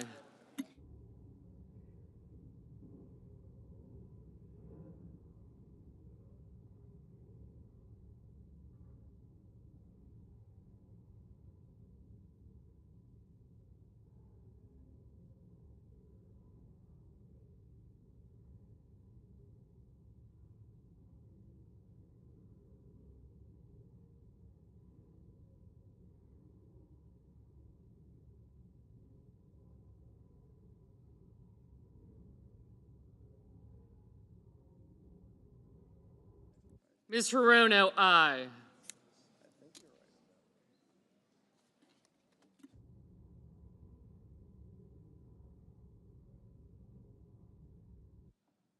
Mrs. Murray, aye.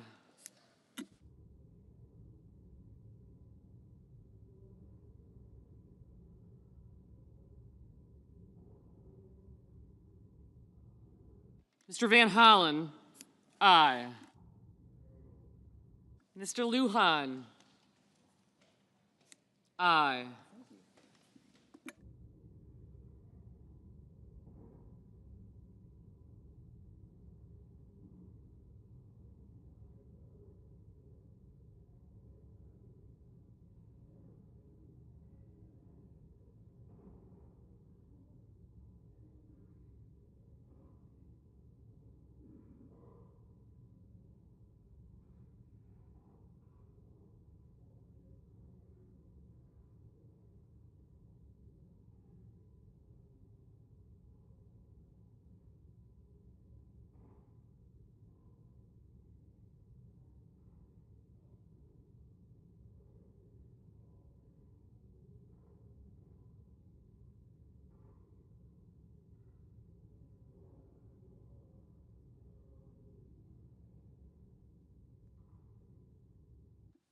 Mr. Husted, no.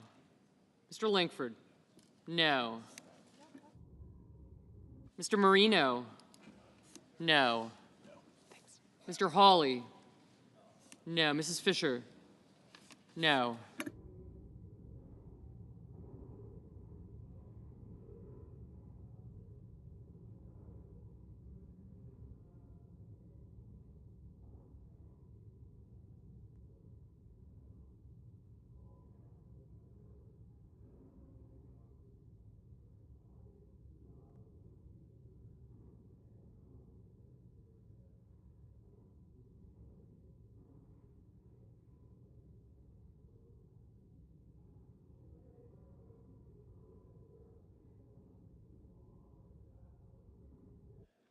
Mr. Schmidt, no.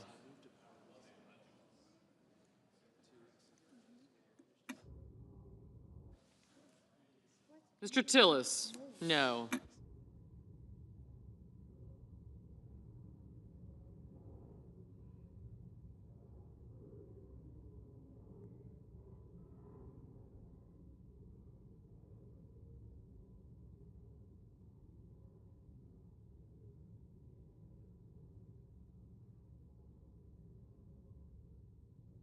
Mr. Blumenthal, aye.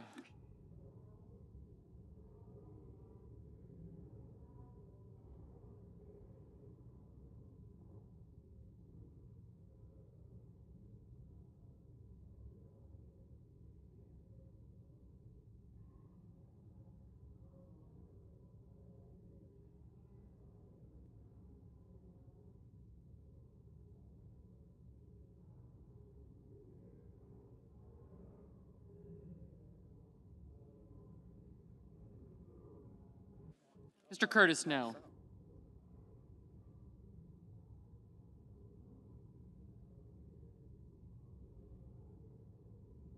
Ms. Murkowski, no.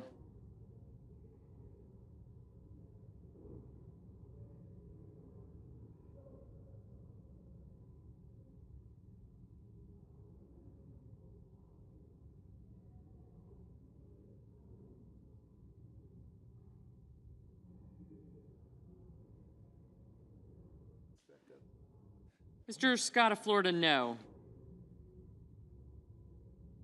Mr. Booker, aye.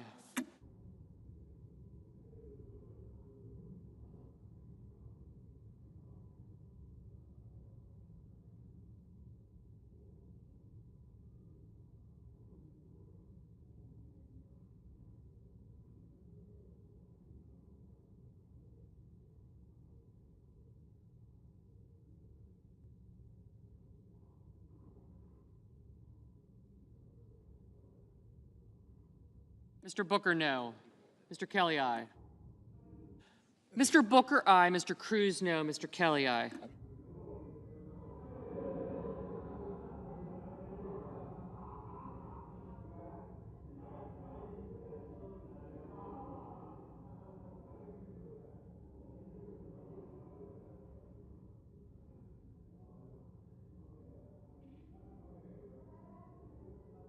Ms. Warren, aye.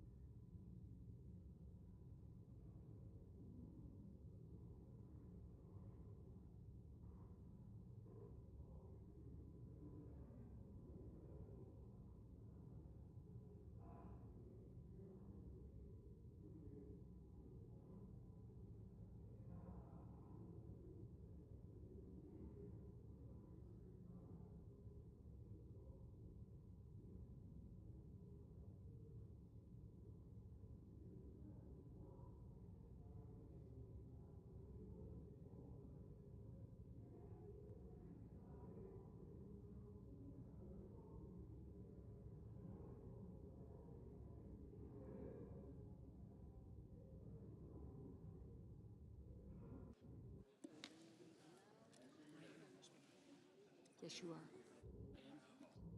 Mrs. Shaheen? Aye.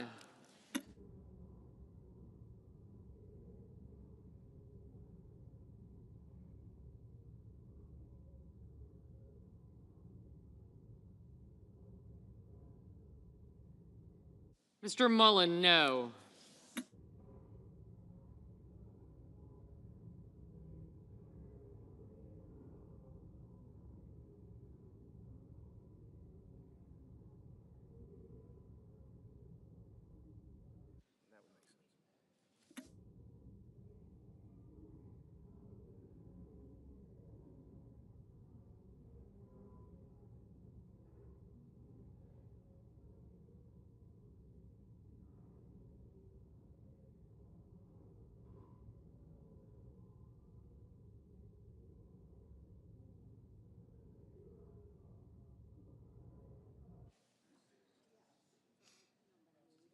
Mr. Rounds, no. Mr. Warnock, aye.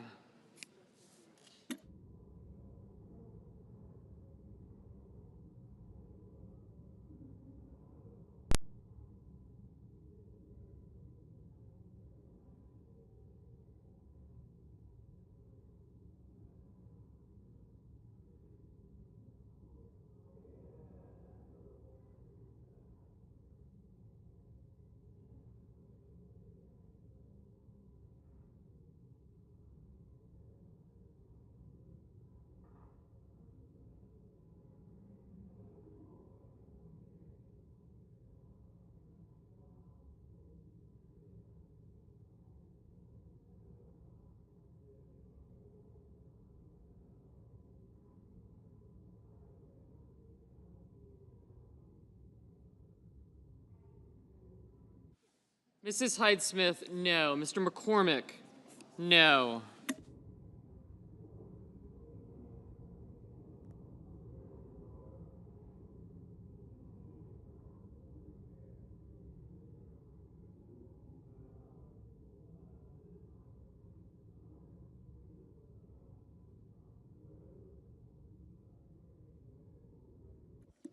Mr. Tuberville, no.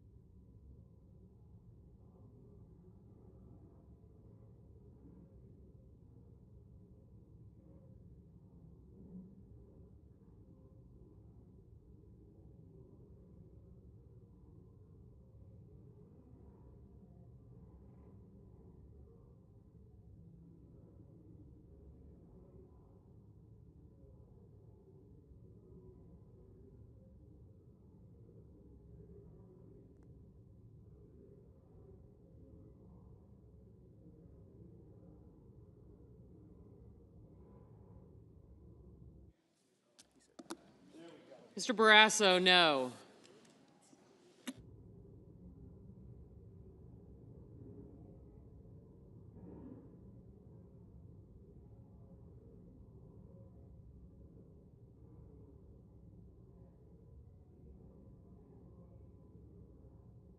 Ms. Klobuchar, aye.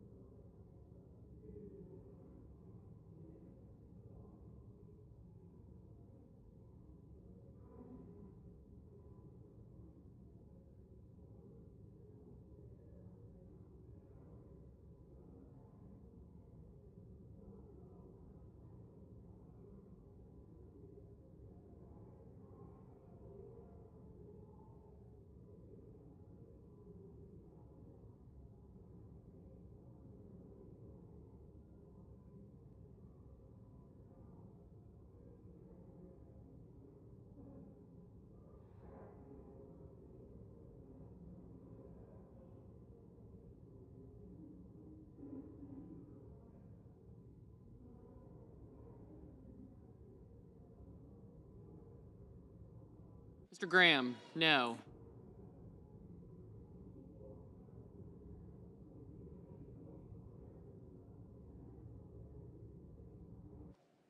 Mr. Risch, no.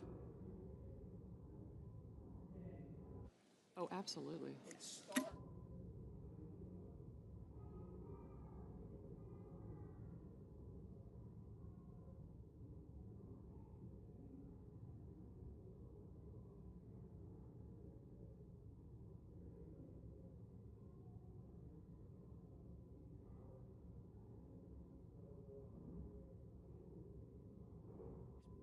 Ms. Lamas, no.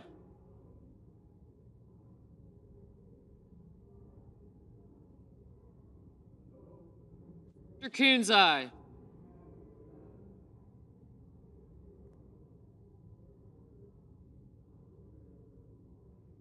Mr. Kramer, no.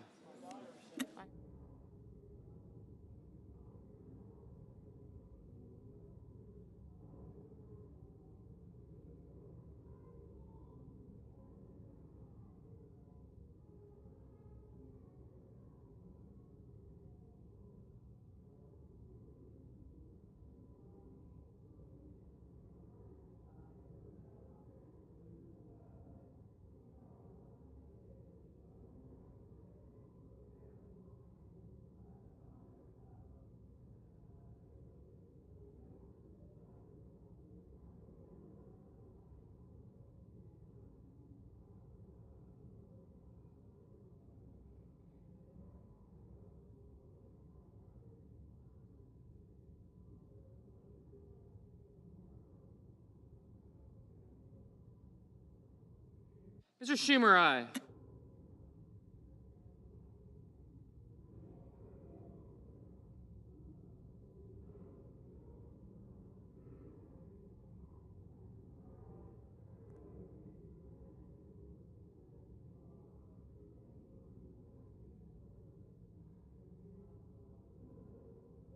Mr. Wyden, aye.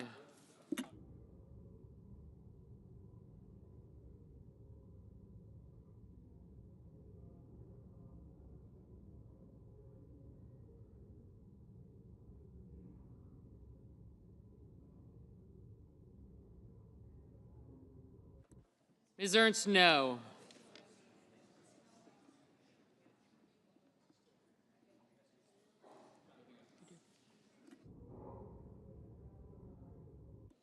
Mr. McConnell, no.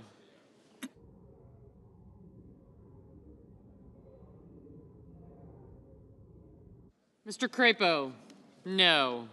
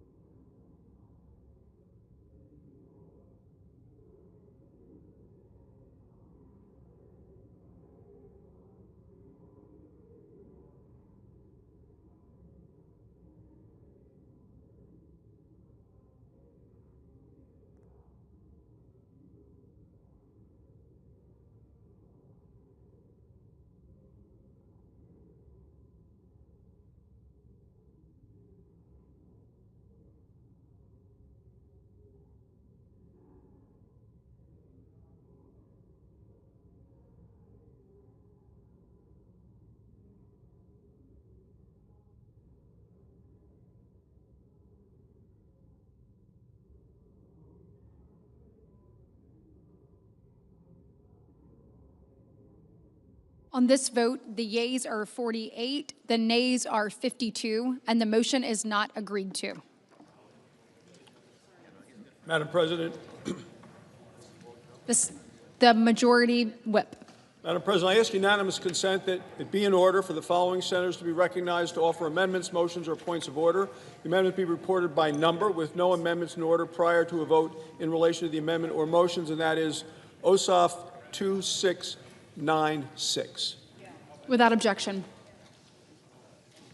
Madam President. The senator from Georgia. Madam President, I call up my amendment 2696 and ask that it be reported by number. The clerk will report. The senator from Georgia offers an amendment number 2696 to amendment number 2360. Madam President, instead of adding trillions to the debt and tax cuts for the rich while destroying Medicaid and renewable energy, I propose we help our constituents afford health insurance.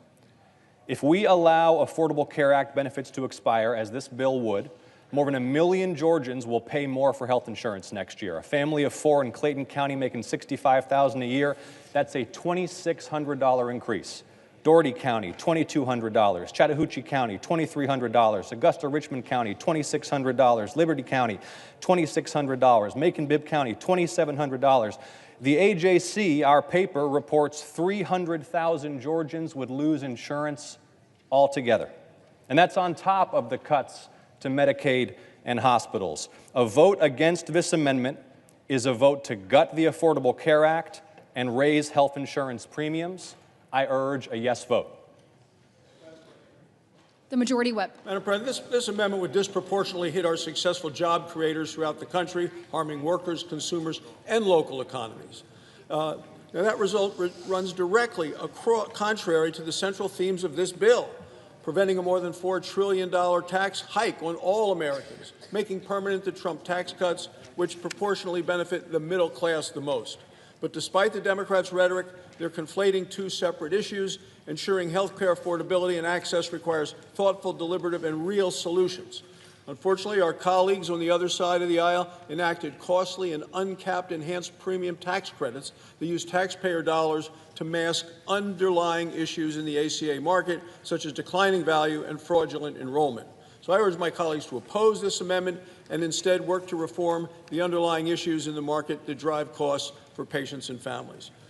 Madam President, the pending amendment, number 2696, would cause the underlying legislation to exceed the Finance Committee's Section 302A allocation of new budget authority and outlays. Therefore, I raise a point of order against this measure pursuant to Section 302F of the Congressional Budget Act of 1974. The senator from Georgia. How much time do I have remaining? The senator has 5 seconds. A vote against this amendment will repeal Affordable Care Act benefits for your constituents and raise their health care premiums. And pursuant to Section 904 of the Congressional Budget Act of 1974, I move to waive Section 302F of that act for the purposes of the pending amendment. I ask for the yeas and nays. Is there a sufficient second? There appears to be. The clerk will call the roll. Ms. Elsa Brooks. Ms. Baldwin.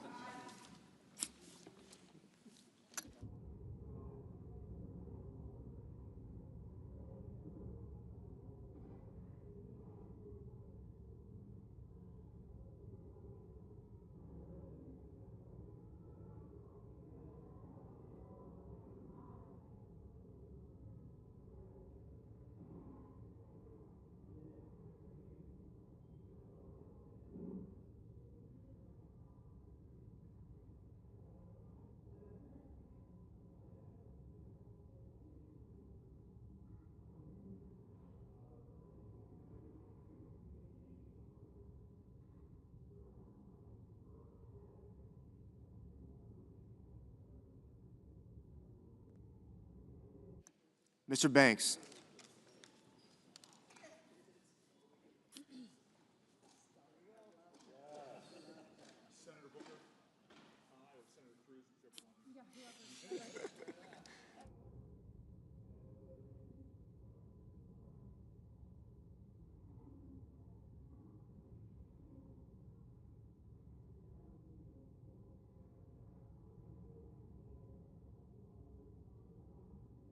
Mr. Barrasso. Mr. Bennett. Mrs. Blackburn, Ms. Blunt Rochester, Mr. Booker, Mr. Bozeman,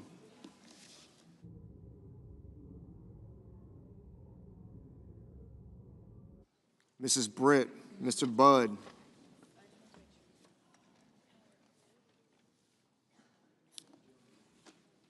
Ms. Cantwell,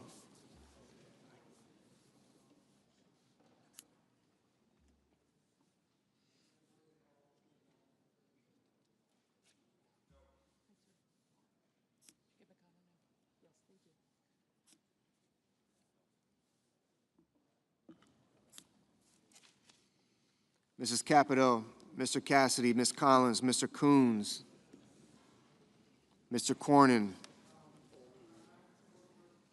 Ms. Cortez Masto, Mr. Cotton, Mr. Kramer,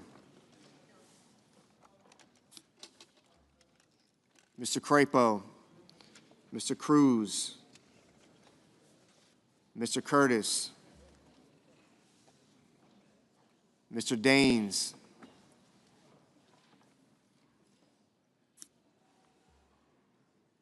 Ms. Duckworth,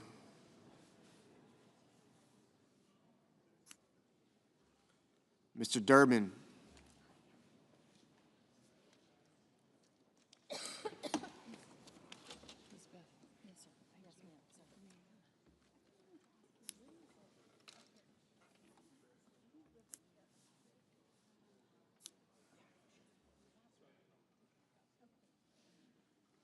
Ms. Ernst, Mr. Fetterman, Mrs. Fisher, Mr. Gallego,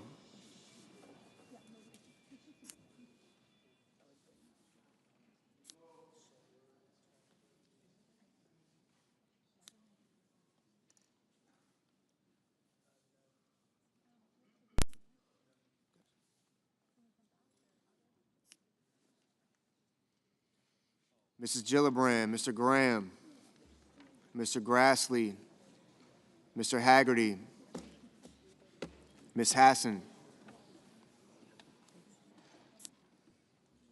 Mr. Hawley, Mr. Heinrich, Mr. Hickenlooper,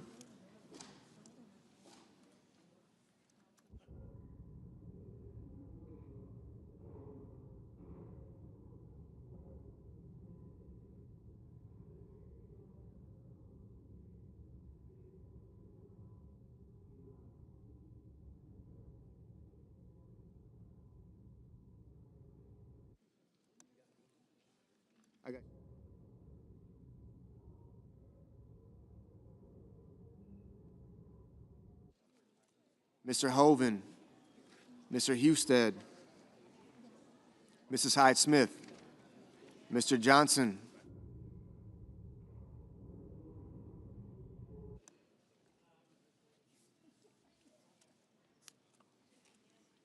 Mr. Justice,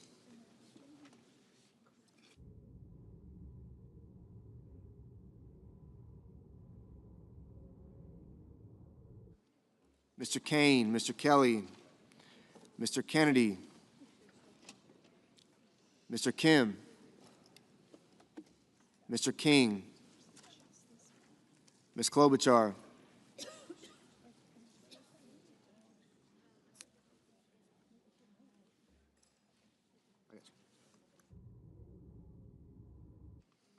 Mr. Langford,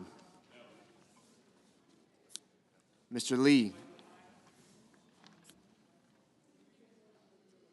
Mr. Lujan,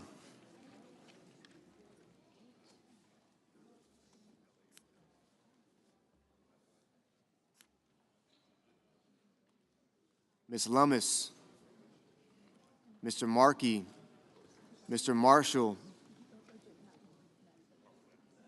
Mr. McConnell, Mr. McCormick, Mr. Merkley, Mrs. Moody, Mr. Moran, Mr. Moreno, Mr. Mullen,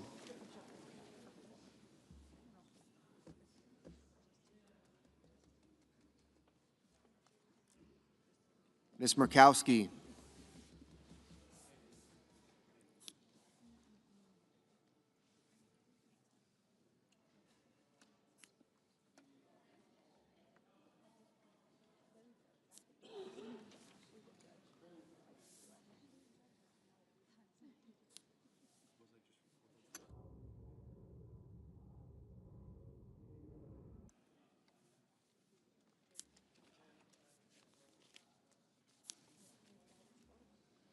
Mr. Murphy, Mrs. Murray, Mr. Ossoff, Mr. Padilla, Mr. Paul, Mr. Peters, Mr. Reed,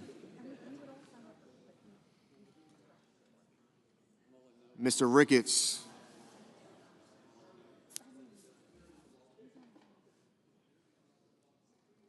Mr. Risch,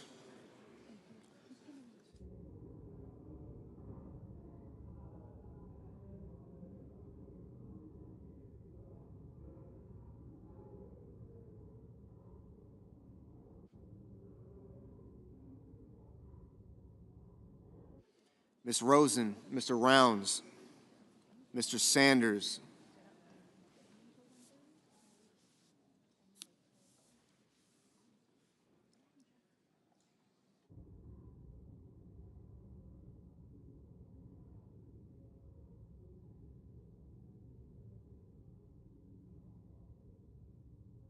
Mr. Schatz, Mr. Schiff, Mr. Schmidt, Mr. Schumer, Mr. Scott of Florida, Mr. Scott of South Carolina, Mrs. Shaheen, Mr. Sheehy, Ms. Slotkin, Ms. Smith, Mr. Sullivan, Mr. Thune, Mr. Tillis, Mr. Tuberville, Mr. Van Hollen,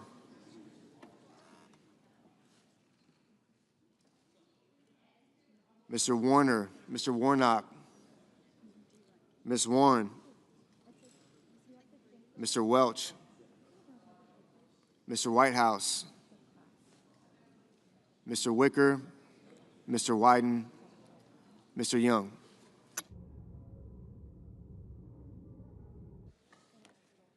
Senators voting in the affirmative: Also Brooks, Baldwin, Blumenthal, Blunt Rochester, Booker, Cantwell, Cortez Masto, Duckworth, Heinrich, Kane, Kelly, Kim, King, Lujan, Markey, Merkley, Murray,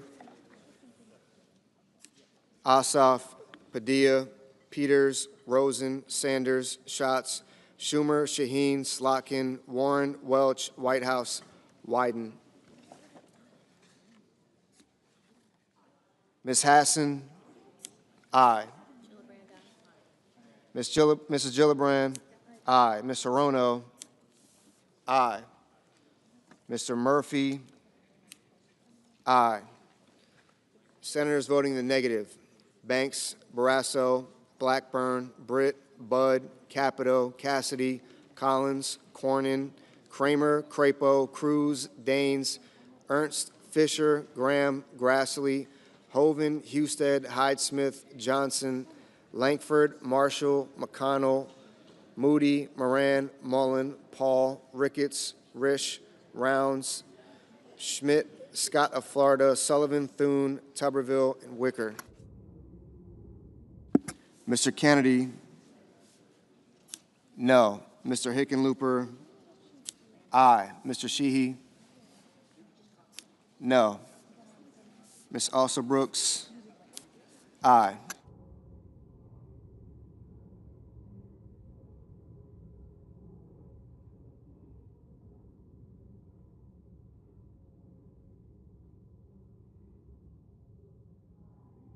Ms. Lummis, no.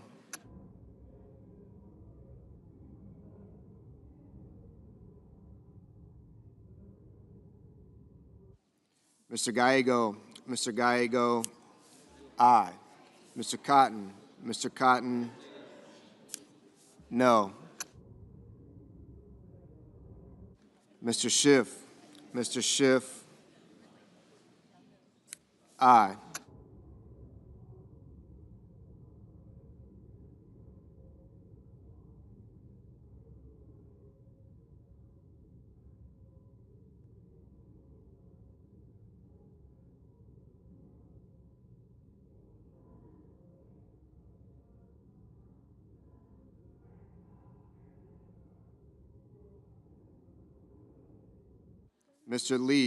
Mr. Lee, no.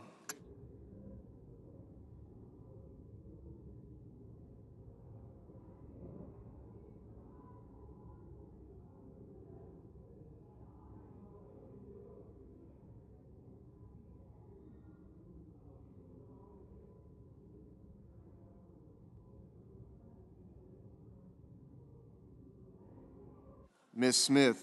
Ms. Smith, aye.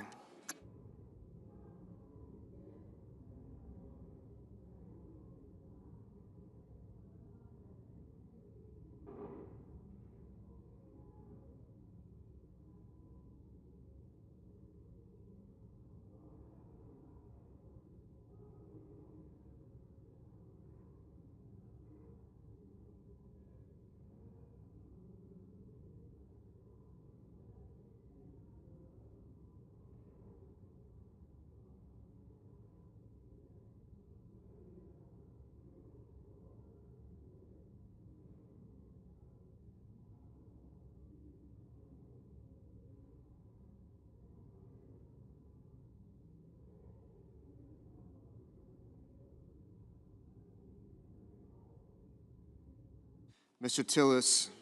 Tillis, no. Mr. Warnock, aye. Ms. Klobuchar, aye. Mr. Reed, aye. Mr. Warner, aye. Mr. Curtis, no.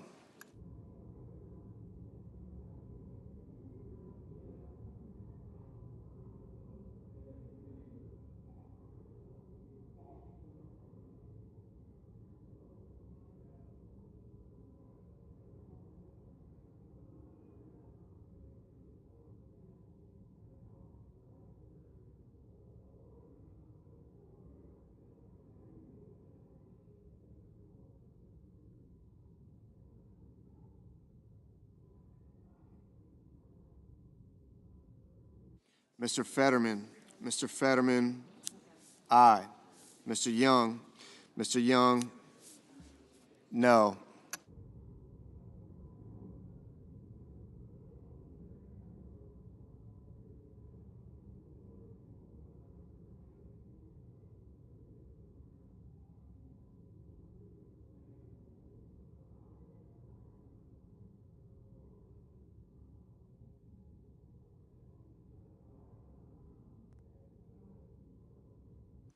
Mr. McCormick, no.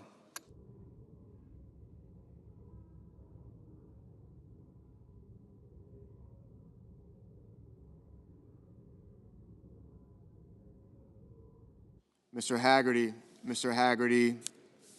no.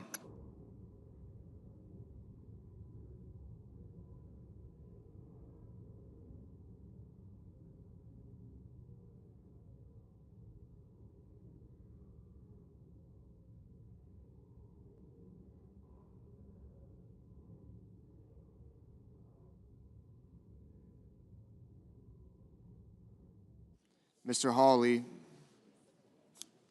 no.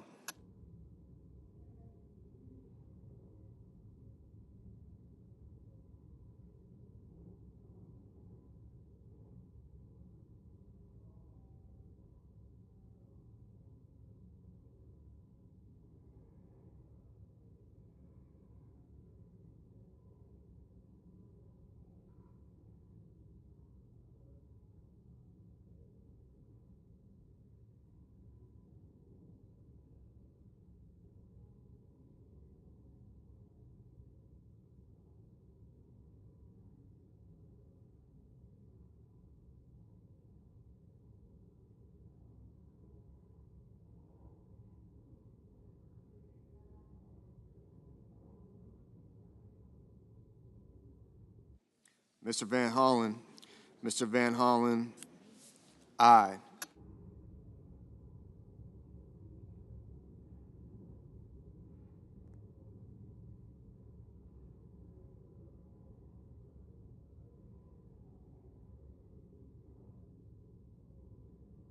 Mr. Justice, no.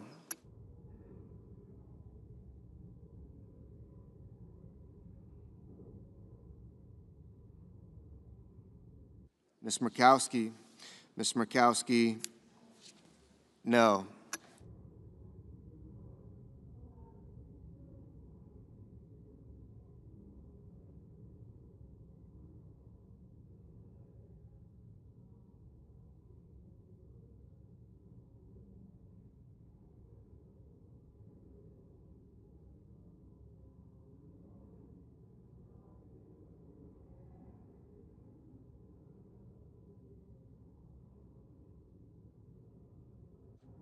Mr. Coons. Mr. Coons, aye.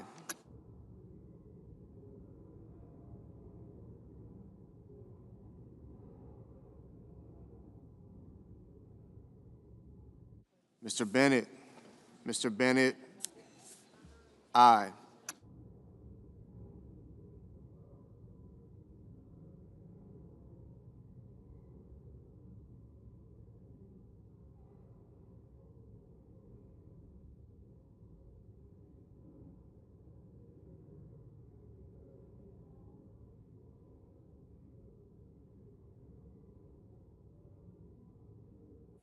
Mr. Durbin. Mr. Durbin, aye.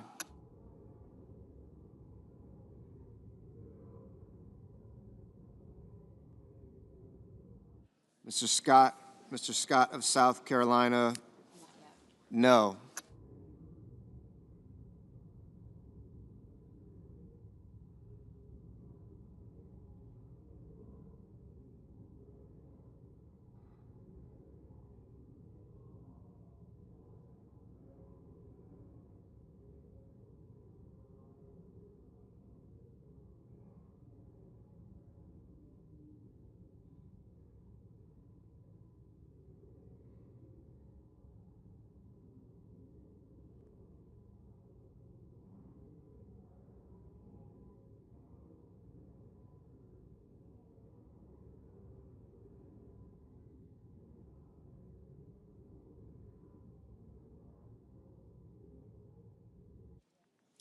Mr. Moreno.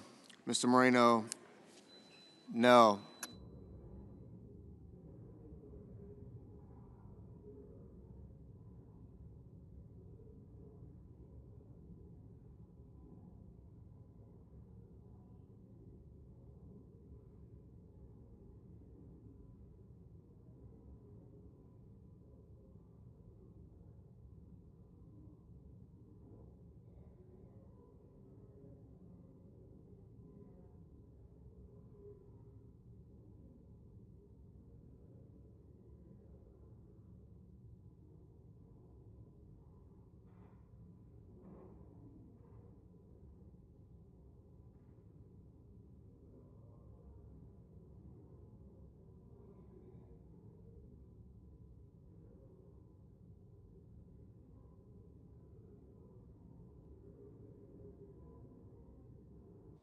Mr. Bozeman.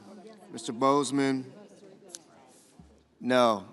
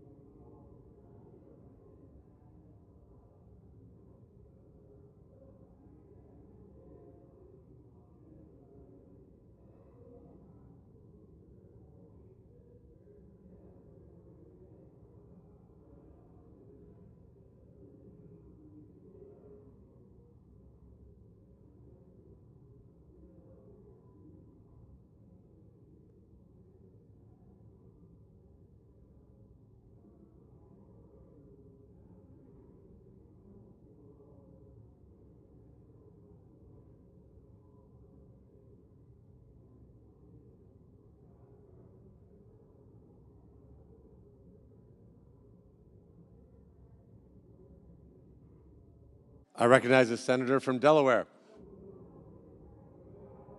At the desk. Sorry.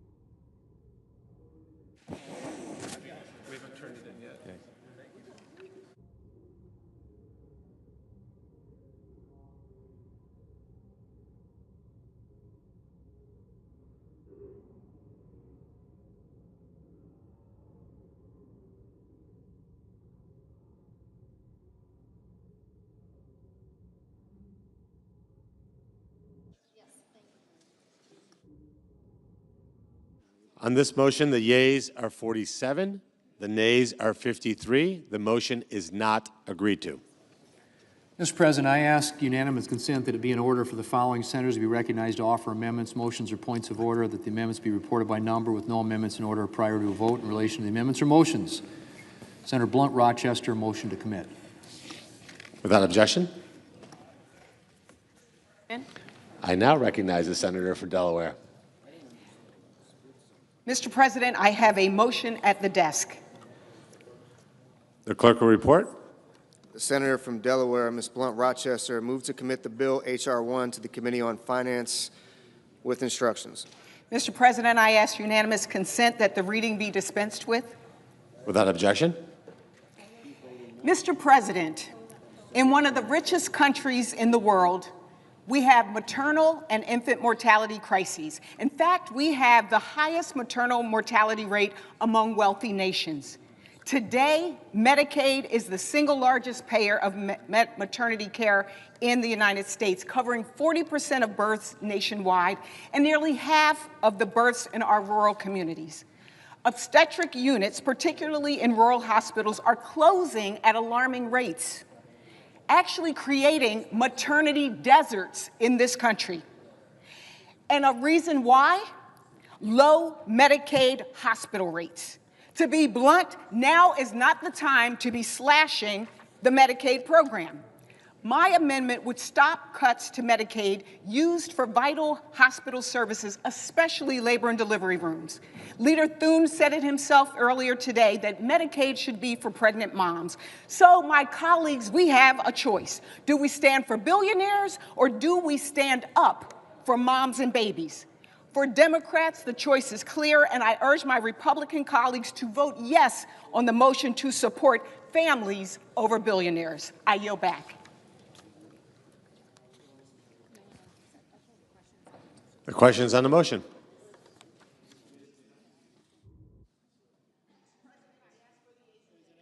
Is there a sufficient second? There appears to be. The clerk will call the roll. Ms. Alsobrooks, Ms. Baldwin,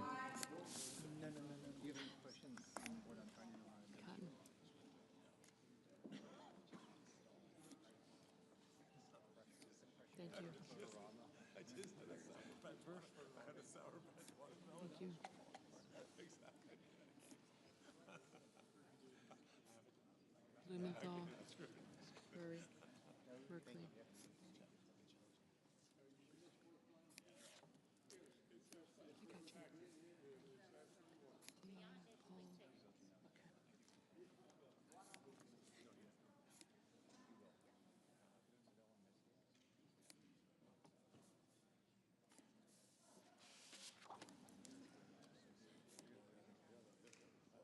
Mr. Banks.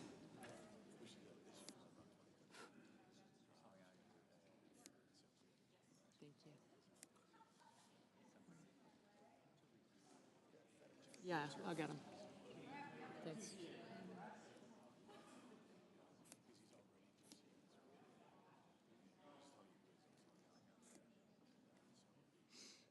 Mr. Barrasso. Mr. Bennett, Mrs. Blackburn.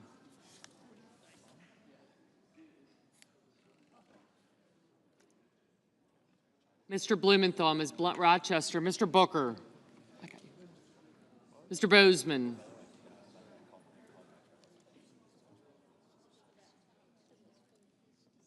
Mrs. Britt. Mr. Budd. Thank you.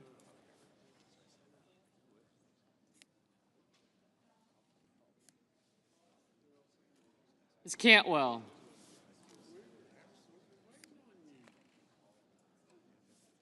Mrs. Capito. Mr. Cassidy. Ms. Collins. Mr. Coons.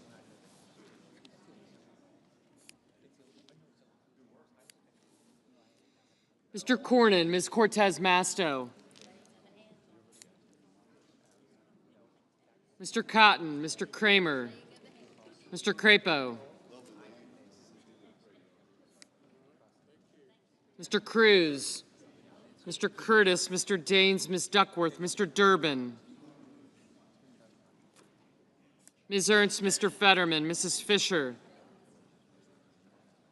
Mr. Gallego, Mrs. Gillibrand,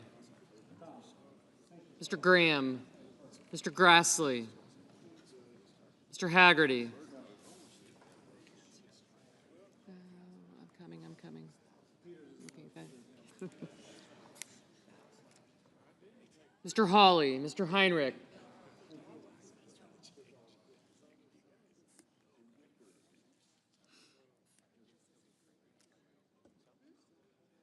Mr. Hickenlooper, Ms. Hirono, Mr. Hoven. Thank you. Mr. Husted. Mrs. Hyde-Smith. Mr. Johnson, Mr. Justice, Mr. Kane, Mr. Kelly.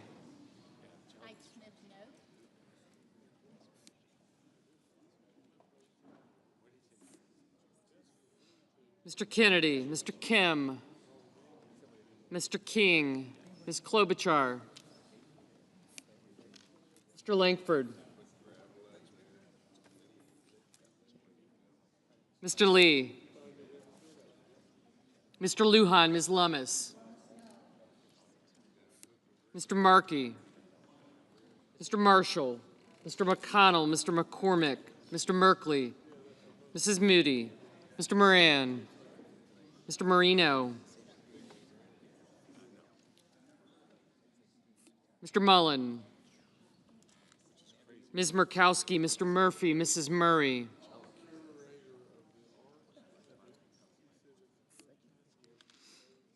Mr. Ossoff, Mr. Padilla, Mr. Paul, Mr. Peters,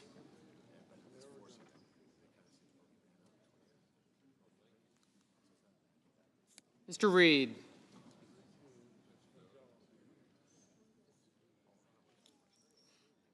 Mr. Ricketts, Mr. Risch,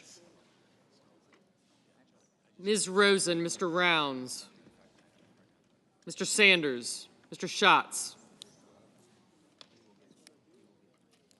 Mr. Schiff,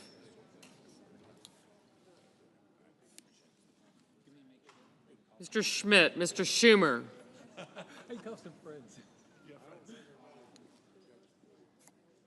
Mr. Scott of Florida, Mr.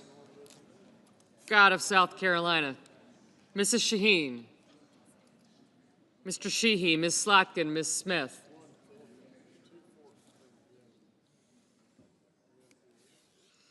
Mr. Sullivan, Mr. Thune, Mr. Tillis.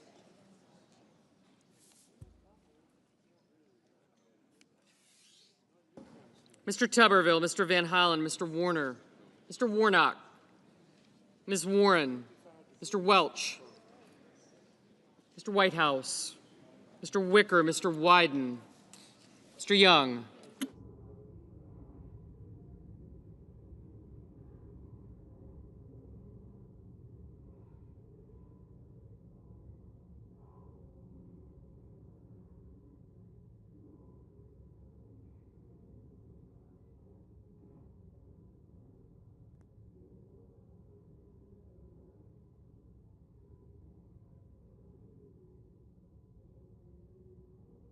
Senators voting in the affirmative: Baldwin, Bennett, Blumenthal, Blunt-Rochester, Coons, Duckworth, Durbin, Fetterman, Hassan, Heinrich, Hirono, Kane, Kelly, Kim, Lujan, Merkley, Murphy, Murray, Padilla, Peters, Reed, Rosen, Schumer, Slotkin, Smith, Van Hollen, Warner, Warnock, and Whitehouse. Mr. Booker, aye.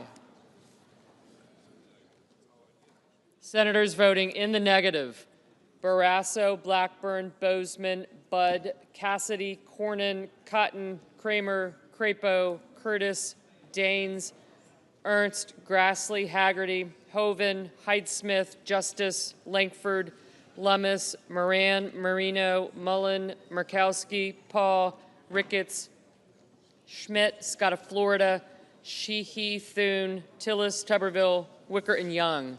Mr. Gallego, aye. Mrs. Moody, no.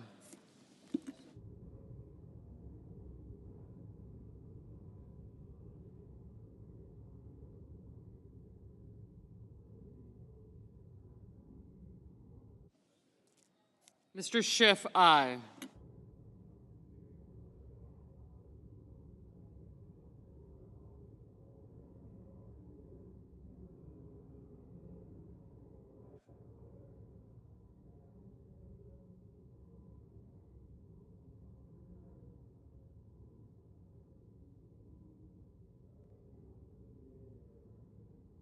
Mr. Husted, no.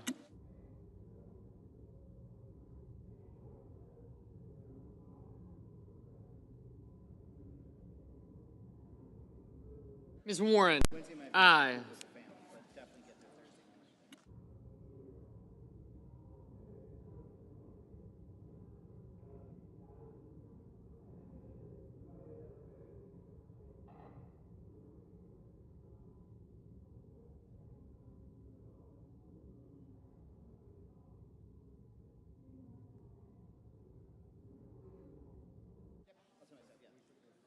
Ms. Cantwell, aye.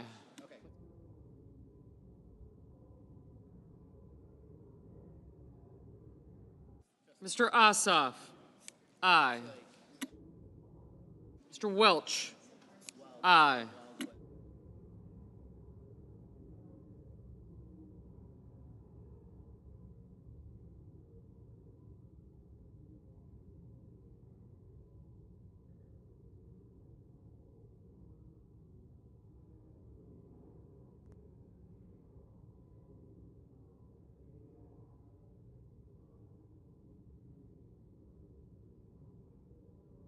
Mrs. Gillibrand, aye.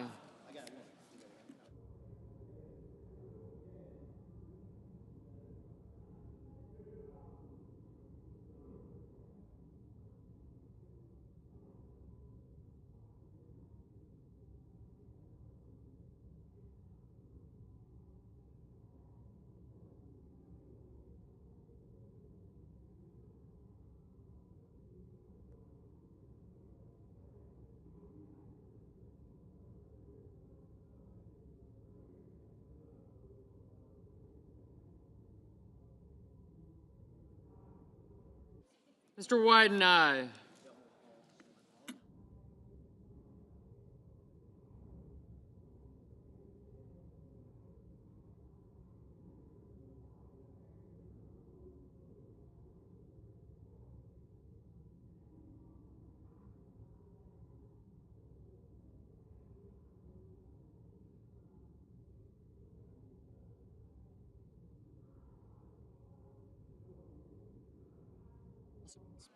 Ms. Ossobrooks, aye.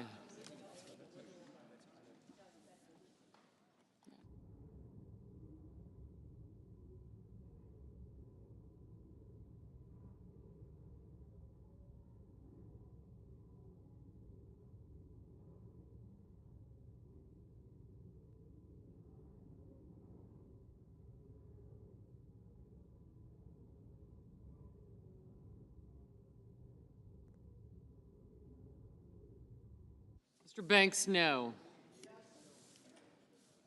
Mr. Schatz, aye. Ms. Collins, aye. Mr. Lee, no.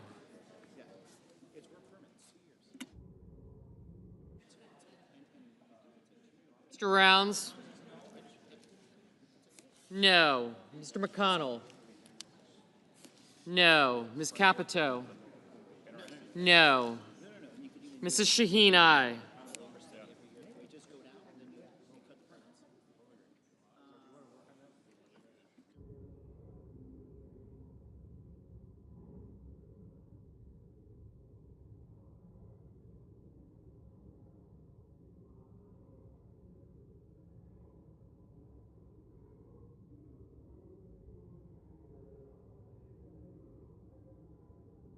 Mr. Scott of Florida, no.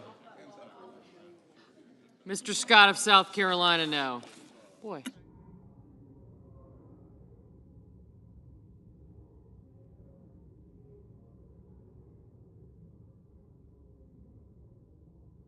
Mr. King, aye. Mrs. Fisher, no.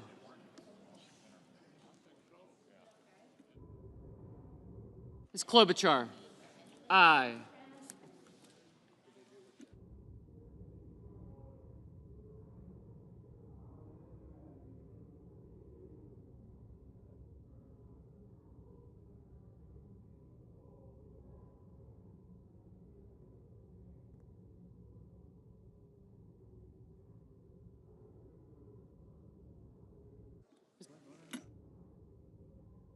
Mr. Sullivan, no.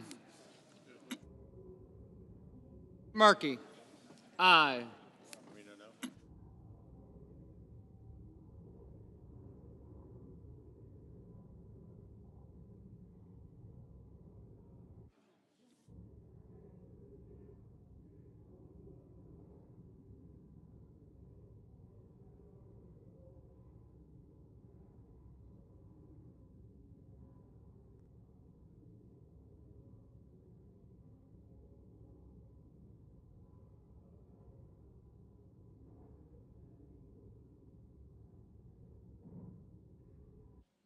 Mr. Cruz, no.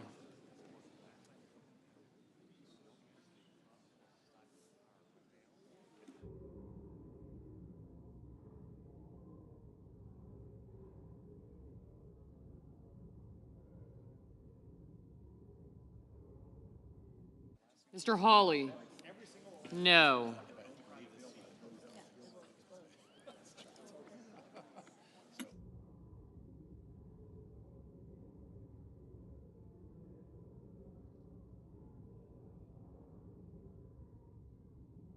Mr. Hickenlooper, aye.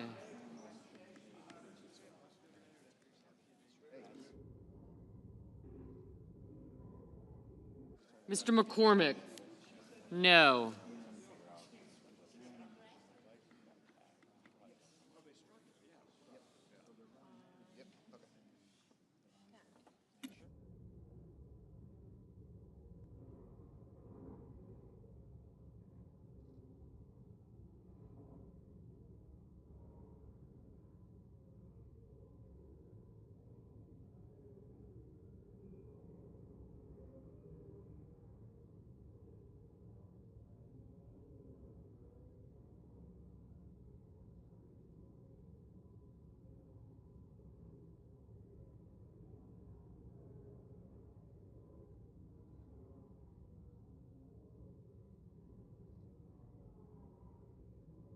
Mr. Kennedy, no.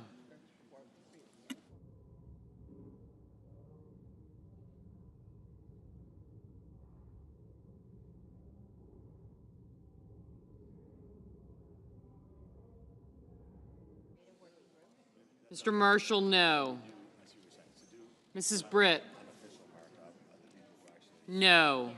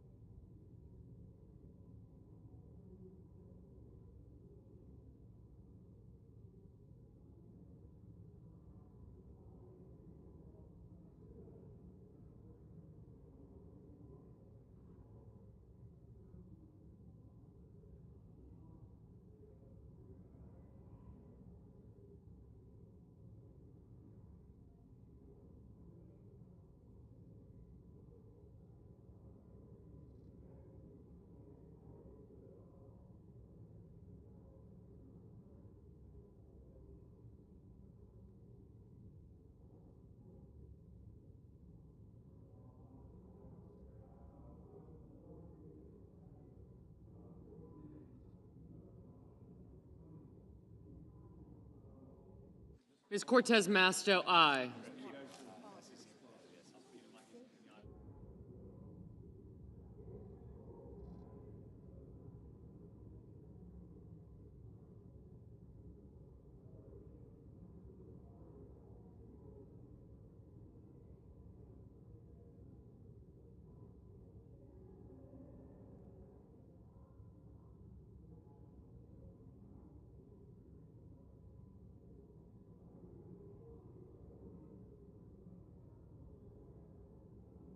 Mr. Sanders, aye.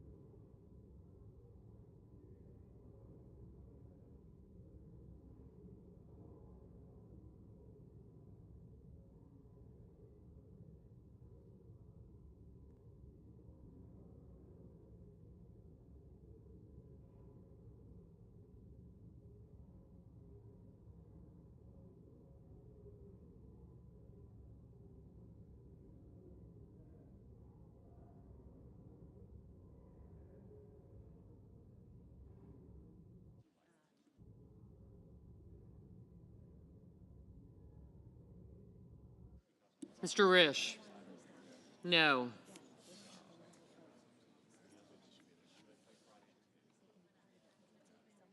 I'm okay, I'm all right. Thank you, though. I'm good, thanks.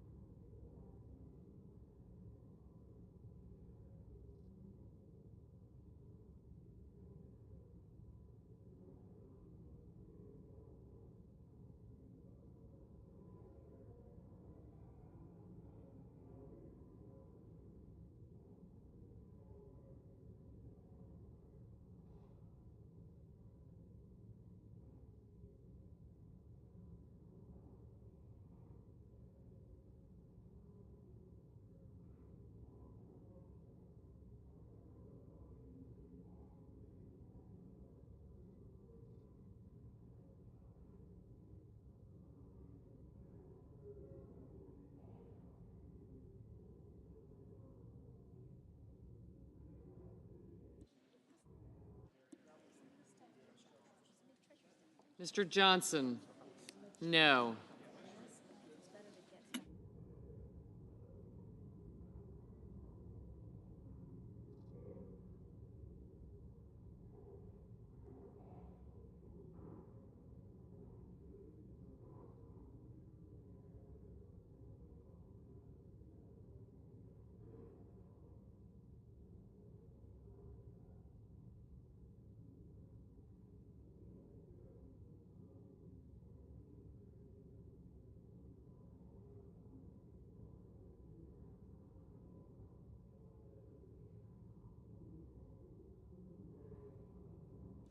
Mr. Graham, no.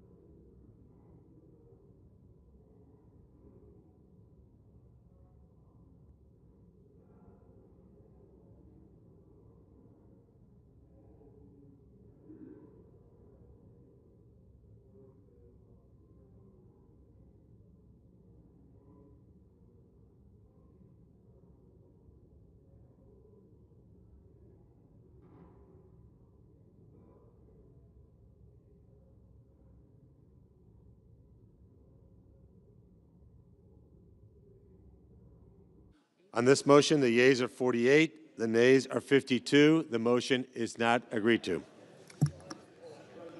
I recognize the Majority Whip. I ask unanimous consent that it be in order for the following. Can we have order on the floor, please?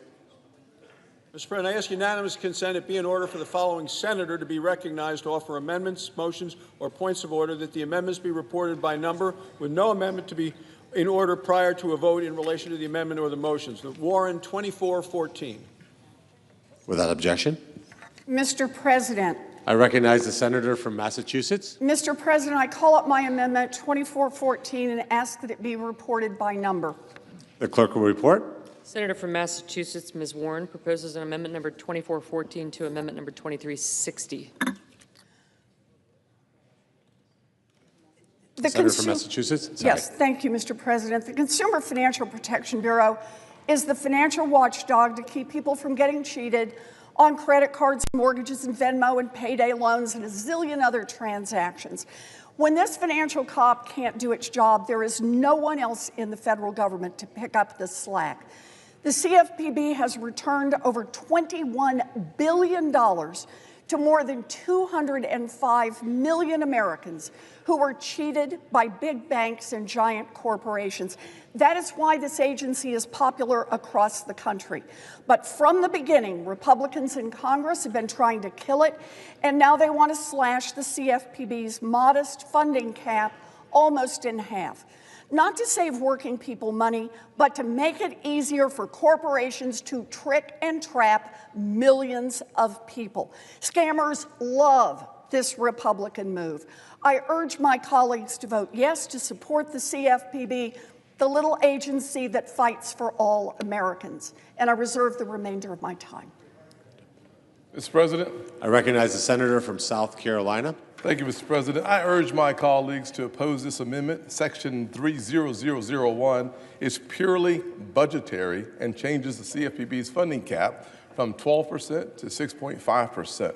It would provide the agency with ample funding to perform its statutory mandate. The funding available to the agency will grow each year as it is adjusted for inflation. There is nothing more budgetary than Congress deciding the funding level of an agency. I ask my colleagues to vote no on this amendment.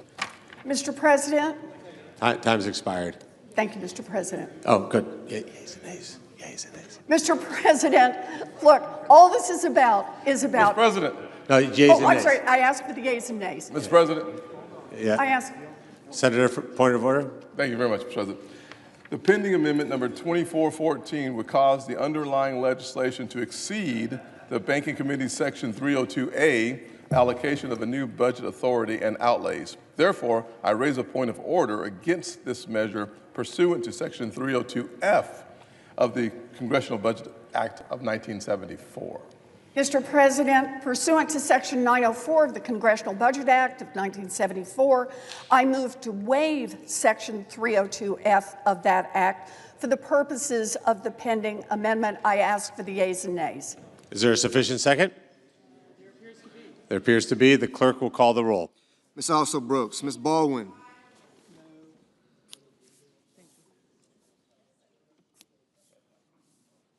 People think their fingers count individually, so that if they raise one hand, that's 5 people. Call the sufficient second right here. It's like 50%.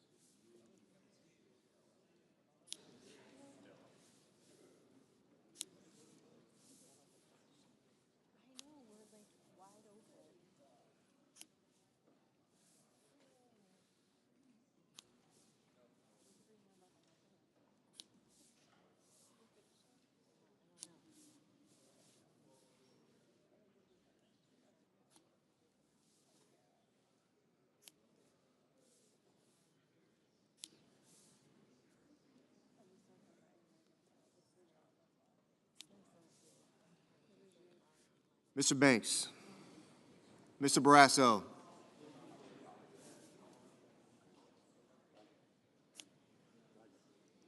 Mr. Bennett.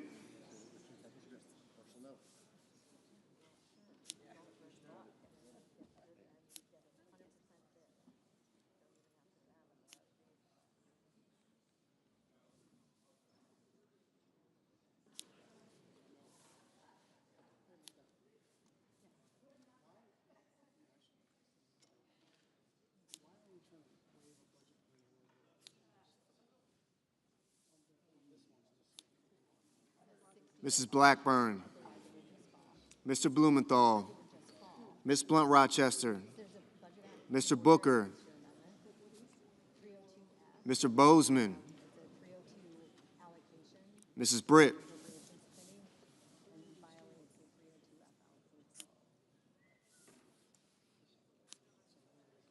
Mr. Budd, Ms. Cantwell, Mrs. Capito,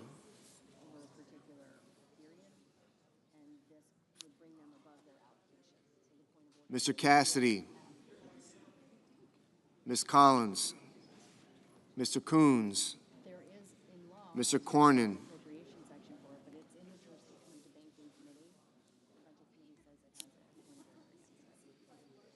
Ms. Cortez Masto, Mr. Cotton,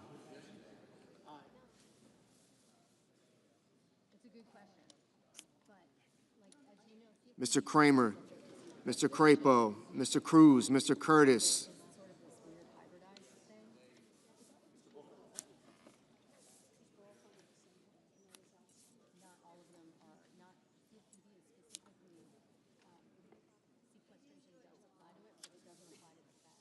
Mr. Daines, Ms. Duckworth, Mr. Durbin,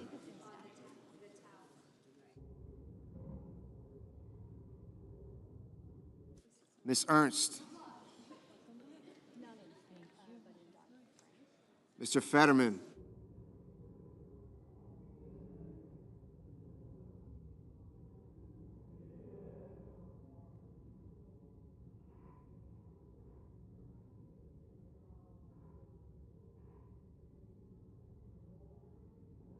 Mrs. Fisher,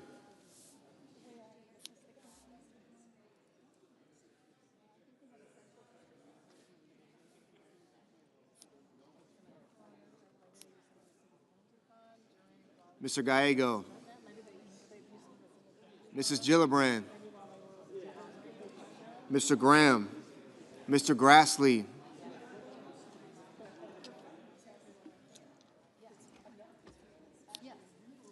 Mr. Haggerty,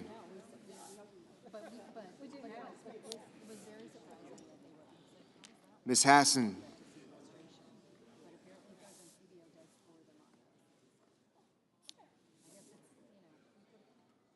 Mr. Hawley,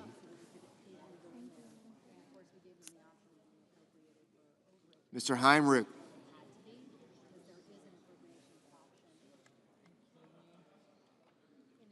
Mr. Hickenlooper,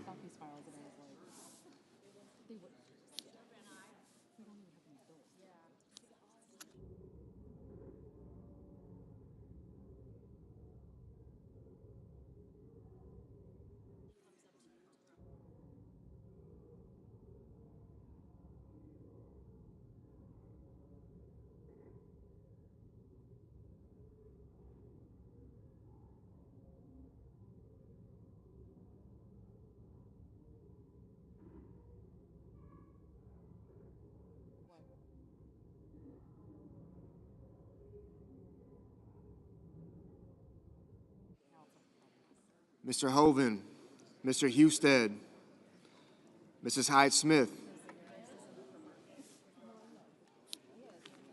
Mr. Johnson, Mr. Justice, Mr. Kane, Mr. Kelly, Mr. Kennedy, Mr. Kim, Mr. King, Ms. Klobuchar, Mr. Langford, Mr. Lee, Mr. Lujan, Ms. Lummis, Mr. Markey,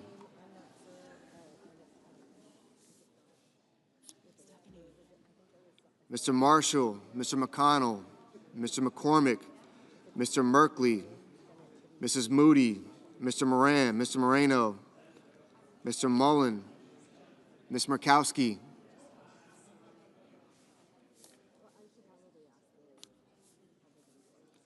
Mr. Murphy, Mrs. Murray, Mr. Ossoff, Mr. Padilla,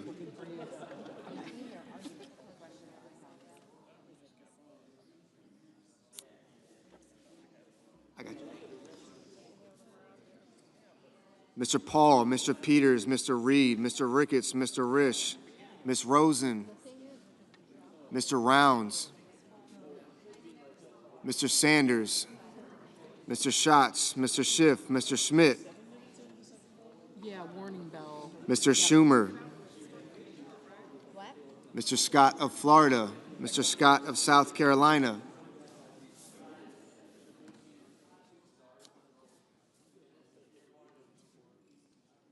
Mr. Shaheen, Mr. Sheehy, Ms. Slotkin, Ms. Smith,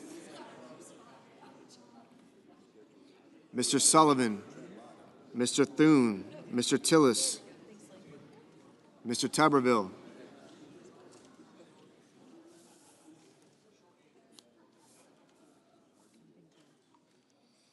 Mr. Van Hollen,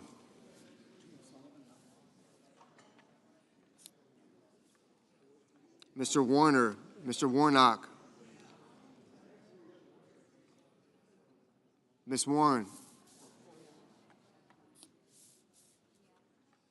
Mr. Welch, Mr. Whitehouse,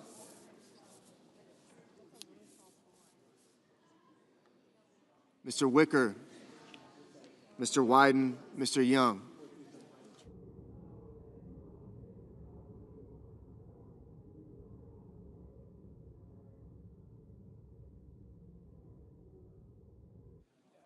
Senators voting in the affirmative: Baldwin, Bennett, Blumenthal, Blunt Rochester, Booker, Cantwell, Coons, Durbin, Fetterman, Gallego, Gillibrand, Hassan, Heinrich, Hickenlooper, Hirono, Kane, Kim, Markey, Merkley, Murphy, Murray, Padilla, Peters, Reed, Rosen, Schott, Sanders, Schatz, Schiff, Slotkin, Smith, Warnock, Warren. Mr. Welch, aye.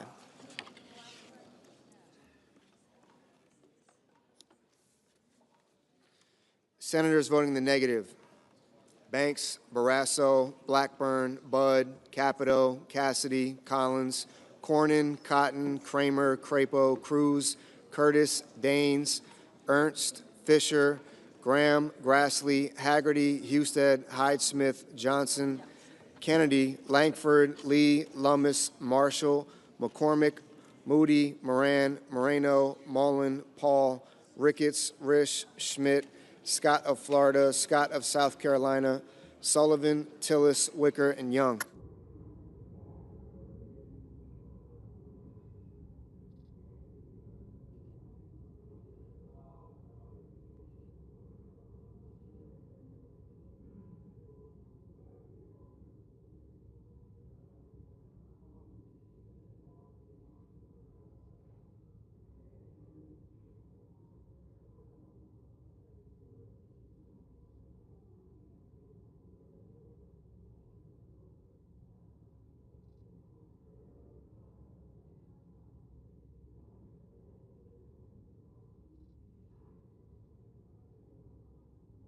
Ms. Murkowski, no.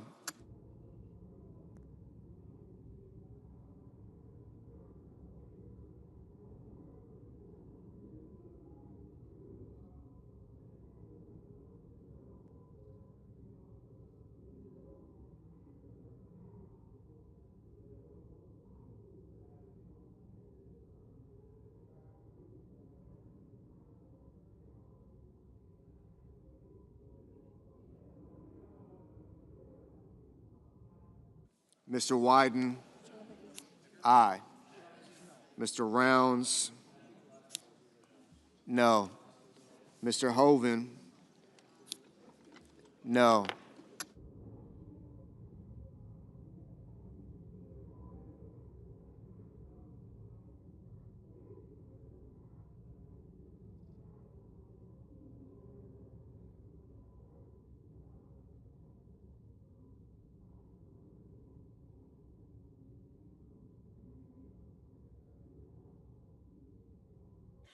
Mr. Hawley, no. Mr. King, aye.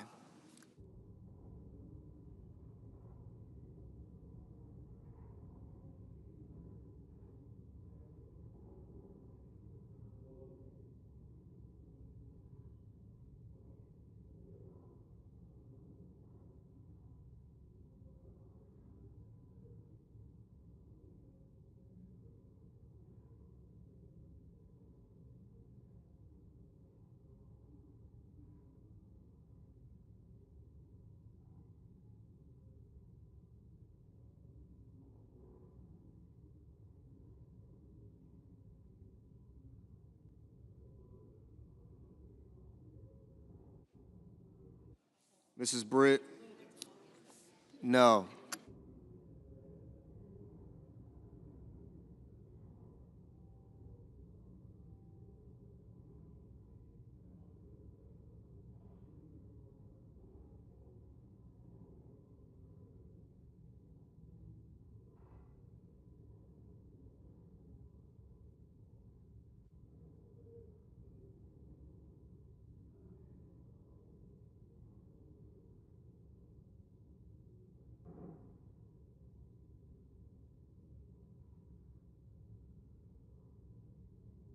Mr. Kelly?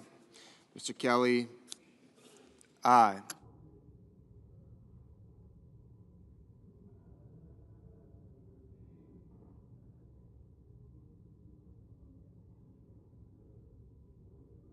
Mr. Whitehouse?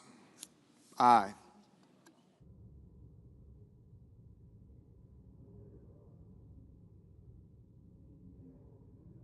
Mr. Lujan? Aye.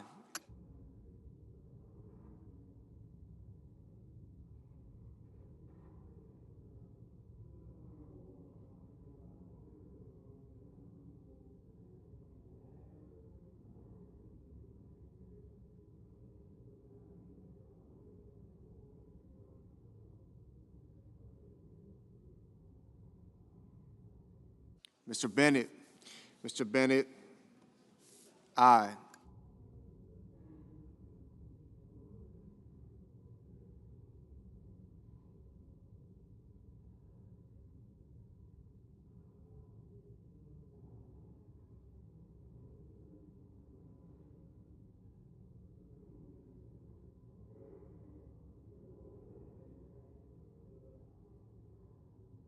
Ms. Also Brooks? Ms. Also Brooks? Aye.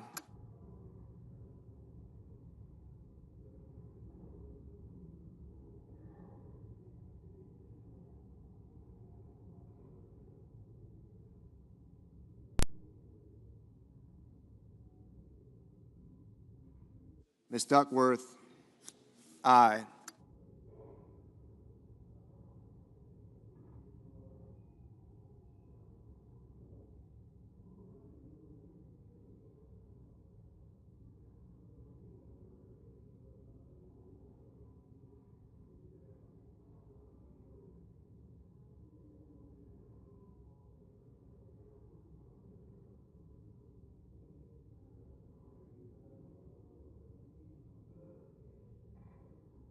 Ms. Klobuchar? Ms. Klobuchar? Aye. Mr. Van Hollen? Mr. Van Hollen? Aye. Mr. Justice? Mr. Justice? No. Mrs. Shaheen? Aye. Mr. Tuberville? No. Mr. Sheehy? No.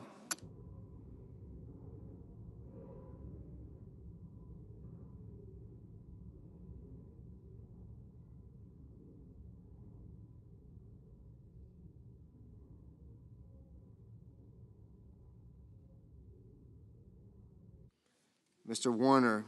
Mr. Warner? Aye.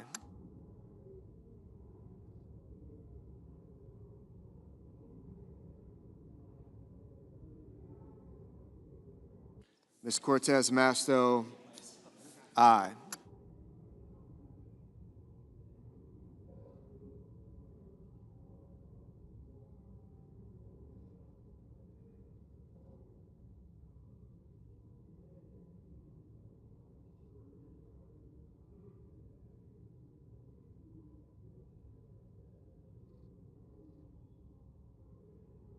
Mr. Ossoff? Mr. Ossoff? Aye. Mr. Thune? No.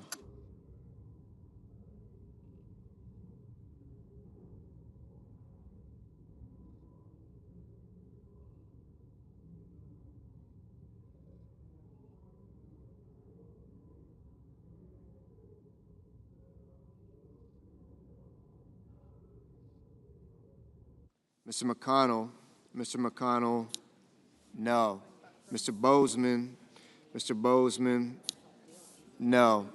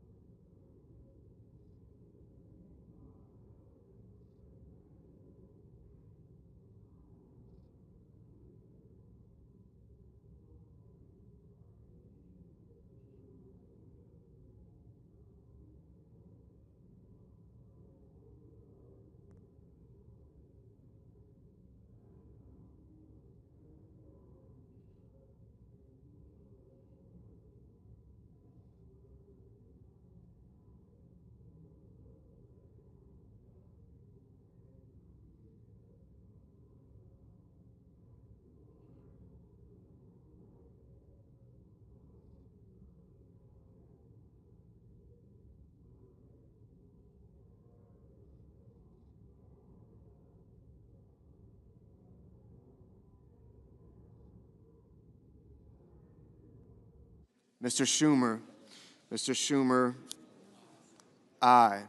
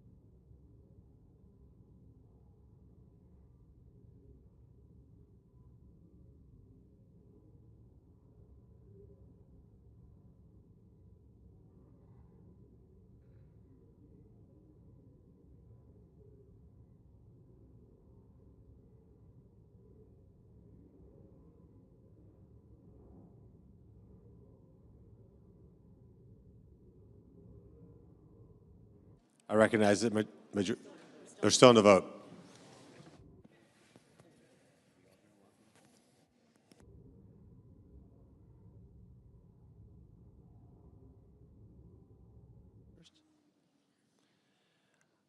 On the vote, the yeas are 47, the nays are 53. 3/5 of the senators duly chosen and sworn not having voted in the affirmative.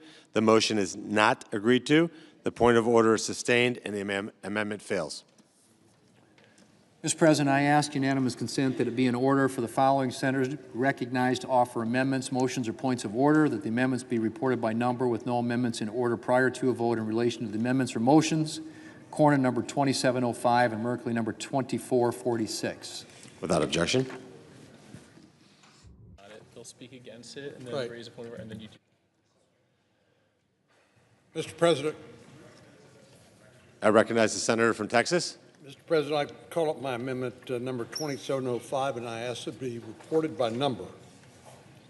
The clerk will report.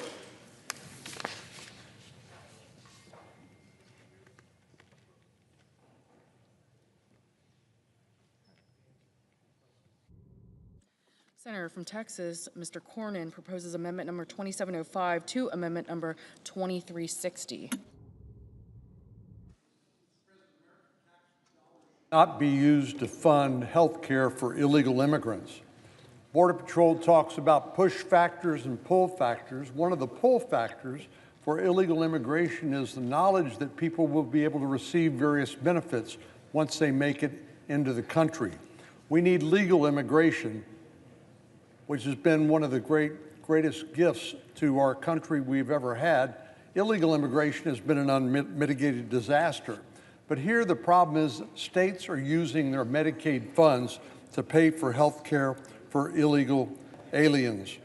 We don't want to, for the safeguard for our citizens, our seniors and most vulnerable individuals to be dissipated on behalf of people who should not be here in the United States in the first place.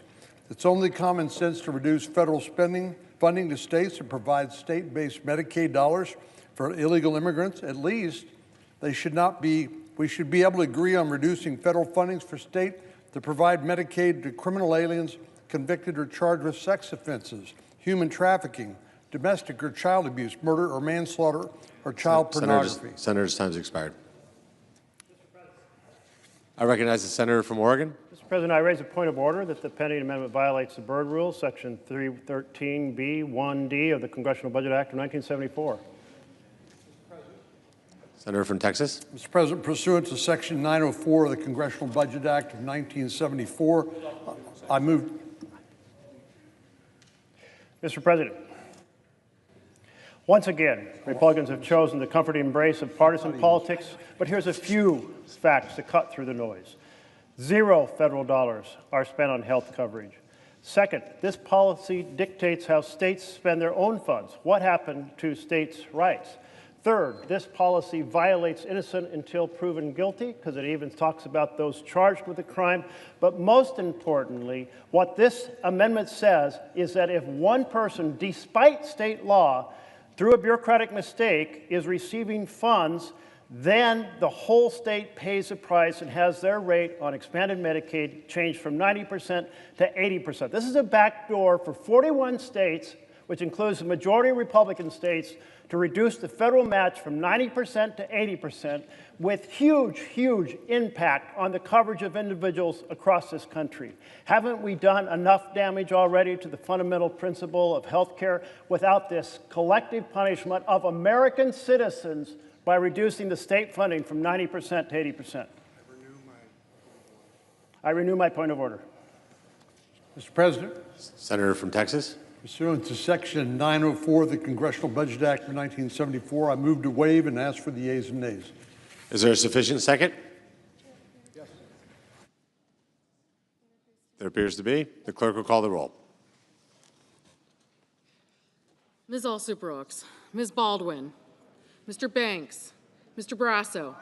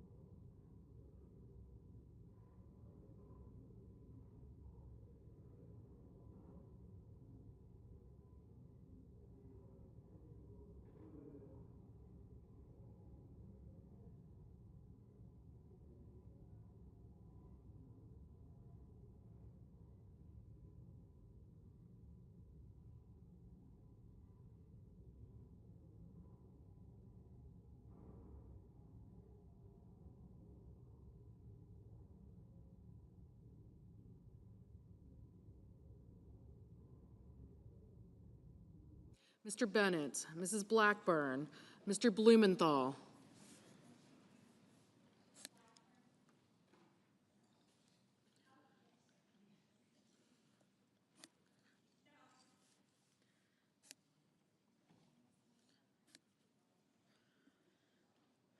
Ms. Blunt Rochester, Mr. Booker, Mr. Bozeman, Mrs. Britt, Mr. Budd,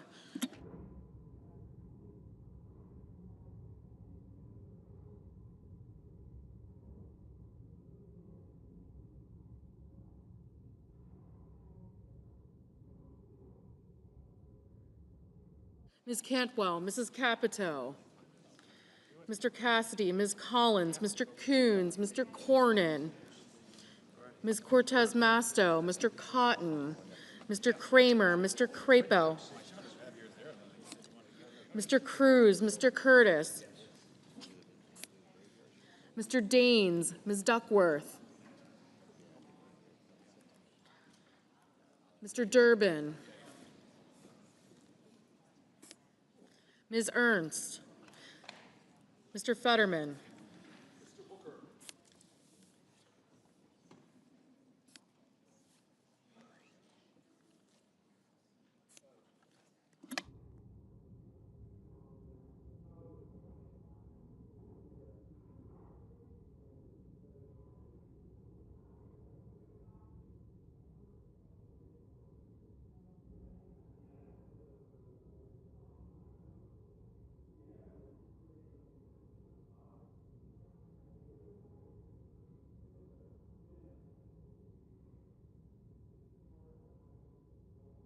Mr. Fetterman, Mrs. Fisher, Mr. Gallego, Mrs. Gillibrand, Mr. Graham, Mr. Grassley, Mr. Haggerty,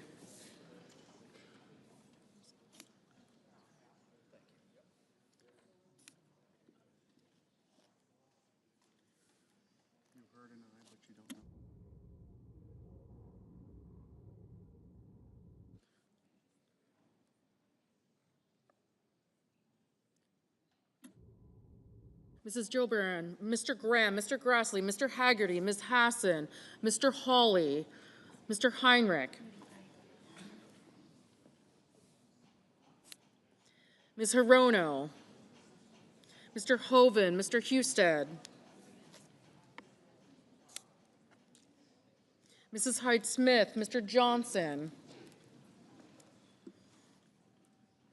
Mr. Justice, Mr. Kane, Mr. Kelly, Mr. Kennedy, Mr. Kim, Mr. King, Ms. Klobuchar, Mr. Langford, Mr. Lee, Mr. Lujan, Ms. Lummis, Mr. Markey, Mr. Marshall, Mr. McConnell, Mr. McCormick, Mr. Merkley, Mrs. Moody, Mr. Moran, Mr. Marino, Mr. Mullen, Ms. Murkowski, Mr. Murphy, Mrs. Murray, Mr. Ossoff, Mr. Padilla, Mr. Paul, Mr. Peters, Mr. Reed, Mr. Ricketts, Mr. Risch, Ms. Rosen, Mr. Rounds, Mr. Sanders, Mr. Schatz, Mr. Schiff, Mr. Schmidt, Mr. Schumer, Mr. Scott of Florida, Mr. Scott of South Carolina, Mrs. Shaheen, Mr. Sheehy, Ms. Slotkin, Ms. Smith, Mr. Sullivan, Mr. Thune, Mr. Tillis, Mr. Tuberville, Mr. Van Hollen, Mr. Warner, Mr. Warnock, Ms. Warren, Mr. Welch, Mr. Whitehouse, Mr. Wicker, Mr. Wyden, Mr. Young.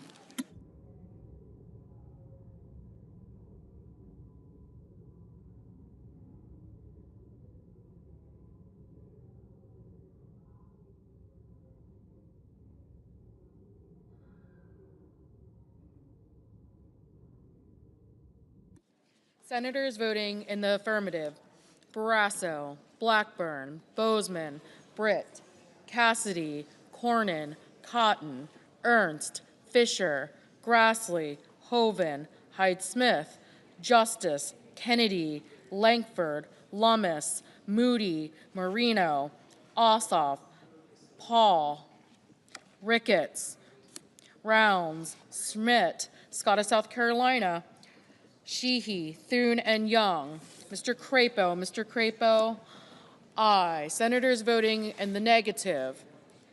Also Brooks, Blunt Rochester, Booker, Collins, Coons, Duckworth, Gallego, Heinrich, Hickenlooper, Hirono, Kane, Kim, Merkley, Murray, Padilla, Reed, Rosen, Schatz, Schiff, Schumer, Shaheen, Smith, Welch, and Whitehouse.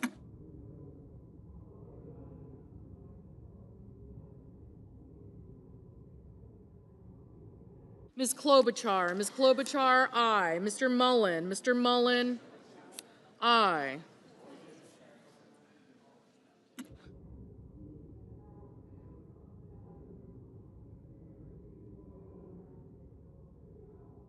Ms. Klobuchar, no.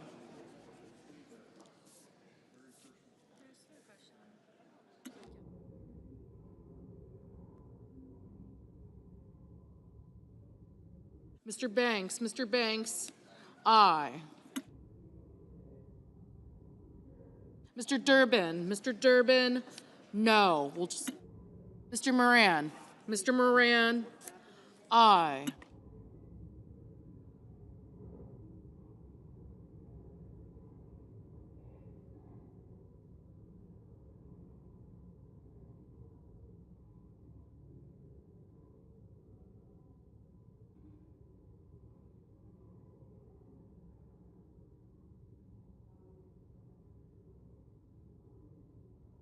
Mr. Kramer, aye. Mr. Sullivan, aye.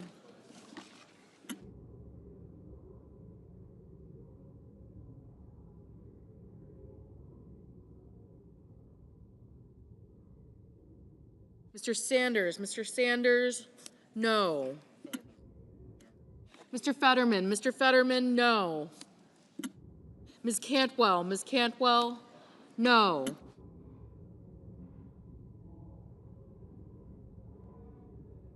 Mr. Wyden, no. Mr. Hawley, aye.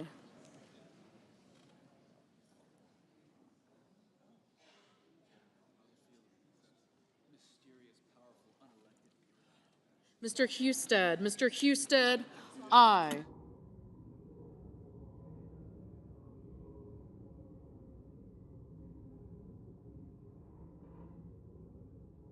Ms. Cortez Masto, aye. Mr. King, no. Mr. Murphy, no.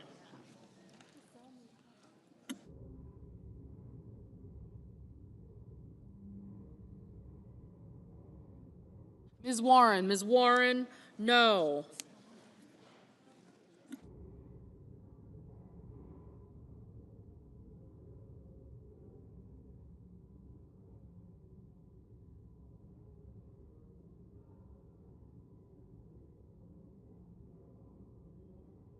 Mr. Marshall, aye.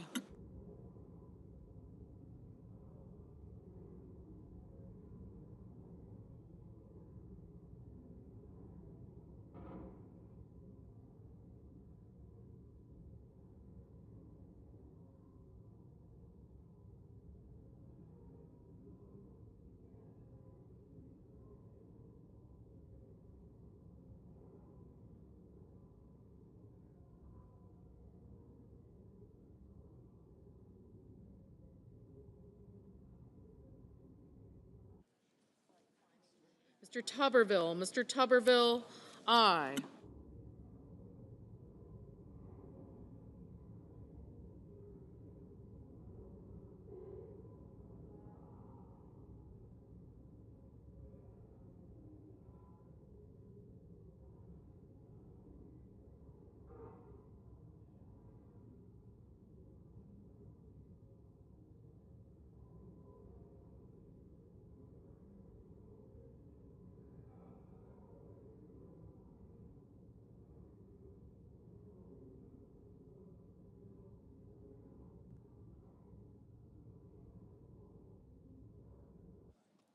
Mr. Blumenthal, Mr. Blumenthal, no.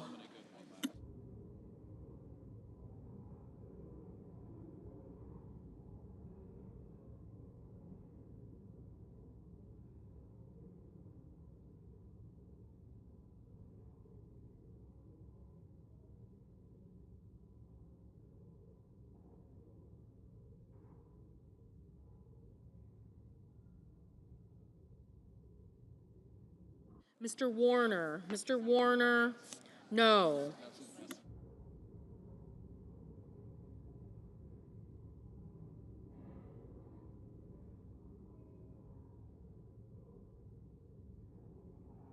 Mr. Lee, aye. Mr. Lujan, no. Mr. Van Hollen, no.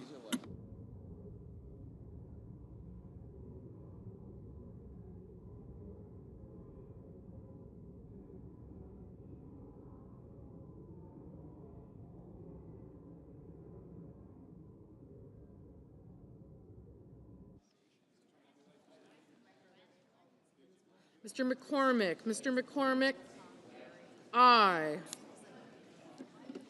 Mrs. Capito, aye. Mrs. Gillibrand, no.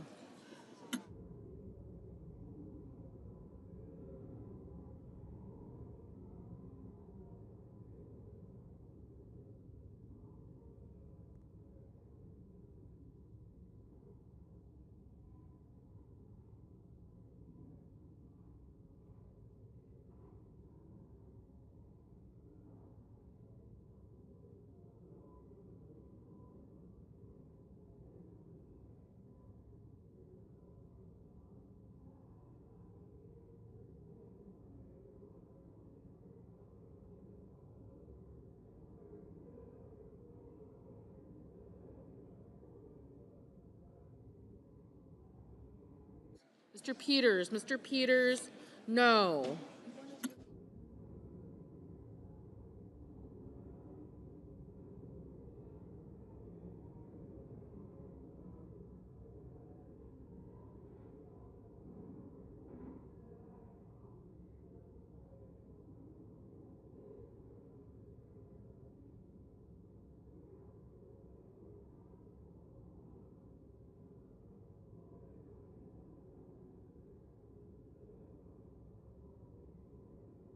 Mr. Johnson, aye.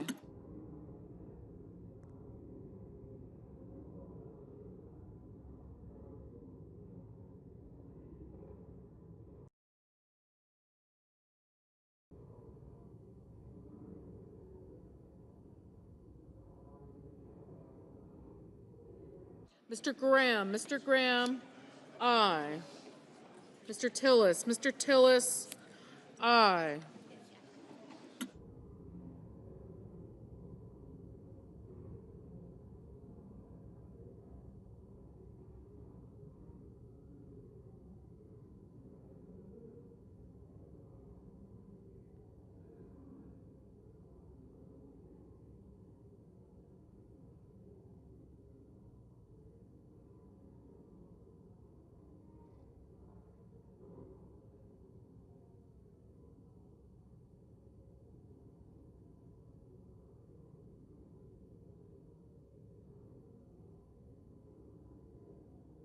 Ms. Baldwin, no.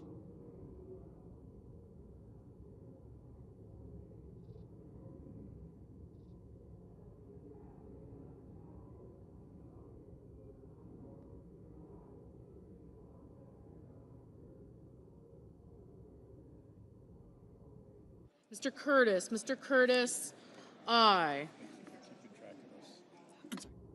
Ms. Murkowski, aye. Mr. Bennett, no. Mr. Haggerty, aye.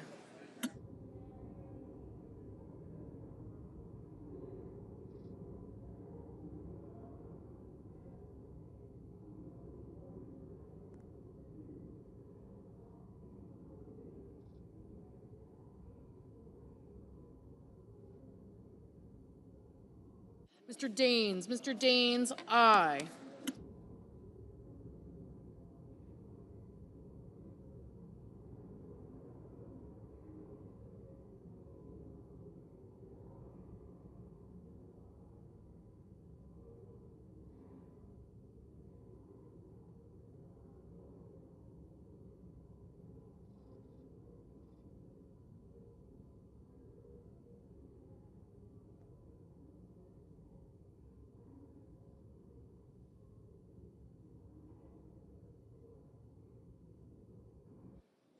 Mr. Markey. Mr. Markey, no.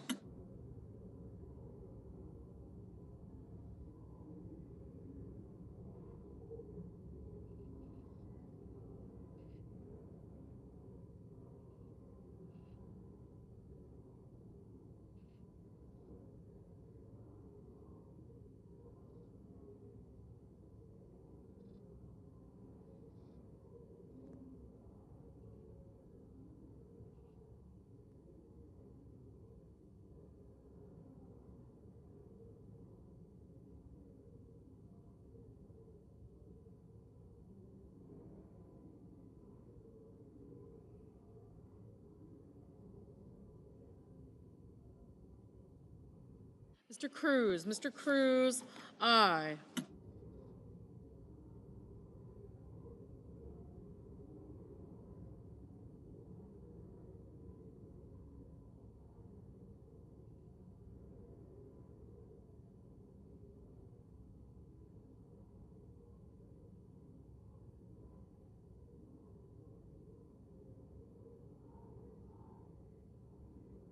Mr. Wicker. Mr. Wicker, aye. Mr. Scott. Mr. Scott of Florida, aye.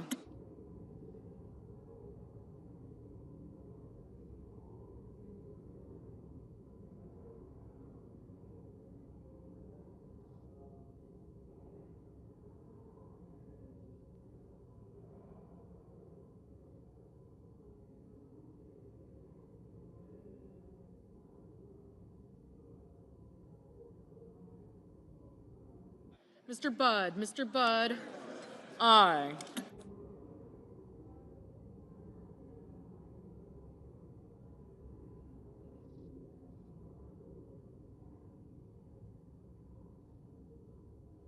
Mr. Kelly. Mr. Kelly, no.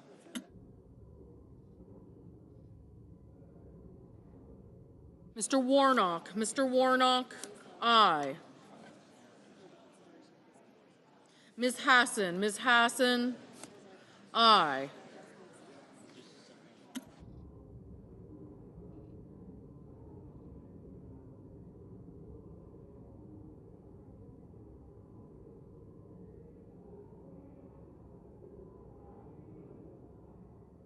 Mr. Risch. Mr. Risch, aye.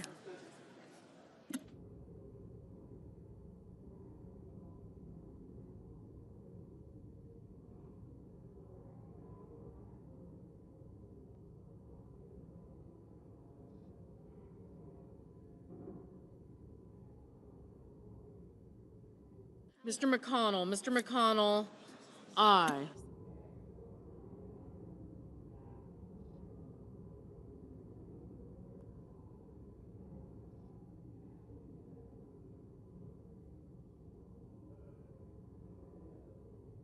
Ms. Slotkin. Ms. Slotkin, no.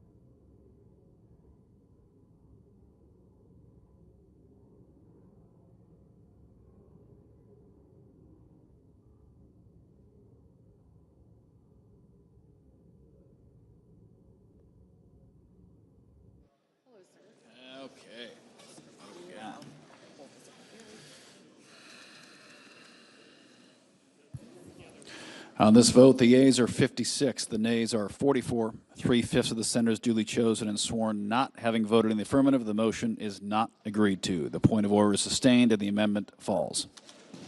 Thank you. Mr. President. Senator from Oregon. Mr. President, I call up my amendment number 2446 and ask that it be reported by number. The clerk will report. The senator from Oregon, Mr. Merkley, proposed an amendment number for himself and others, number 2446 to amendment number 2360. Mr. President, this amendment is about defending the integrity of our legislative process. Every now and then, a new strategy creates either the appearance of conflict of interest or a real conflict of interest. And that is the case with elected officials promoting or selling crypto coins in which they have a personal financial stake. The coins cost little to make, so the buyers know they're enriching. Order on the floor, please.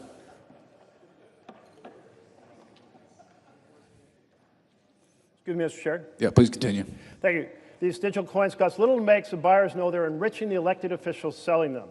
Some people believe, therefore, that perhaps they can influence government policy by buying these coins, enriching individuals who serve in government and therefore change policy. In fact, a buyer of $2 million of meme coins announced that he bought the coins to get favorable consideration of a change in freight policy.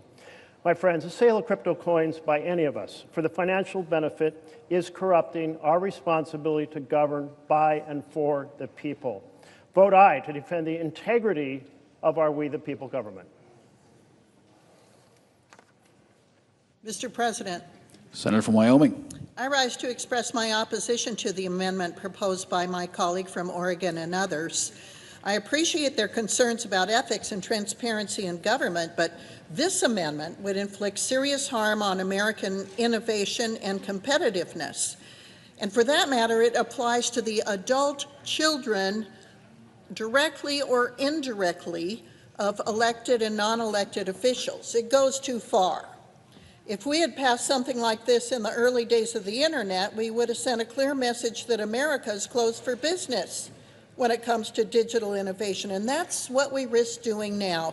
That's the last thing we want to be doing.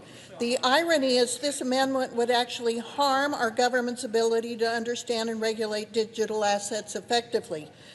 If we're serious about ethics in financial products, let's focus on real solutions and all financial products, not just digital. I urge my colleagues to reject this amendment. I raise a point of order that the pending amendment violates the Byrd Rule. Section 313B1D of the Congressional Budget Act of 1974. Mr. President, pursuant to Section 904 of the Congressional Budget Act of 1974, I move to waive Section 313 of that act for the purpose of the pending amendment. I nays. Is there a sufficient second? There appears to be. Clerk will call the roll. Ms. Alsobrooks, Ms. Baldwin, Mr. Banks.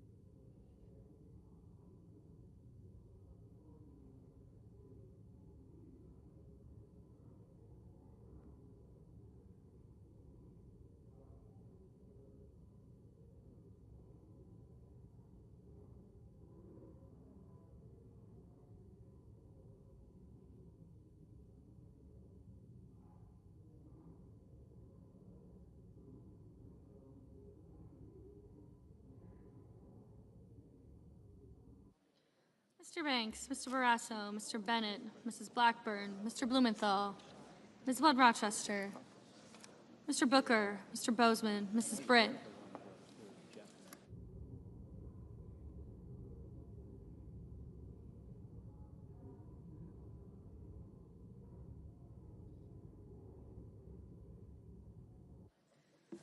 Mr. Budd, Ms. Cantwell, Mrs. Capito, Mr. Cassidy, Ms. Collins, Mr. Coons, Mr. Cornyn.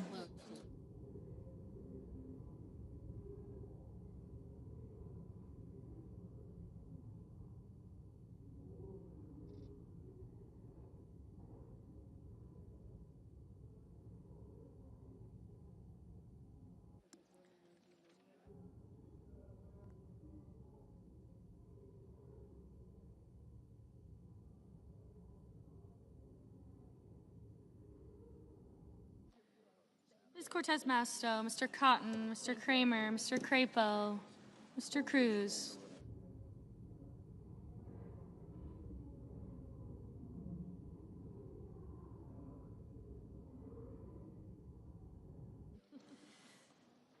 Mr. Curtis, Mr. Daines.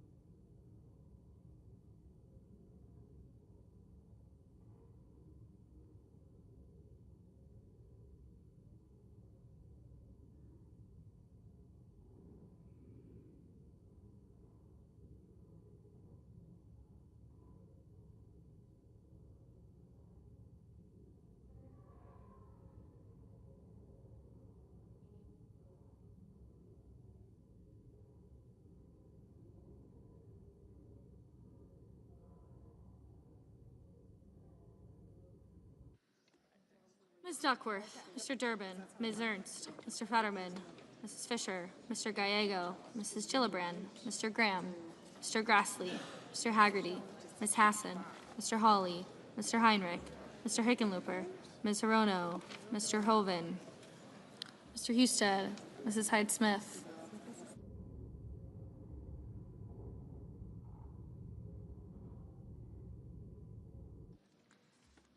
Mr. Johnson, Mr. Justice, Mr. Kane, Mr. Kelly, Mr. Kennedy, Mr. Kim, Mr. King, Ms. Klobuchar, Mr. Langford, Mr. Lee, Mr. Lujan, Ms. Lummis, Mr. Markey, Mr. Marshall, Mr. McConnell, Mr. McCormick, Mr. Merkley, Mrs. Moody, Mr. Moran, Mr. Marino, Mr. Mullen, Ms. Murkowski, Mr. Murphy, Mrs. Murray, Mr. Ossoff, Mr. Padilla, Mr. Paul, Mr. Peters, Mr. Reed, Mr. Ricketts, Mr. Risch, Ms. Rosen, Mr. Rounds, Mr. Sanders, Mr. Schatz, Mr. Schiff, Mr. Schmidt, Mr. Schumer, Mr. Scott of Florida, Mr. Scott of South Carolina.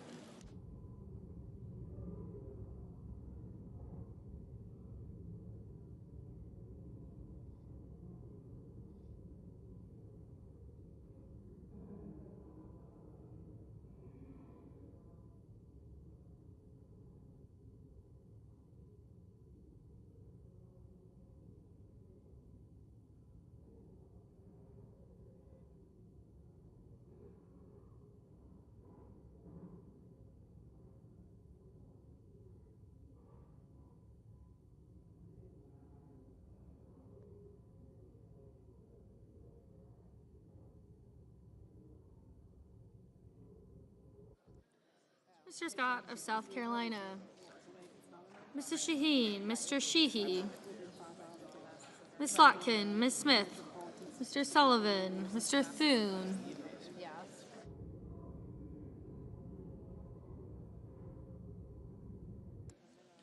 Mr. Tillis.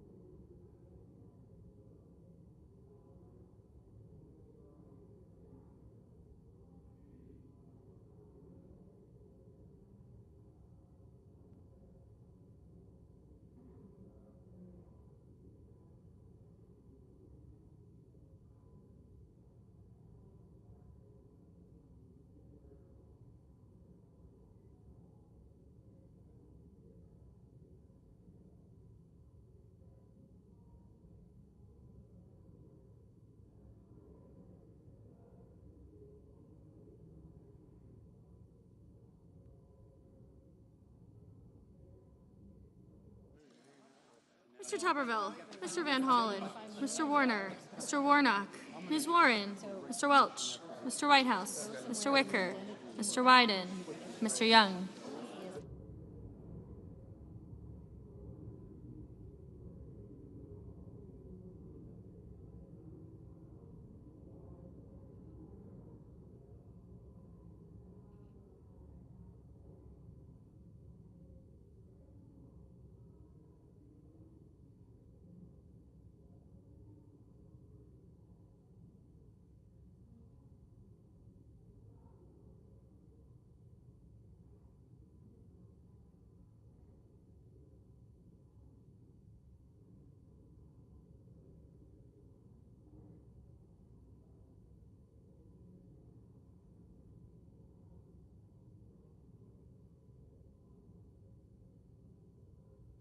Senators voting in the affirmative: Alsobrooks, Baldwin, Bennett, Blumenthal, Blunt Rochester, Booker, Cantwell, Duckworth, Durbin, Fetterman, Gallego, Gillibrand, Hassan, Heinrich, Hirono, Kane, Kelly, Kim, Klobuchar, Lujan, Markey, Merkley, Murphy, Murray, Ossoff, Padilla, Peters, Reed, Rosen, Sanders, Schatz, Schiff, Slotkin, Smith, Van Hollen, Warner, Warren, Welch, Whitehouse, and Wyden.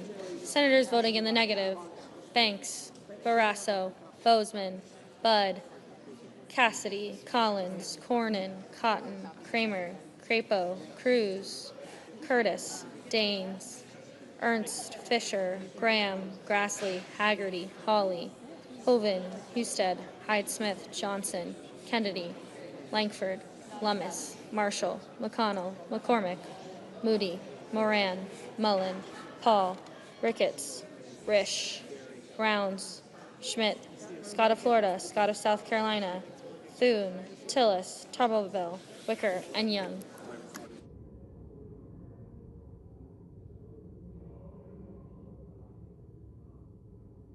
Ms. Cortez Masto, Ms. Cortez Masto, aye.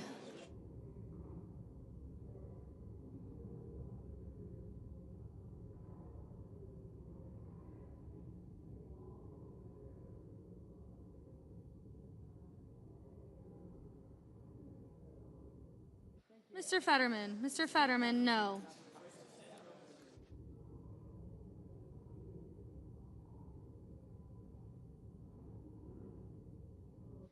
Ms. Murkowski, no.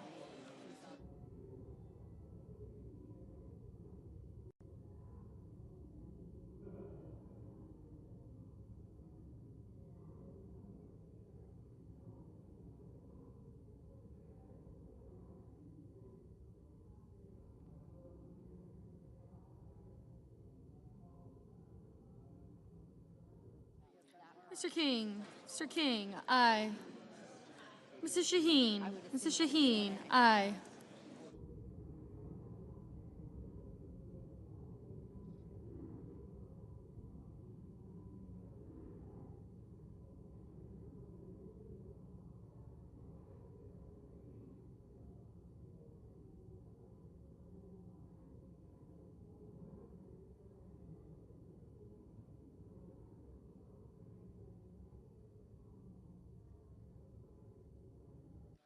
Britt. Mrs. Britt, no.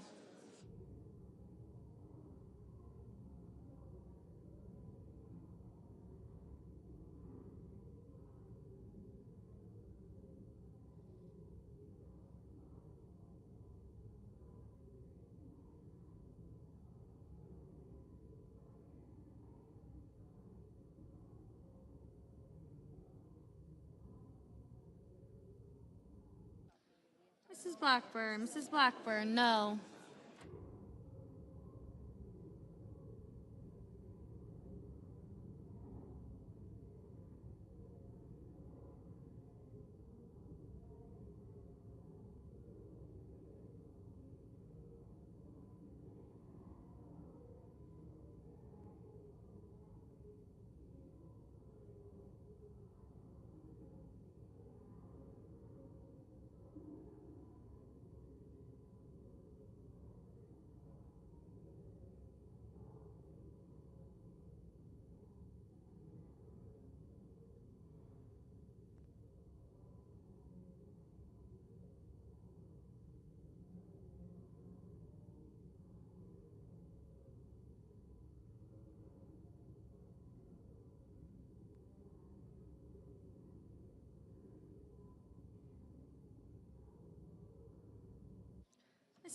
Mr. Lee, no.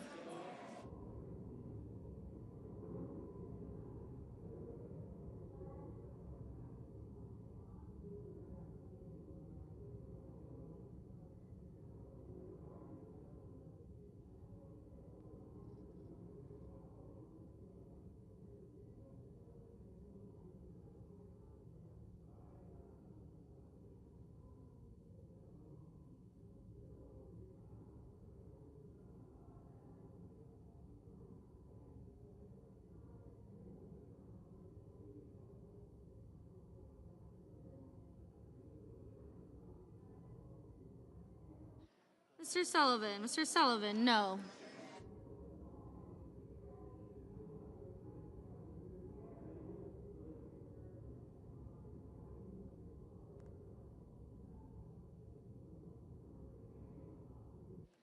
Mr.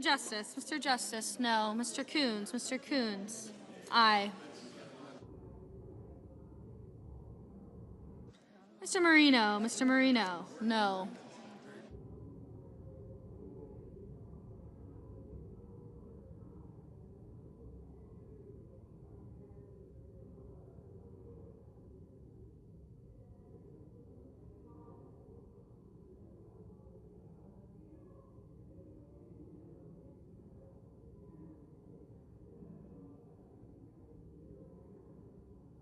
Mrs. Gillibrand,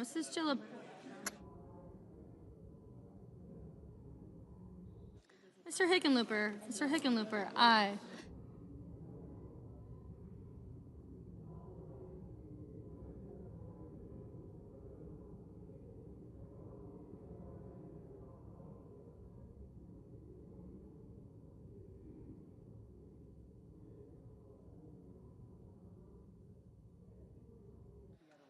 Mr. Fetterman, aye.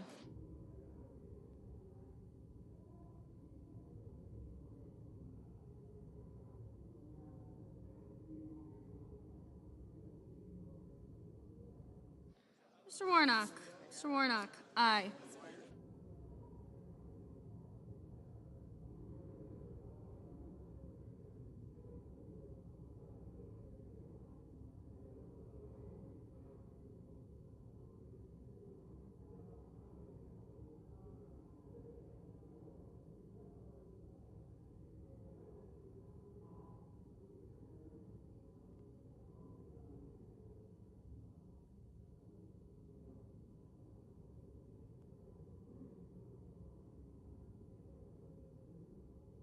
Mr. Sheehy, no.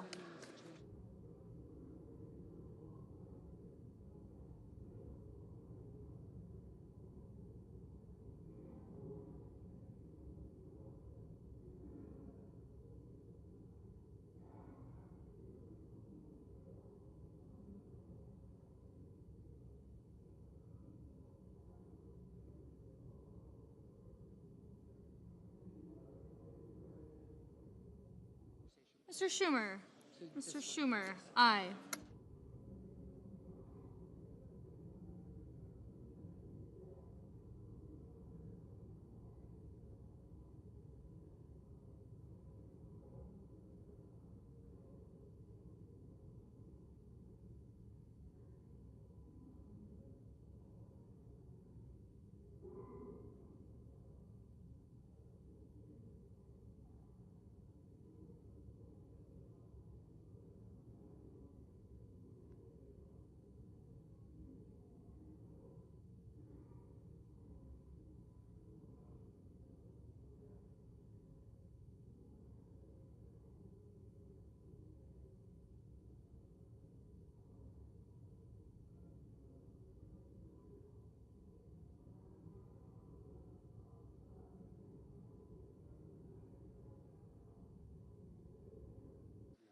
Mrs. Capito. Mrs. Capito, no.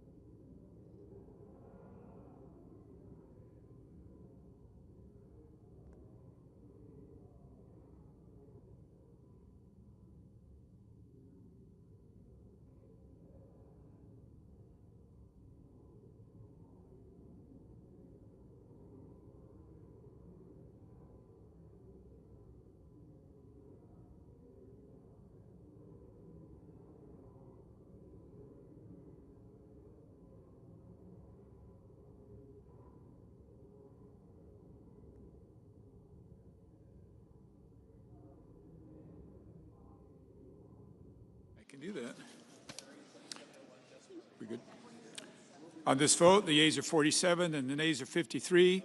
3/5 of the senators duly chosen and sworn in not having voted in the affirmative, the motion is not agreed to. The point of order is sustained and the amendment fails. Mr. President, I ask unanimous consent that it be in order for the following senators to be recognized to offer amendments, motions, or points of order, that the amendments be reported by number with no amendments in order prior to a vote in relation to the amendments or motions. Murray, number 2771. Without objection. Mr. President. The senator from Washington. Mr. President, I call up my amendment number 2771, ask that it be reported by number. The clerk will report. The senator from Washington, Mrs. Murray, proposes an amendment number 2771 to amendment number 2360. Mr. President. Senator from Washington. Mr. President, my amendment is about a really important issue that has not gotten near enough attention for how devastating it will be for women in our country. Republicans' bill will cut millions of women off from birth control, cancer screenings, essential preventive health care that they will not be able to afford anywhere else.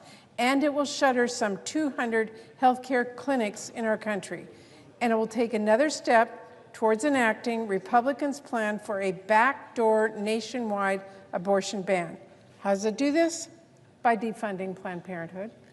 This is a long-sought goal of anti-choice extremists. No surprise, it is overwhelmingly unpopular with the American people. But Republicans are bent on ripping away any access to abortion care and happy to cut off this life-saving care.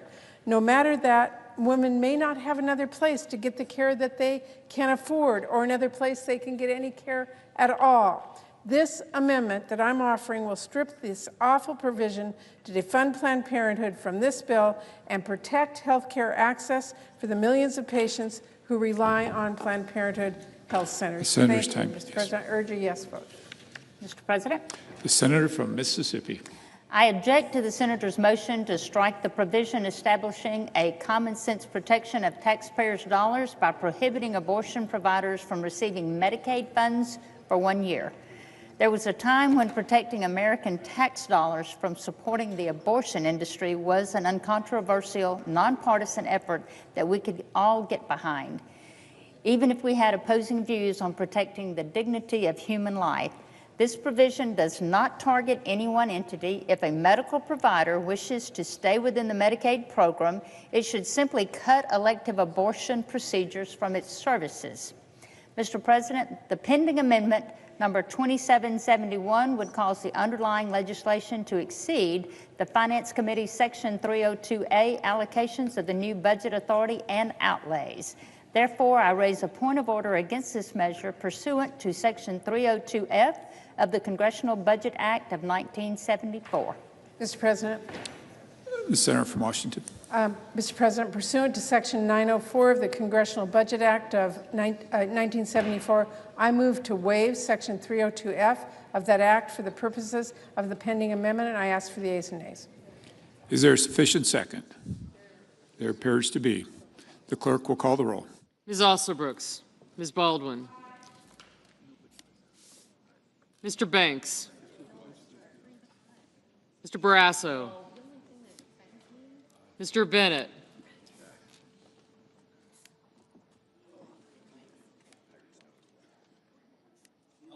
thank you. Thank you. Thank you. Thank you. I got him.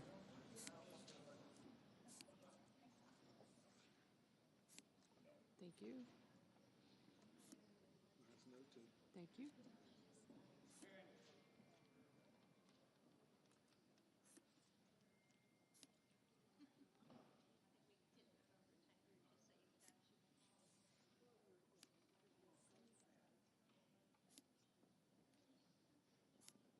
Thank you.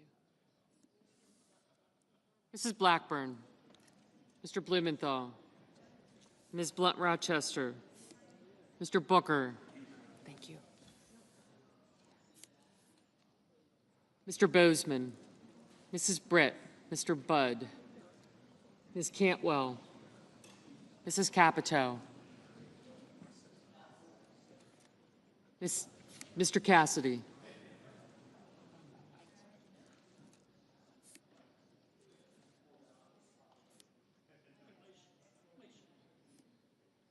Ms. Collins. Mr. Coons. Thank you. Mr. Cornyn. Ms. Cortez Masto. Mr. Cotton. Mr. Kramer.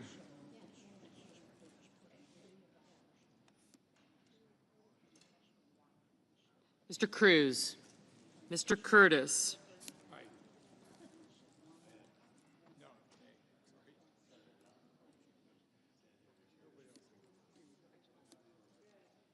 Mr. Daines, Ms. Duckworth, Mr. Durbin, Ms. Ernst, Mr. Fetterman, Mrs. Fisher, Mr. Gallego, Mrs. Gillibrand, Mr. Graham, Mr. Grassley, Mr. Haggerty, Ms. Hassan, Mr. Hawley, Mr. Heinrich, Mr. Hickenlooper, Ms. Hirono, Mr. Hoven, Mr. Husted, Mrs. Hyde-Smith, Mr. Johnson, Mr. Justice,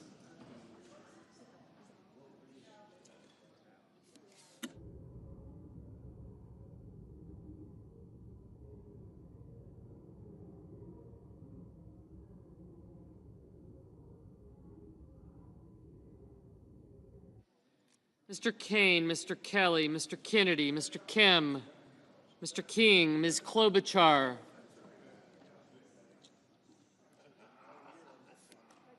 got you, Mr. Langford,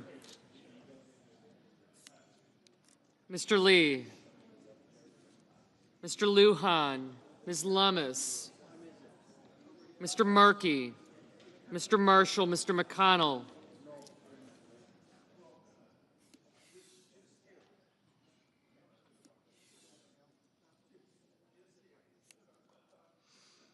Mr. McCormick, Mr. Merkley, I did, Mrs. Moody, Mr. Moran, Mr. Marino, Mr. Mullen, Ms. Burkowski, Mr. Murphy, Mrs. Murray, Mr. Ossoff, Mr. Padilla, Mr. Paul, Mr. Peters, Mr. Reed, Mr. Ricketts, Mr. Risch, thank you. Ms. Rosen, Mr. Rounds, Mr. Sanders, Mr. Schatz, Mr. Schiff,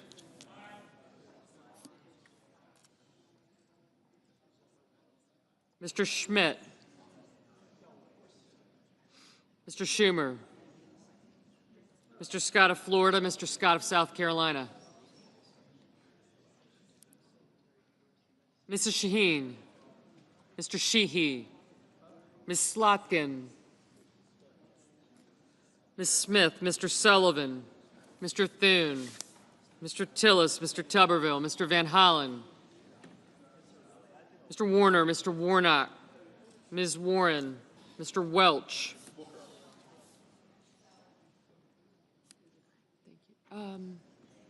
Senator Black.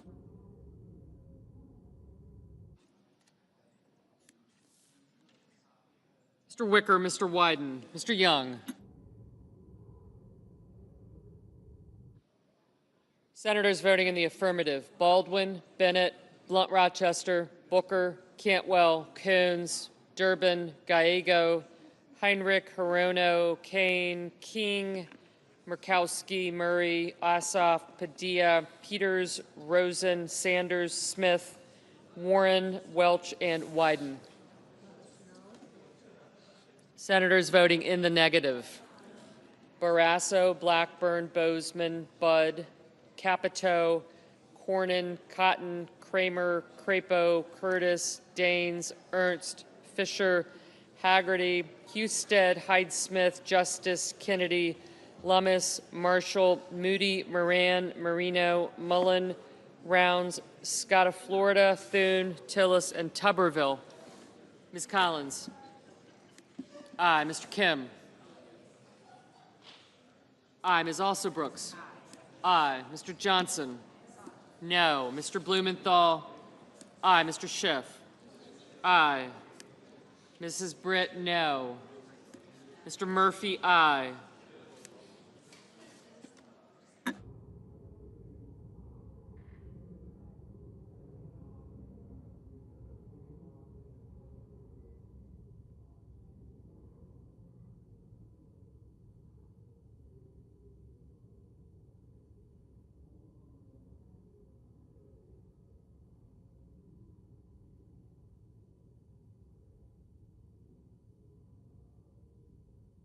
Mr. Schmidt, no. Mr. Wicker, no.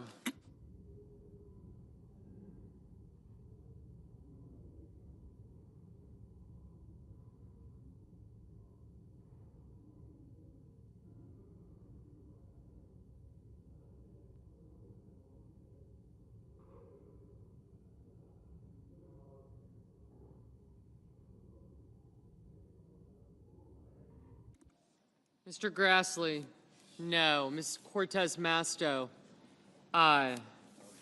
Mr. Fetterman, aye. Mr. Hickenlooper, aye.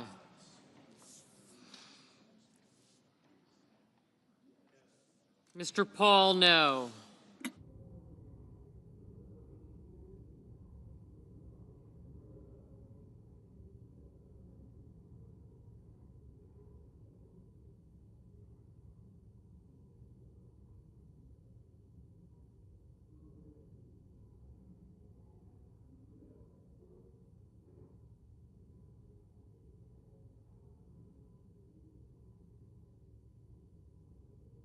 Mr. Merkley, aye.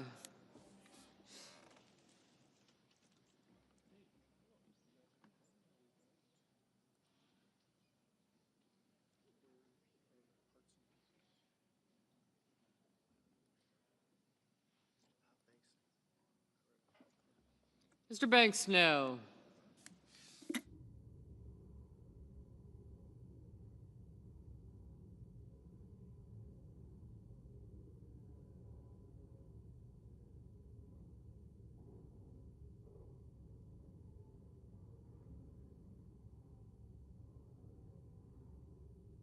Ms. Hassan, aye.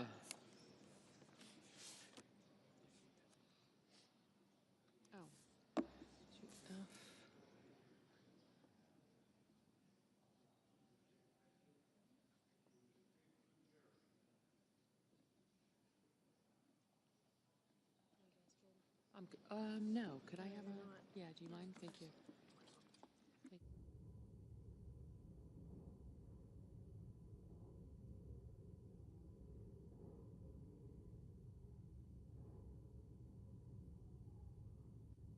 Ms. Slotkin, aye.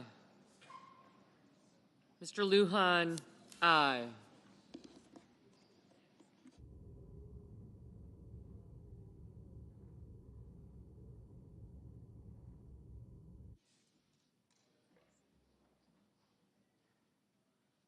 Mr. Reed, aye.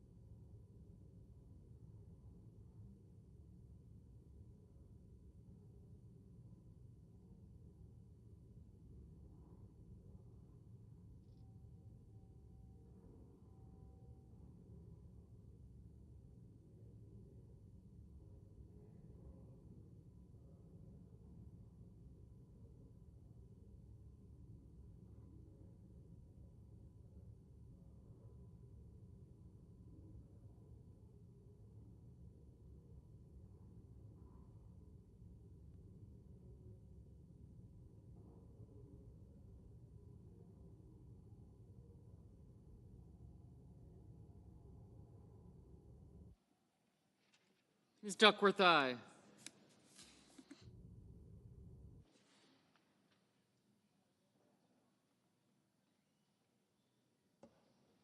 Mr. Markey, aye.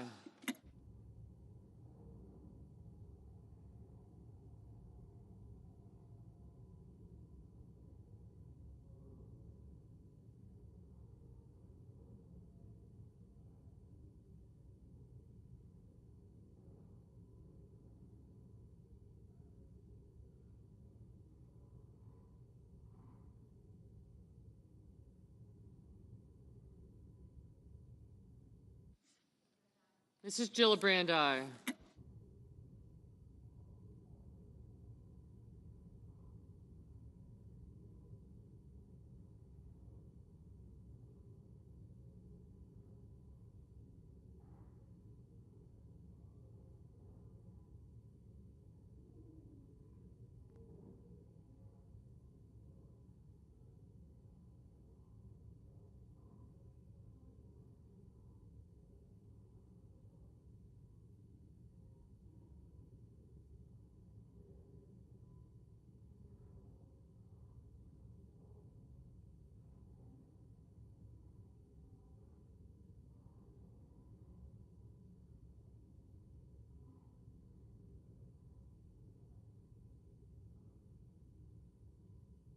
Mr. Hawley, no.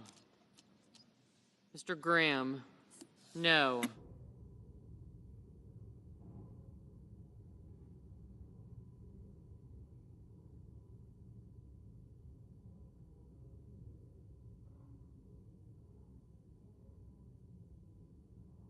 Mr. Risch, aye. Mr. Risch, no.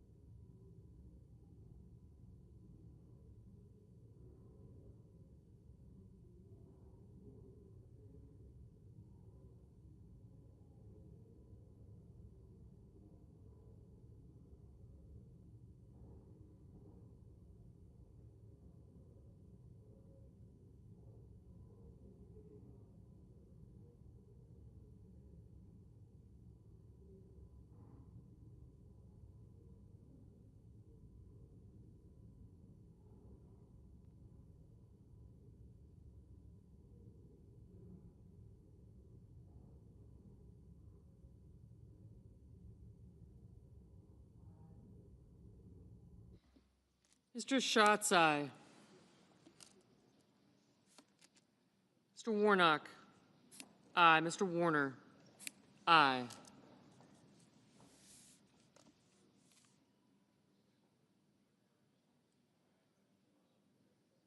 Mr. Cruz, no.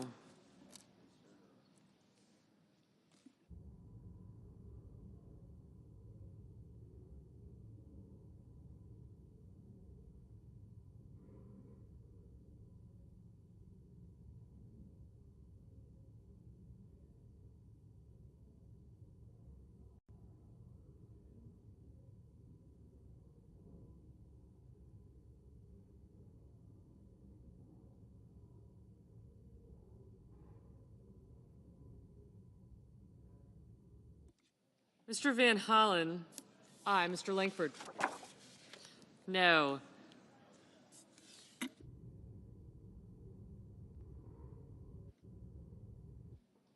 Mr. Cassidy, no.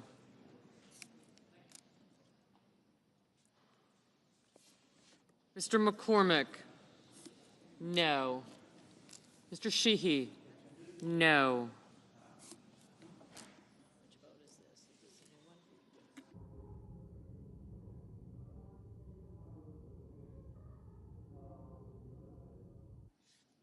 Mr. Lee, no.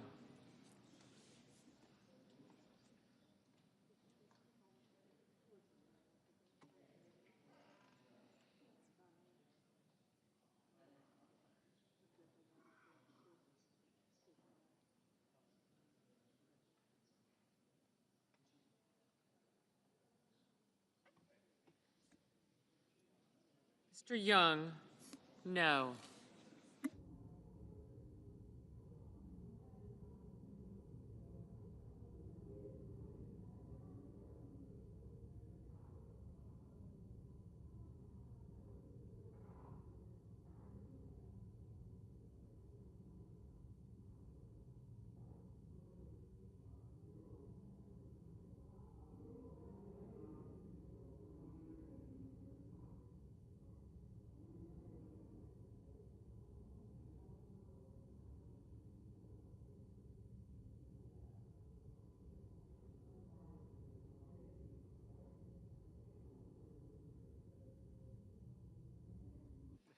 Mrs. Shaheen, aye.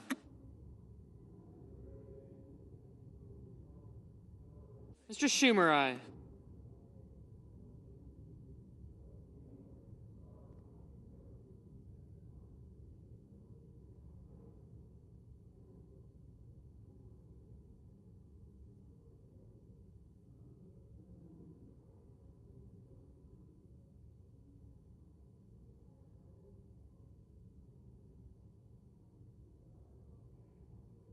Mr. McConnell, no.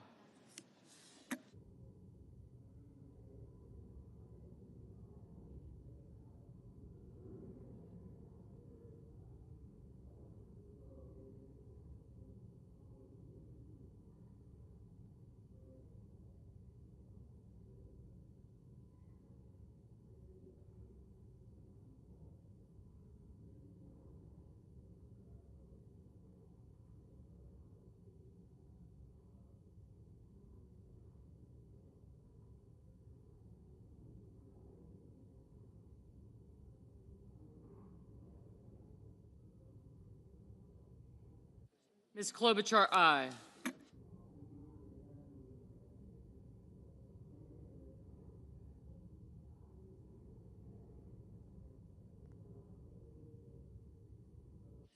Mr. Scott of South Carolina, no.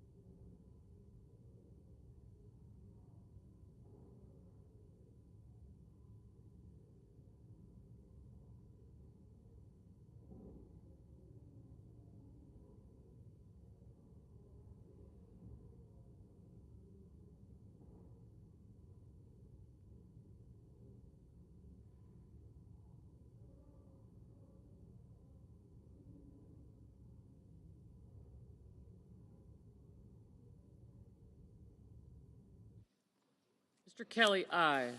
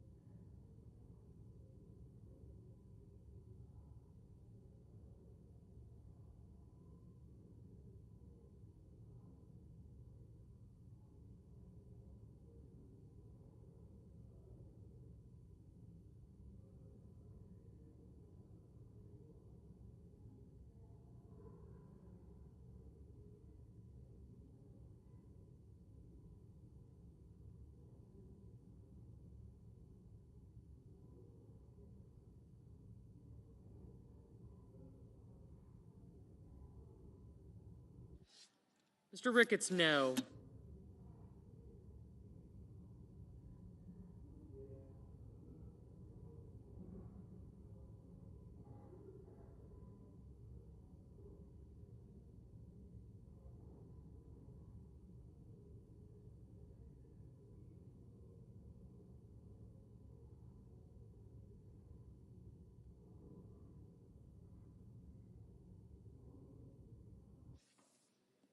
Mr. Sullivan, no.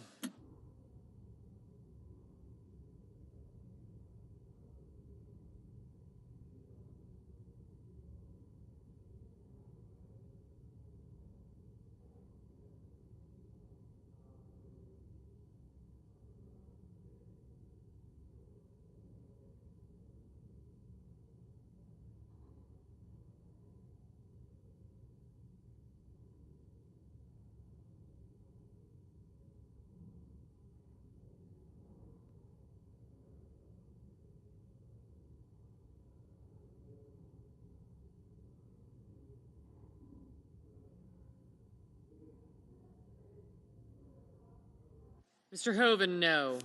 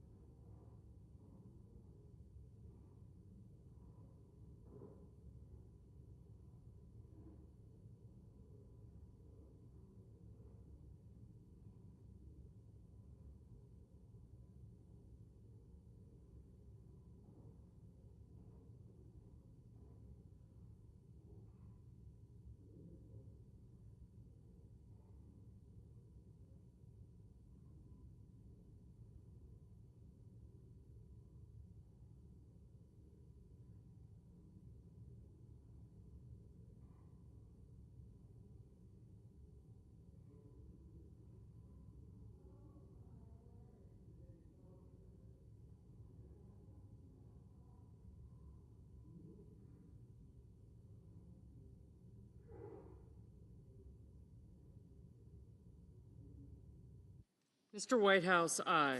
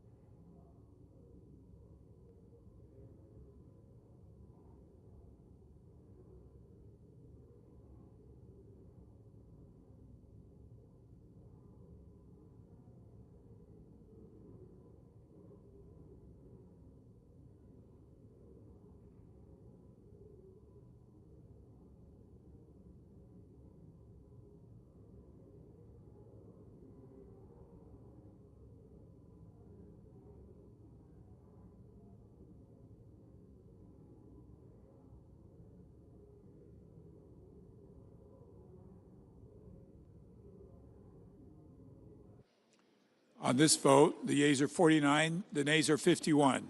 3/5 of the senators duly chosen and sworn not having voted in the affirmative, the motion is not agreed to. The point of order is sustained and the amendment fails. Mr. President, I ask unanimous consent that it be in order for the following senators to be recognized to offer amendments, motions, or points of order, that the amendments be reported by number with no amendments in order prior to a vote in relation to the amendments or motions. Blackburn, number 2401. Is there an objection? Without objection. Mr. President, I call up my amendment. Senator from Tennessee. I call up my amendment number 2401 and ask that it be reported by number. The clerk will report. The senator from Tennessee, Mrs. Blackburn, proposes an amendment number 2401 to amendment number 2360. Mr. President, I ask unanimous consent for 2 minutes of debate, equally divided. Without objection. Thank you, Mr. President. Millions of vulnerable Americans, including the disabled, elderly, and low-income children, depend on Medicaid for vital health care services. But waste, fraud, and abuse are pushing this program to the point of insolvency.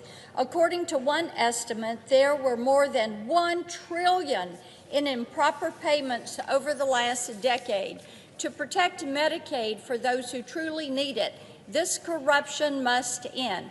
including by removing the 1.4 million illegal aliens who are currently exploiting the program. My amendment would close a loophole that allows illegal aliens to receive Medicaid coverage for up to 90 days by blocking federal taxpayer dollars from funding benefits for prospective beneficiaries until their citizenship or lawful presence is verified. I urge a yes vote on this amendment, and I ask for the yeas and nays. Is there a sufficient second? There appears to be. The yeas and nays are ordered. The senator from Oregon. Mr. President, the Blackburn Amendment penalizes innocent people who are eligible for Medicaid coverage and are waiting to cut through a thicket of red tape and get health care. This can go on for months and months and defies basic fairness and common sense. The parliamentarian has already ruled that the federal government, if it does this, it would be coercive and not acceptable under the reconciliation rules. This is a distraction from Republican attempts to decimate the Medicaid benefit, and I therefore raise a point of order that the pending amendment violates the Byrd Rule, Section 313B1D of the Congressional Budget Act of 1974, and I ask for the yeas and nays. Mr. President, pursuant to Section 904 of the Congressional Budget Act of 1974, I move to waive, and I ask for the yeas and nays. Is there sufficient second? There appears to be. The question is on the motion to waive. Ms. Asa Brooks, Ms. Baldwin,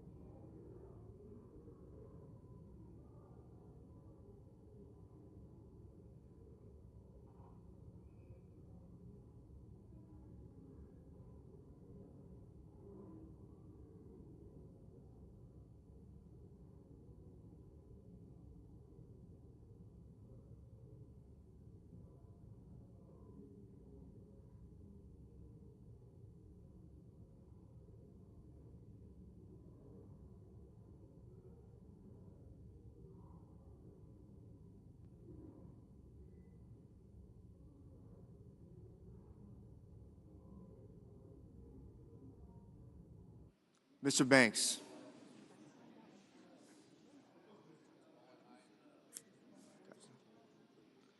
Mr. Barrasso,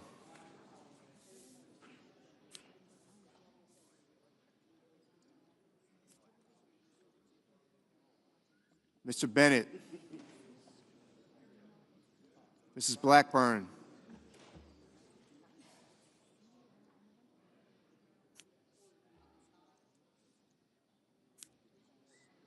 Mr. Blumenthal,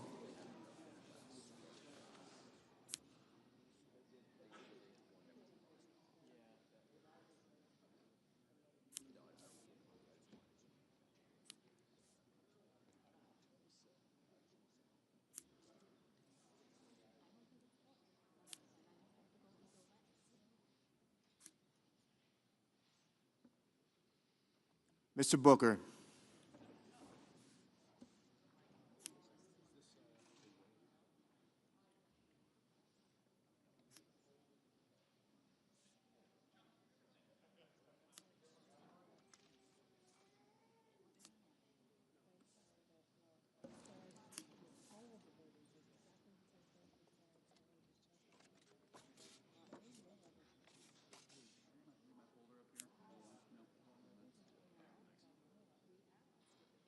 Mr. Bozeman,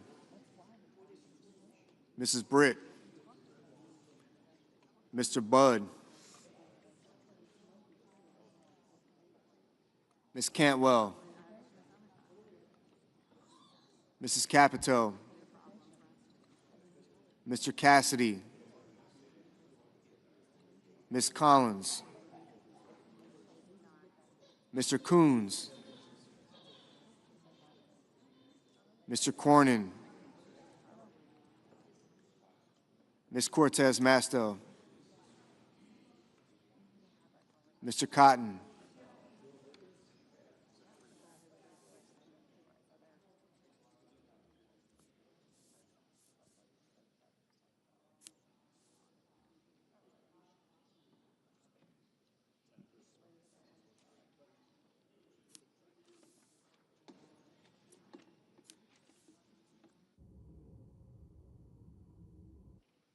Mr. Kramer, Mr. Crapo,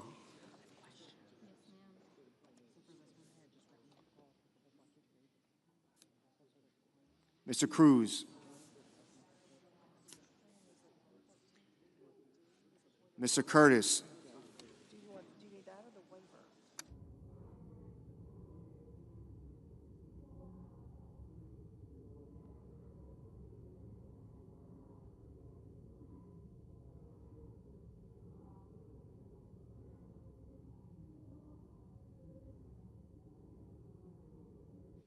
Mr. Daines, Ms. Duckworth, Mr. Durbin, Ms. Ernst,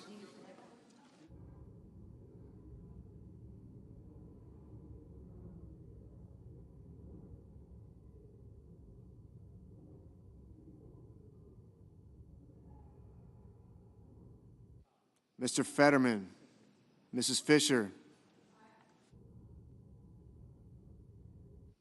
Mr. Gallego, Mrs. Gillibrand, Mr. Graham,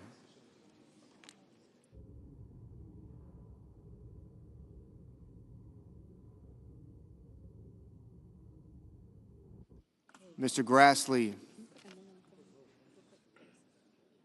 Mr. Haggerty,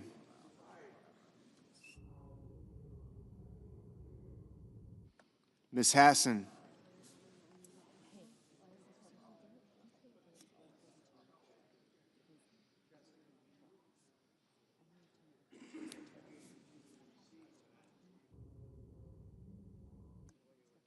Mr. Heinrich, Mr. Hickenlooper, Ms. Hirono,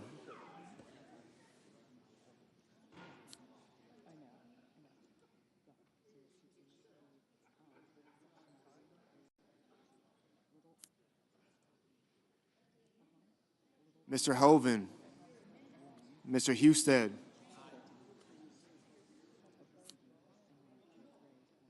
Mrs. Hyde-Smith, Mr. Johnson, Mr. Justice,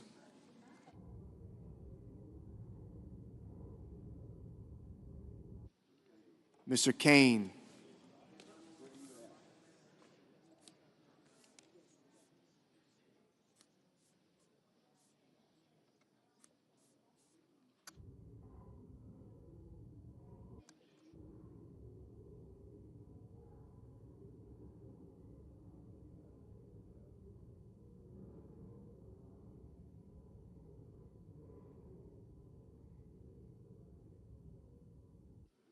Mr. Kelly, Mr. Kennedy, Mr. Kim,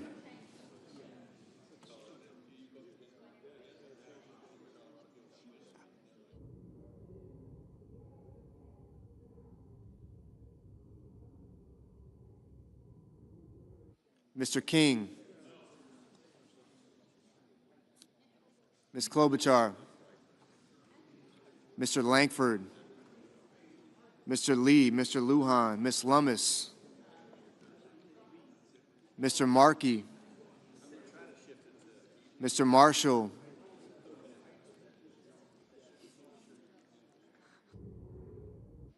Mr. McConnell, Mr. McCormick, Mr. Merkley, Mrs. Moody, Mr. Moran, Mr. Moreno, Mr. Mullen, Ms. Murkowski, Mr. Murphy, Mrs. Murray, Mr. Ossoff, Mr. Padilla, Mr. Paul, Mr. Peters, Mr. Reed, Mr. Ricketts, Mr. Risch,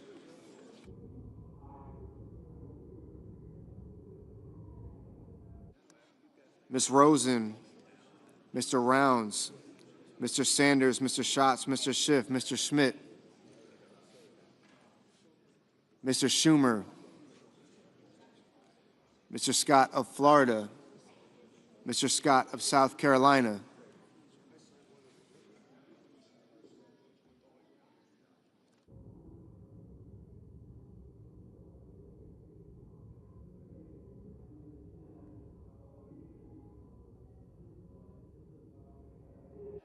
Mrs. Shaheen, Mr. Sheehy, Ms. Slotkin, Ms. Smith, Mr. Sullivan, Mr. Thune, Mr. Tillis, Mr. Tuberville,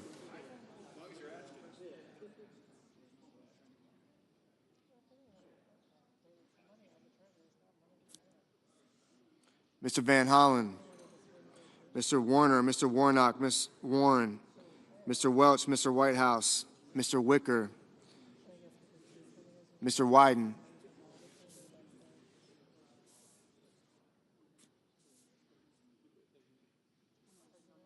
Mr. Young.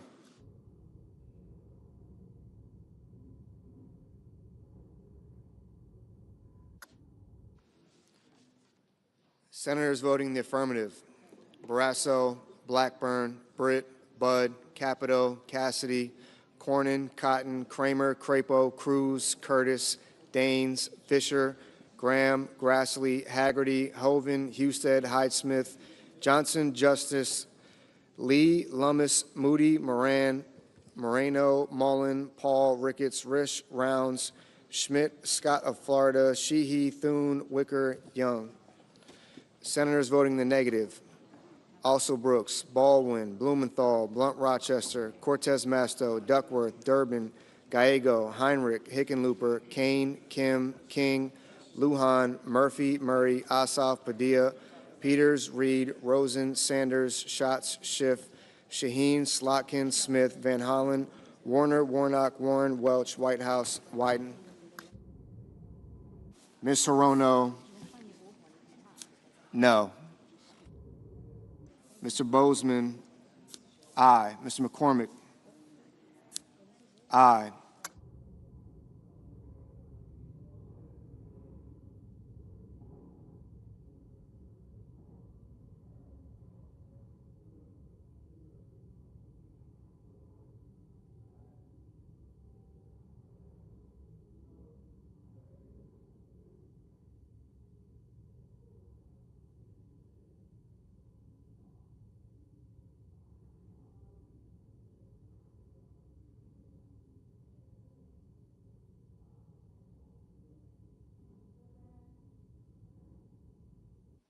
Mrs. Gillibrand, Mrs. Gillibrand, no.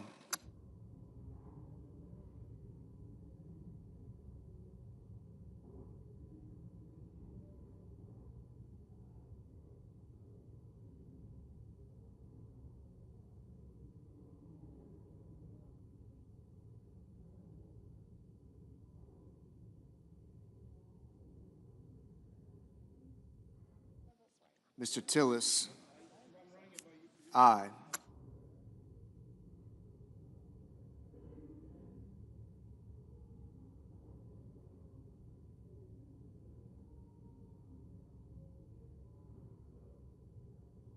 Mr. Bennett, no.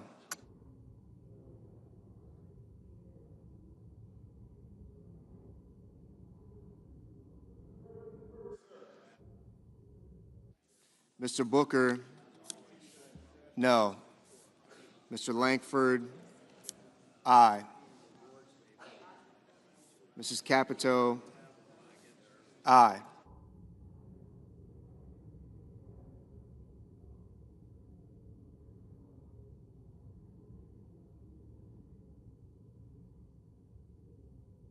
Ms. Klobuchar, no. Ms. Hassan, no.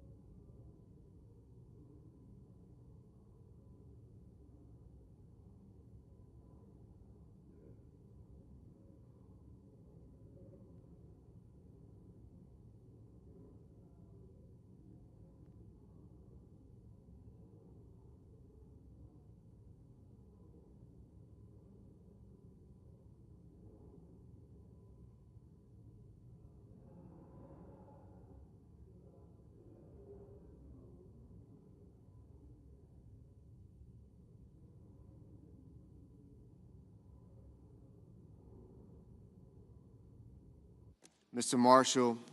Mr. Marshall, aye.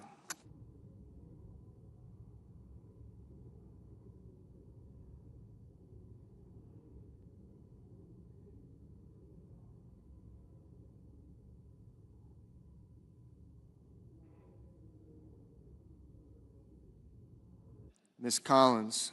Ms. Collins, aye. Mr. Markey. Mr. Markey, no.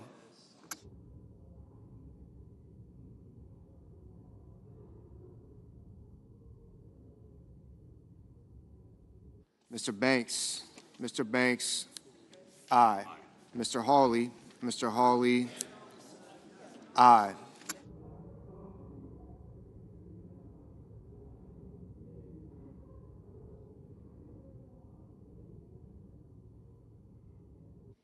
Mr. Merkley. Mr. Merkley, no.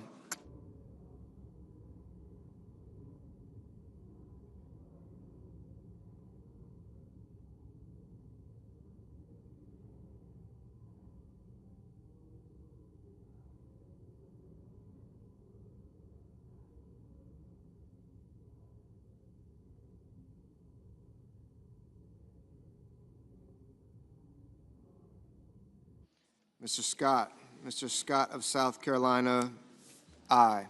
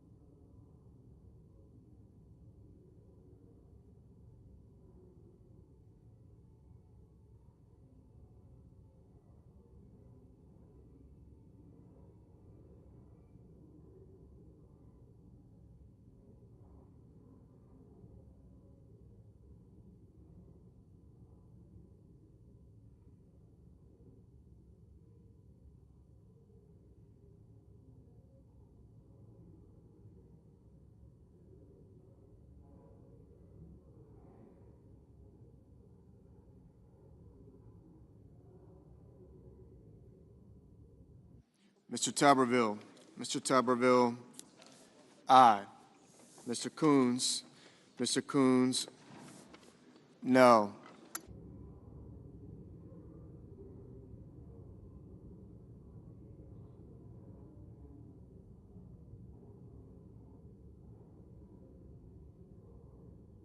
Mr. Fetterman.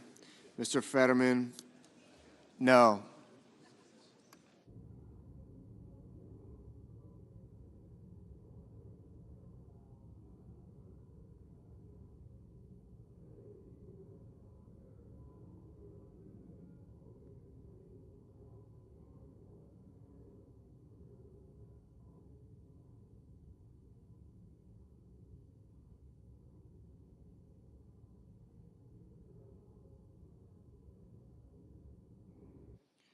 Mr. Sullivan.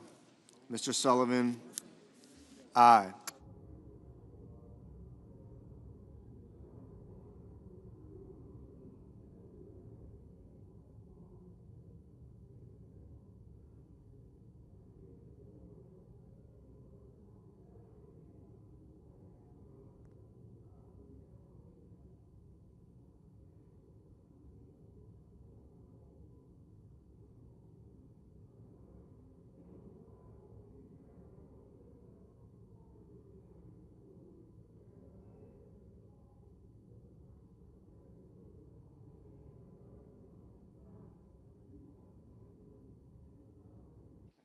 Mr. Kennedy, aye.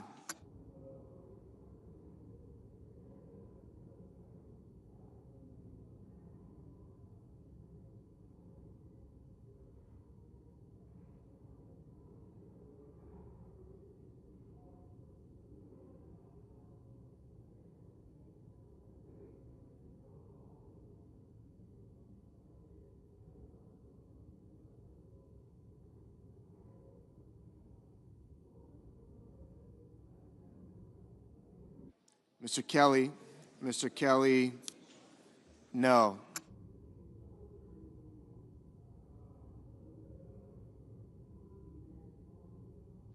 Ms. Ernst.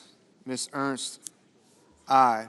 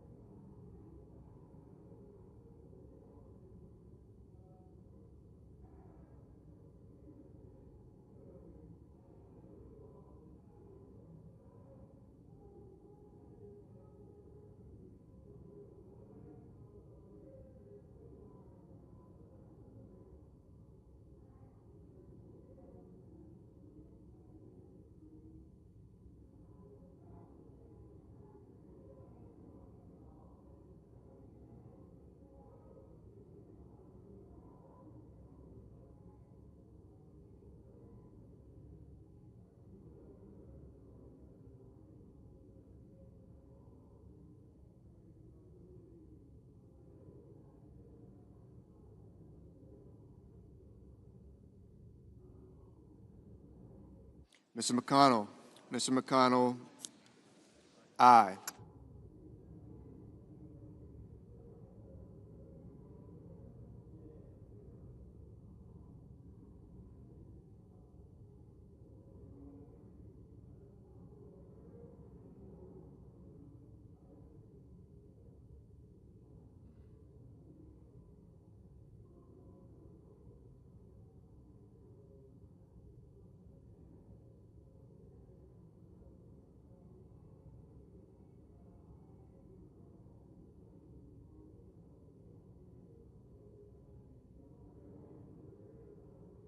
Mr. Schumer. Mr. Schumer, no.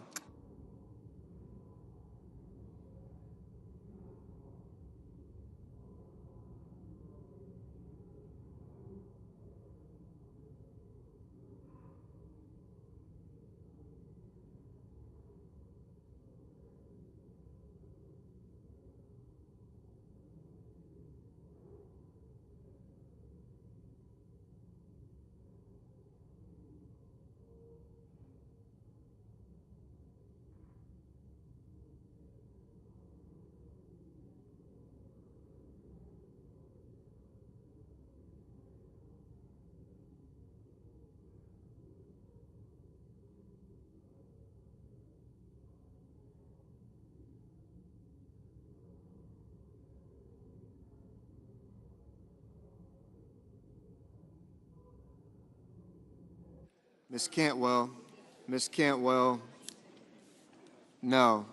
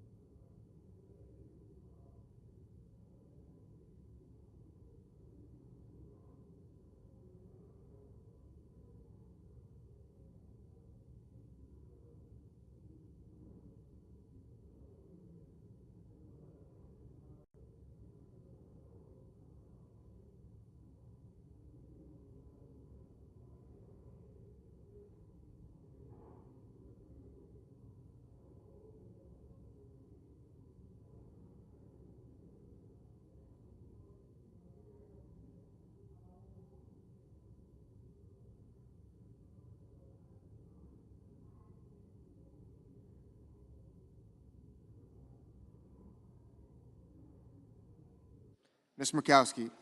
Ms. Murkowski, aye.